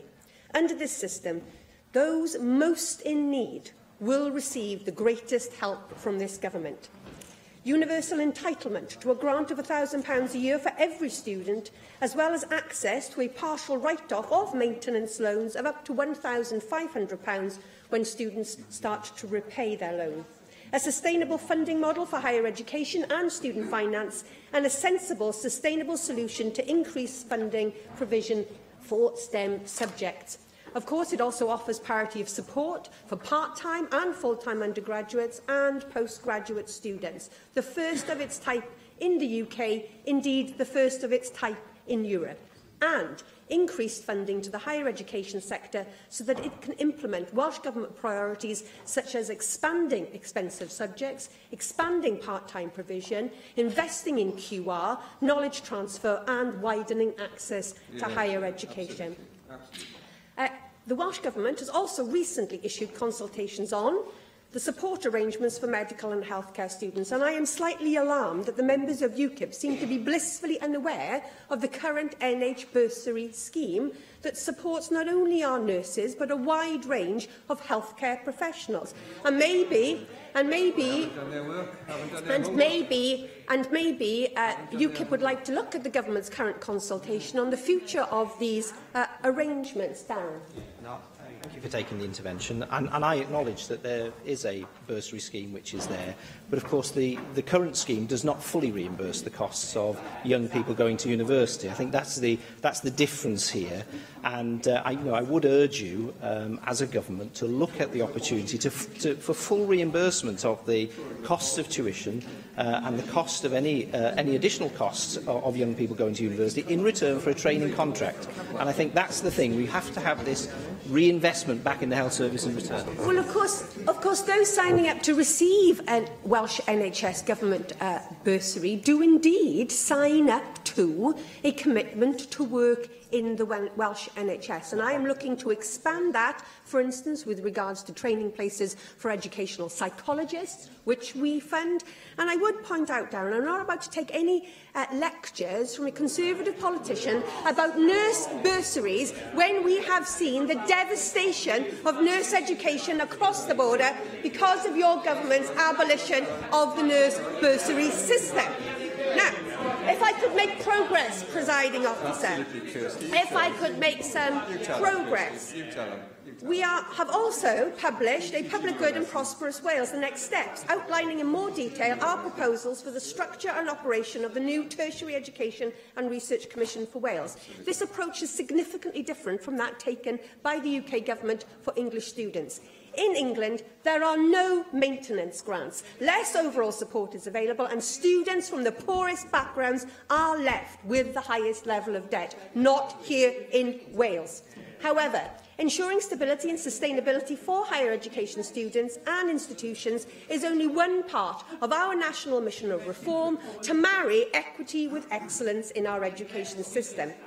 Our employability plan takes actions in 4 distinct themes, providing an individualised approach to employment support, underlining the responsibility of employers to support staff, and closing the skills gap and preparing for a radically changing labour market. Individualised support gives advisers the autonomy and the flexibility to address the needs, strengths and ambitions of persons preparing for employment. We will work with universities, colleges, schools and Careers Wales to identify how they can encourage learners to undertake courses which would be of benefit to them and of benefit to the Welsh economy. And we will also explore how we can retain students who are trained in Wales to remain in Wales, or encourage those who train elsewhere to return. It is important that, prior to undertaking academic or vocational courses, students are aware of the job opportunities and the earning potential at the end of their course. And again, I am somewhat alarmed that the UKIP spokesperson seems to be blissfully unaware of the LEO data. In fact, presiding officer, I'll send her the link so she can see that data for herself. Welsh higher and further education has an enormous amount to be proud of, and we should take every opportunity to recognise and celebrate success when we see it. The challenges now facing the higher education sector in Wales and indeed in the rest of the UK are perhaps the most significant in history. We believe that a planned collaborative approach to higher education is more appropriate to address the social and economic challenges we face in Wales.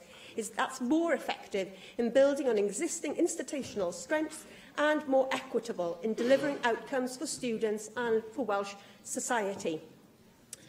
Darren, I can confirm that we have made additional resources available to HEFCU to invest and develop higher-level apprenticeships, especially in the field of ICT, computing and engineering. To sum up, presiding officer, As a government, we have a comprehensive, inclusive, innovative vision for the future of higher and further education in Wales, which encompasses strengthening the structure, delivery and quality of HE and FE provision, improving our research base and our research capacity, improving leadership and governance at institutional and national levels, and a new funding and student support arrangement consistent with our planned approach to provision, and creating a more learner-focused HE and FE sector which meets the needs and the expectations of students and enhances their future employability. I would like to finish by welcoming the UK Government's review of post-18 education, and I would invite the review panel to consider the progressive, the fair and the sustainable approach that we have adopted here in Wales. Galwafr Gareth Bennett I ymateb i'r ddadl. Gareth Bennett.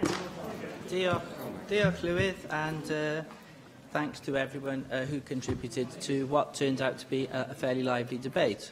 Warmed up a bit at the end, but it was interesting all the way through. I must stress that. Michelle Brown opened the debate.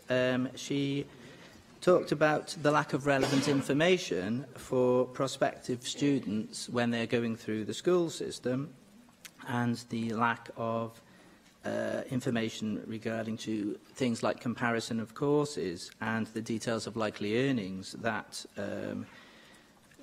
this kind of information that you really want prospective students to be able to have, so that they can compare different universities, different courses. This is surely a good thing. Obviously, the Minister addressed this point in her contribution at the end, so I will go back to what she said when I come on to sum up her remarks. So that point was raised by Michelle, who says that there isn't enough adequate information for students going through the system, prospective university students. Now, I'm aware that the UK Government is starting to address this issue, so we will await developments in that direction. Other points made by Michelle: the student loan system is not financially sustainable because the earnings that many graduates are now making are not what was predicted when these schemes were modelled back in the 80s. So effectively, many loans will have to be written off in the long term. Student debt is rapidly rising, was another point that was made, and is now possibly the greatest form of debt that we have in the UK, or at least greater than many forms of debt which were previously regarded as being dangerous, such as credit card debts and so on. We're now reaching those dangerous levels with student loan debt. And the other point that was made was that there are not enough graduate jobs to go around. So we are now having too many students graduating, and there are not the high-paying graduate jobs for them to go into. I would add that that's a problem not just in Wales, but in the UK as a whole. Darren Miller, I think he broadly agreed with many of the points that were made by us. He did also concentrate on the issue of the brain drain, too many graduates leaving Wales. But of course that is also related, as I'm sure he made this link consciously, because of the lack of decent graduate jobs in Wales, because he cited the statistics that 40% of those that who remain, 40% of Welsh graduates who remain here, are ending up in non-graduate jobs, leading to an unfortunate term which we have today. He didn't mention the term of GINGO, graduates in non-graduate occupations. Darren made another good point. He emphasised the roles of FE colleges in their interaction with businesses, because they have better links traditionally with the private sector. So that is an important point. Bursaries for nurses were cited as a manifesto commitment that the Conservatives made in the past. And also the need was made for higher level apprenticeships in Wales, which we agree with. That's not in our points, but we do agree with that. Thea Griffith for Plaid Cymru acknowledged that the issue was indeed pwysig iawn, very important. He noted statistics showing the skills gap in medicine in Wales was growing, and we needed the Welsh Government to make an assessment of student statistics on targeted intervention to see how well that worked. That could include things like dentistry and veterinary courses for extra funding for students. And we agree with those ideas, and we would broadly support those initiatives, as indeed we would support the call that Plaid have made in the past for a medical college in North Wales. Things like that. These are important things that the Welsh Government should think about. Caroline mentioned that we need HEFQ to review all of the information relating to graduates and publish the results. So we do have a transparent overview of the results of graduates leaving courses and what their likely earnings are going to be. Caroline also noted the shortage in Wales of NHS specialists in various disciplines, not just doctors and nurses, and this can be addressed by abolishing tuition fees in these targeted areas. There's also the need to encourage young people again into vocational education, and two phrases which two issues that sprung to mind from Caroline's contribution: the phrase parity of esteem, which I know the Minister has used and other ministers have used it recently. So that needs to be something meaningful, not just a word form. And I think we need to perhaps review the careers advice that school pupils are given as they go through the system, and we perhaps need careers officers to interact more with the FE colleges and the vocational side, so we do have school students directed in those channels rather than always being directed towards universities. Now, the Government Minister, Kirsty Williams, she mounted a rebuttal of our proposals and cited that the government's policies were working. She cited the Diamond Report, and it's welcomed by the various stakeholders in the education establishment. But of course, many of the people in the education establishment like the idea of funneling more and more students into higher education, so that may have been an element that you missed. She also stressed the fact that the least affluent students will get the most help, but she does seem more focused on getting more students into higher education. The whole point of our debate today is that the expansion of higher education is not working. We've also had a slight. We've had a bit of a dispute.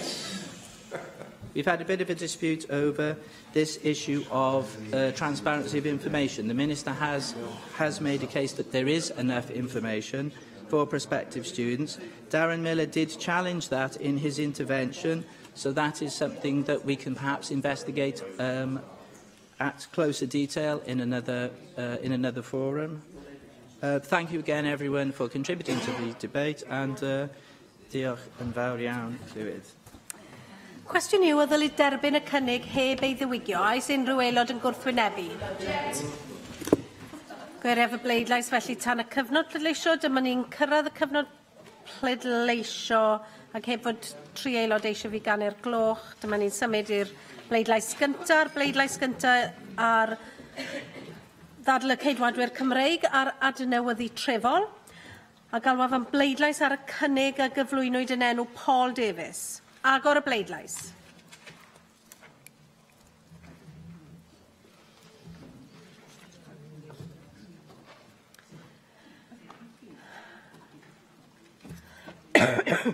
Cau'r bleidlais. O blaid 18, neb yn ymatal, 34 yn erbyn, felly gwrthodwyd y cynnig.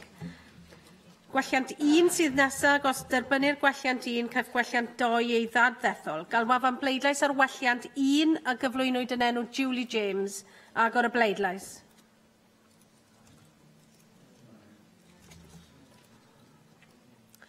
Cau'r bleidlais. O blaid 28, 1 yn ymatal, 23 yn erbyn, felly derbyniwyd gwelliant 1. Gwelliant 3 sydd nesaf, felly galwaf am bleidlais ar welliant 3 a gyflwynwyd yn erbyn yn enw Rhun ap Iorwerth. Agor y bleidlais.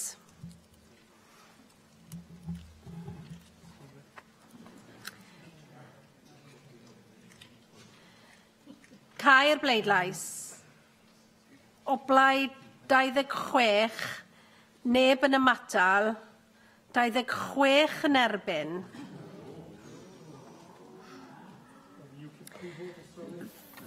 Fel sy'n ofynnol o dan reol sefydlog 6.2, rwyf yn arfer fy mhleidlais fwrw i bleidleisio yn erbyn y gwelliant.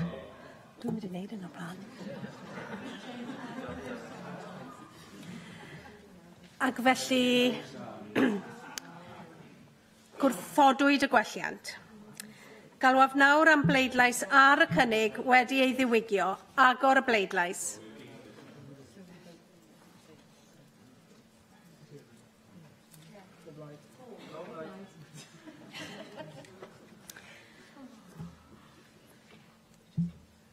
Cau'r bleidlais. O blaid 27, 12 yn ymatal, 13 yn erbyn, felly derbyniwyd y cynnig wedi ei ddiwygio.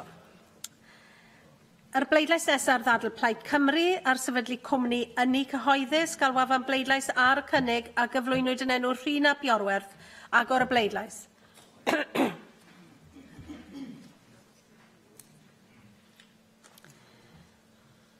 Cau'r bleidlais. O blaid 10, 2 yn ymatal, 40 yn erbyn, felly gwrthodwyd y cynnig. Gwelliant 1, galwaf am bleidlais ar welliant 1 a gyflwynwyd yn enw Julie James, agor y bleidlais.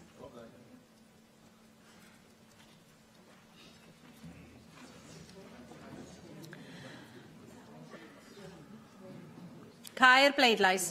O blaid 39, 2 yn ymatal, 11 yn erbyn, derbyniwyd gwelliant 1. Galwaf am bleidlais nawr ar y cynnig wedi ei ddiwygio. Agor y bleidlais.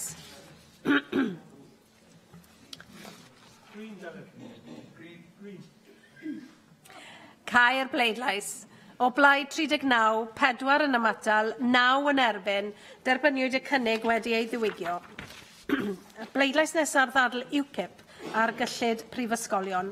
Galwaf am bleidlais ar y cynnig a gyflwynwyd yn enw Caroline Jones. Agor y bleidlais.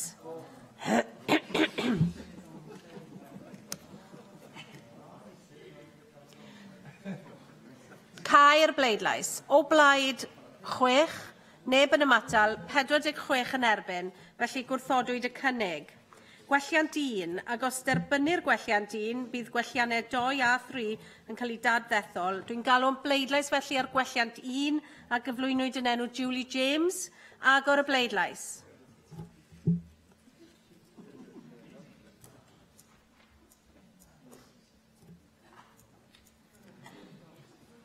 Cau'r bleidlais. O blaid 27, neb yn ymatal, 25 yn erbyn, felly derbyniwyd gwelliant 1. Pleidlais felly ar y cynnig wedi ei ddiwygio. Agor y bleidlais.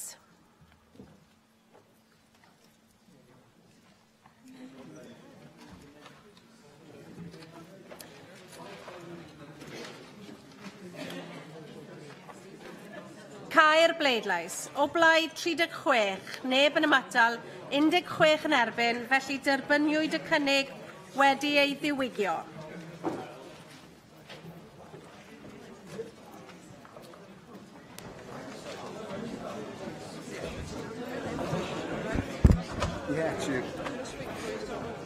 I ni'n symud ymlaen i'r ddadl fer, felly os gwneud aelodau adael y siambr yn gyflym ac yn dawel, os ydych yn dymuno gadael, mwyn i'r ddadl fer gael cychwyn. A dwi'n galw ar Neil McAvoy i gyflwyno ddadl fer. Diolch Llywydd. Heddiw dwi'n sefyll yma fel Cymro sy'n ymladd dros democratiaeth yma yn Nghymru. Wales needs a people's parliament, sovereign and legislating in the Welsh national interest. It's an old concept called democracy. In this debate, we have direct democracy in action. I wanted the public out there to decide what should be discussed today. So on social media, we asked constituents to tell us what they wanted to talk about. There were a load of interesting comments from constituents, and I'd like to thank all those who took part. George Atkinson spoke of the need for devolved media and policing. Chris Piper wants the Welsh Assembly to have more authority with law and order. Matt Davis and Sue Fortune want to see better transport links in Wales, and Joanne Davis is calling for a ban on biodegradable products. All were great suggestions. But the most popular comment came from the Welsh Independent memes for angry Welsh teens, and we have a few of those in here sometimes. They wanted to discuss a sovereign Wales. So the title of today's debate is A Sovereign Wales, Building a Proud, Sovereign and United Country that Wales can and should be. I would add today that the nation Wales will be. I'm advised by the Research Department that there is no record of a formal debate on Welsh sovereignty in this Assembly before. Well, it's about time, isn't it? I'm proud to be the first AM to hold a short debate on Welsh sovereignty, and I'm even more proud that it was the public who put this on the agenda today. Grassroots activism is fundamental to Welsh democracy, and it's why I'm here. The great fault line in Welsh politics today is between those who see Cardiff as our preeminent capital city and those who see London as that. I know where I stand. Wales has a great history. We were one of the first countries in Europe to have a civil law system under Hywel Dda as far back as the 10th century. Owain Glyndŵr, the great visionary of the 14th and 15th century, saw Wales as a country with its place in the world with a parliament that he set up, well before parliaments were the norm. During the American Revolution, there were more signatories to the Declaration of Independence from Wales than from any other country. The Rebecca riots down west, on this very day in 1839, the toll gate was destroyed at Efail Wen. We had the Merthyr Rising and the Chartists in Newport, all Welsh people thirsting for sovereignty. I'm a sovereignist, and I want to live in a sovereign Wales, where we are sovereign as individuals, as communities, and as a nation. Sovereignty means bringing governance closer to the people, making government an engine for the desires and aspirations of the people. Good government, a good democracy, is a way to channel the ideas and energy of us all, and it's not some aloof body which merely dictates to people. Everyone here owns a house, but does anyone here let their next-door neighbour manage their budget, keep their salaries, put the money in a bank account that you can't access, not allow you to speak to your neighbours and to speak to your neighbours on your behalf? Of course this doesn't happen on an individual level. So why do we allow it to happen on a national level? Wales can stand on its own 2 feet, but more than that, we have a duty and responsibility to govern our own country. There are 100 sovereign nations in the world smaller than Wales. 5 out of 10 of the wealthiest per capita countries in the world have a population less than Wales. All the wealthiest per capita countries in the world top 10 have populations under 6 million, and 7 countries in the European Union have a smaller population than us in Wales. In Wales, because our economy is bad, our young, talented and economically active people have to leave, and they're replaced by older, economically inactive people, because Wales is a cheaper, more beautiful place to retire. The best thing that we can do about this is to become wealthy. A sovereign Welsh Parliament here in Cardiff will enable Wales to become wealthy. Sovereignty is a process which has already begun. We must push on and assume more powers, challenging Westminster. A sovereign Wales could have fair taxation with a land value tax. We could legislate on radical, fair distribution of land. We could generate income on people coming into Wales with a tourist tax. A truly sovereign Parliament could empower people to create businesses and make sure that business is easy and quick to do in Wales. A minimum income could be seriously considered. We could take care of need and not punish people for being poor. We're such an entrepreneurial people. The first £1 million deal on the planet was done in Cardiff, just a stone's throw from this assembly in the old coal exchange. In the past, when our children needed education, we were the first to set up schools. Griffith Jones and his famous circulating schools, which by 1761 had made Wales the most literate country in the world.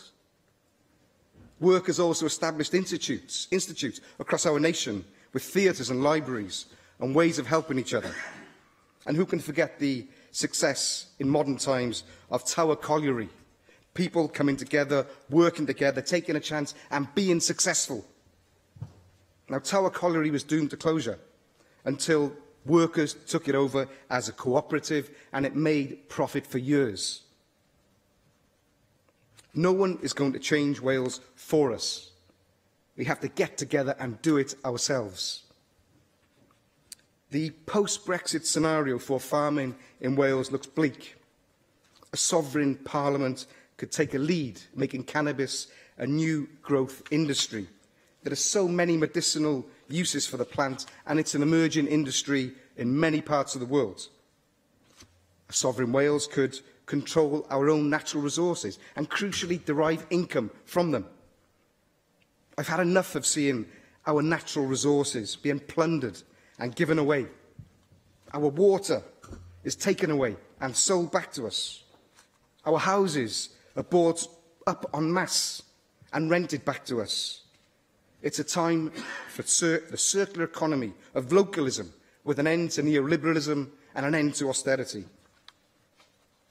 Sovereign Estonia has just introduced free travel for everybody in that country.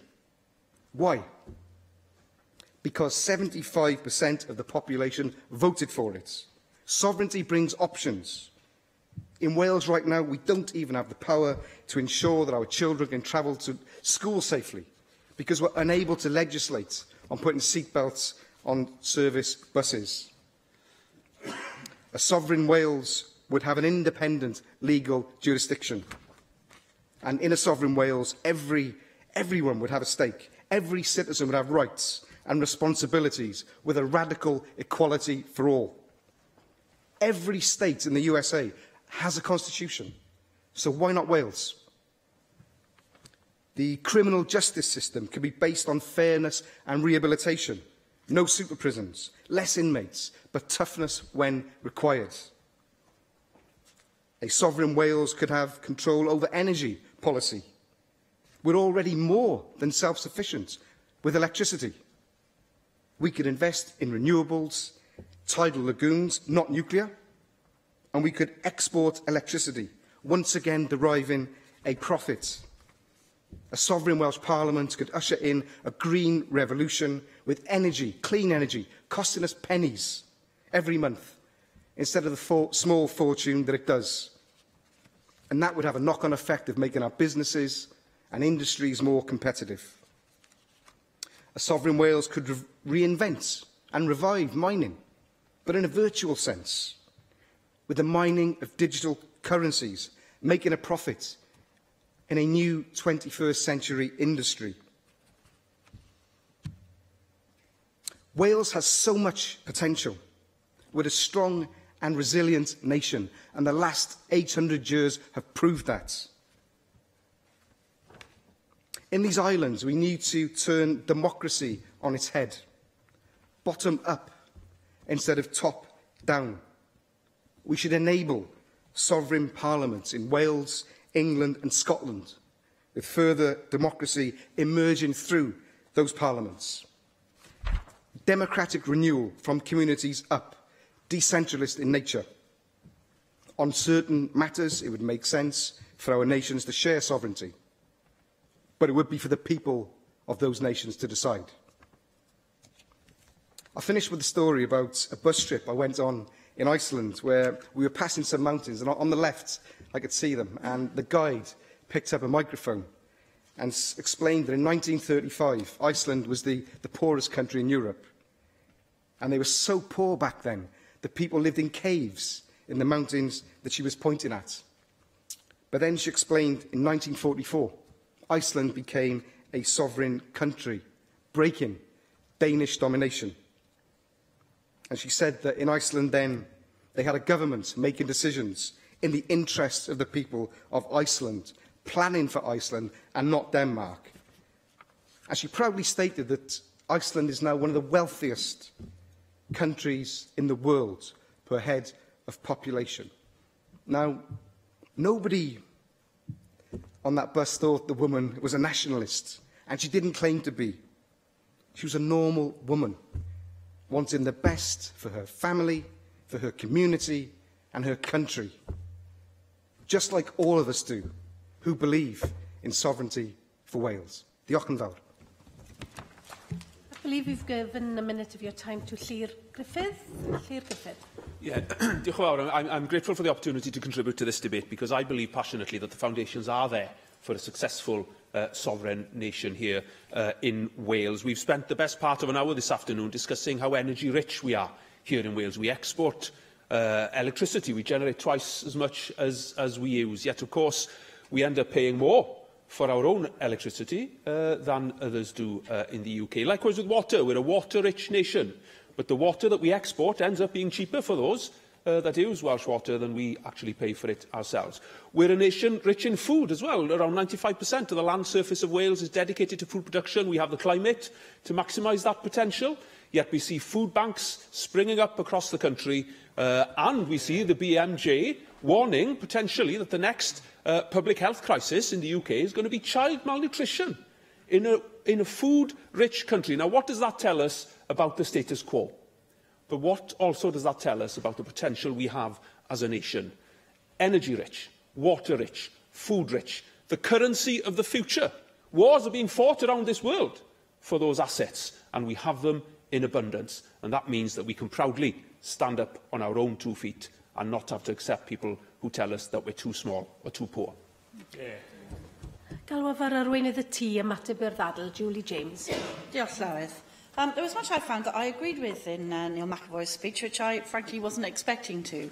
But he listed a large number of things with which I fundamentally agree also. And much that Llyr just said, I also fundamentally agree with. But we do have a fundamental political disagreement around independence. I do not agree that Wales would be better independent. I take the view, as does the Welsh Government, that the devolutionary route inside the United Kingdom and, in my preference, inside Europe is a better route.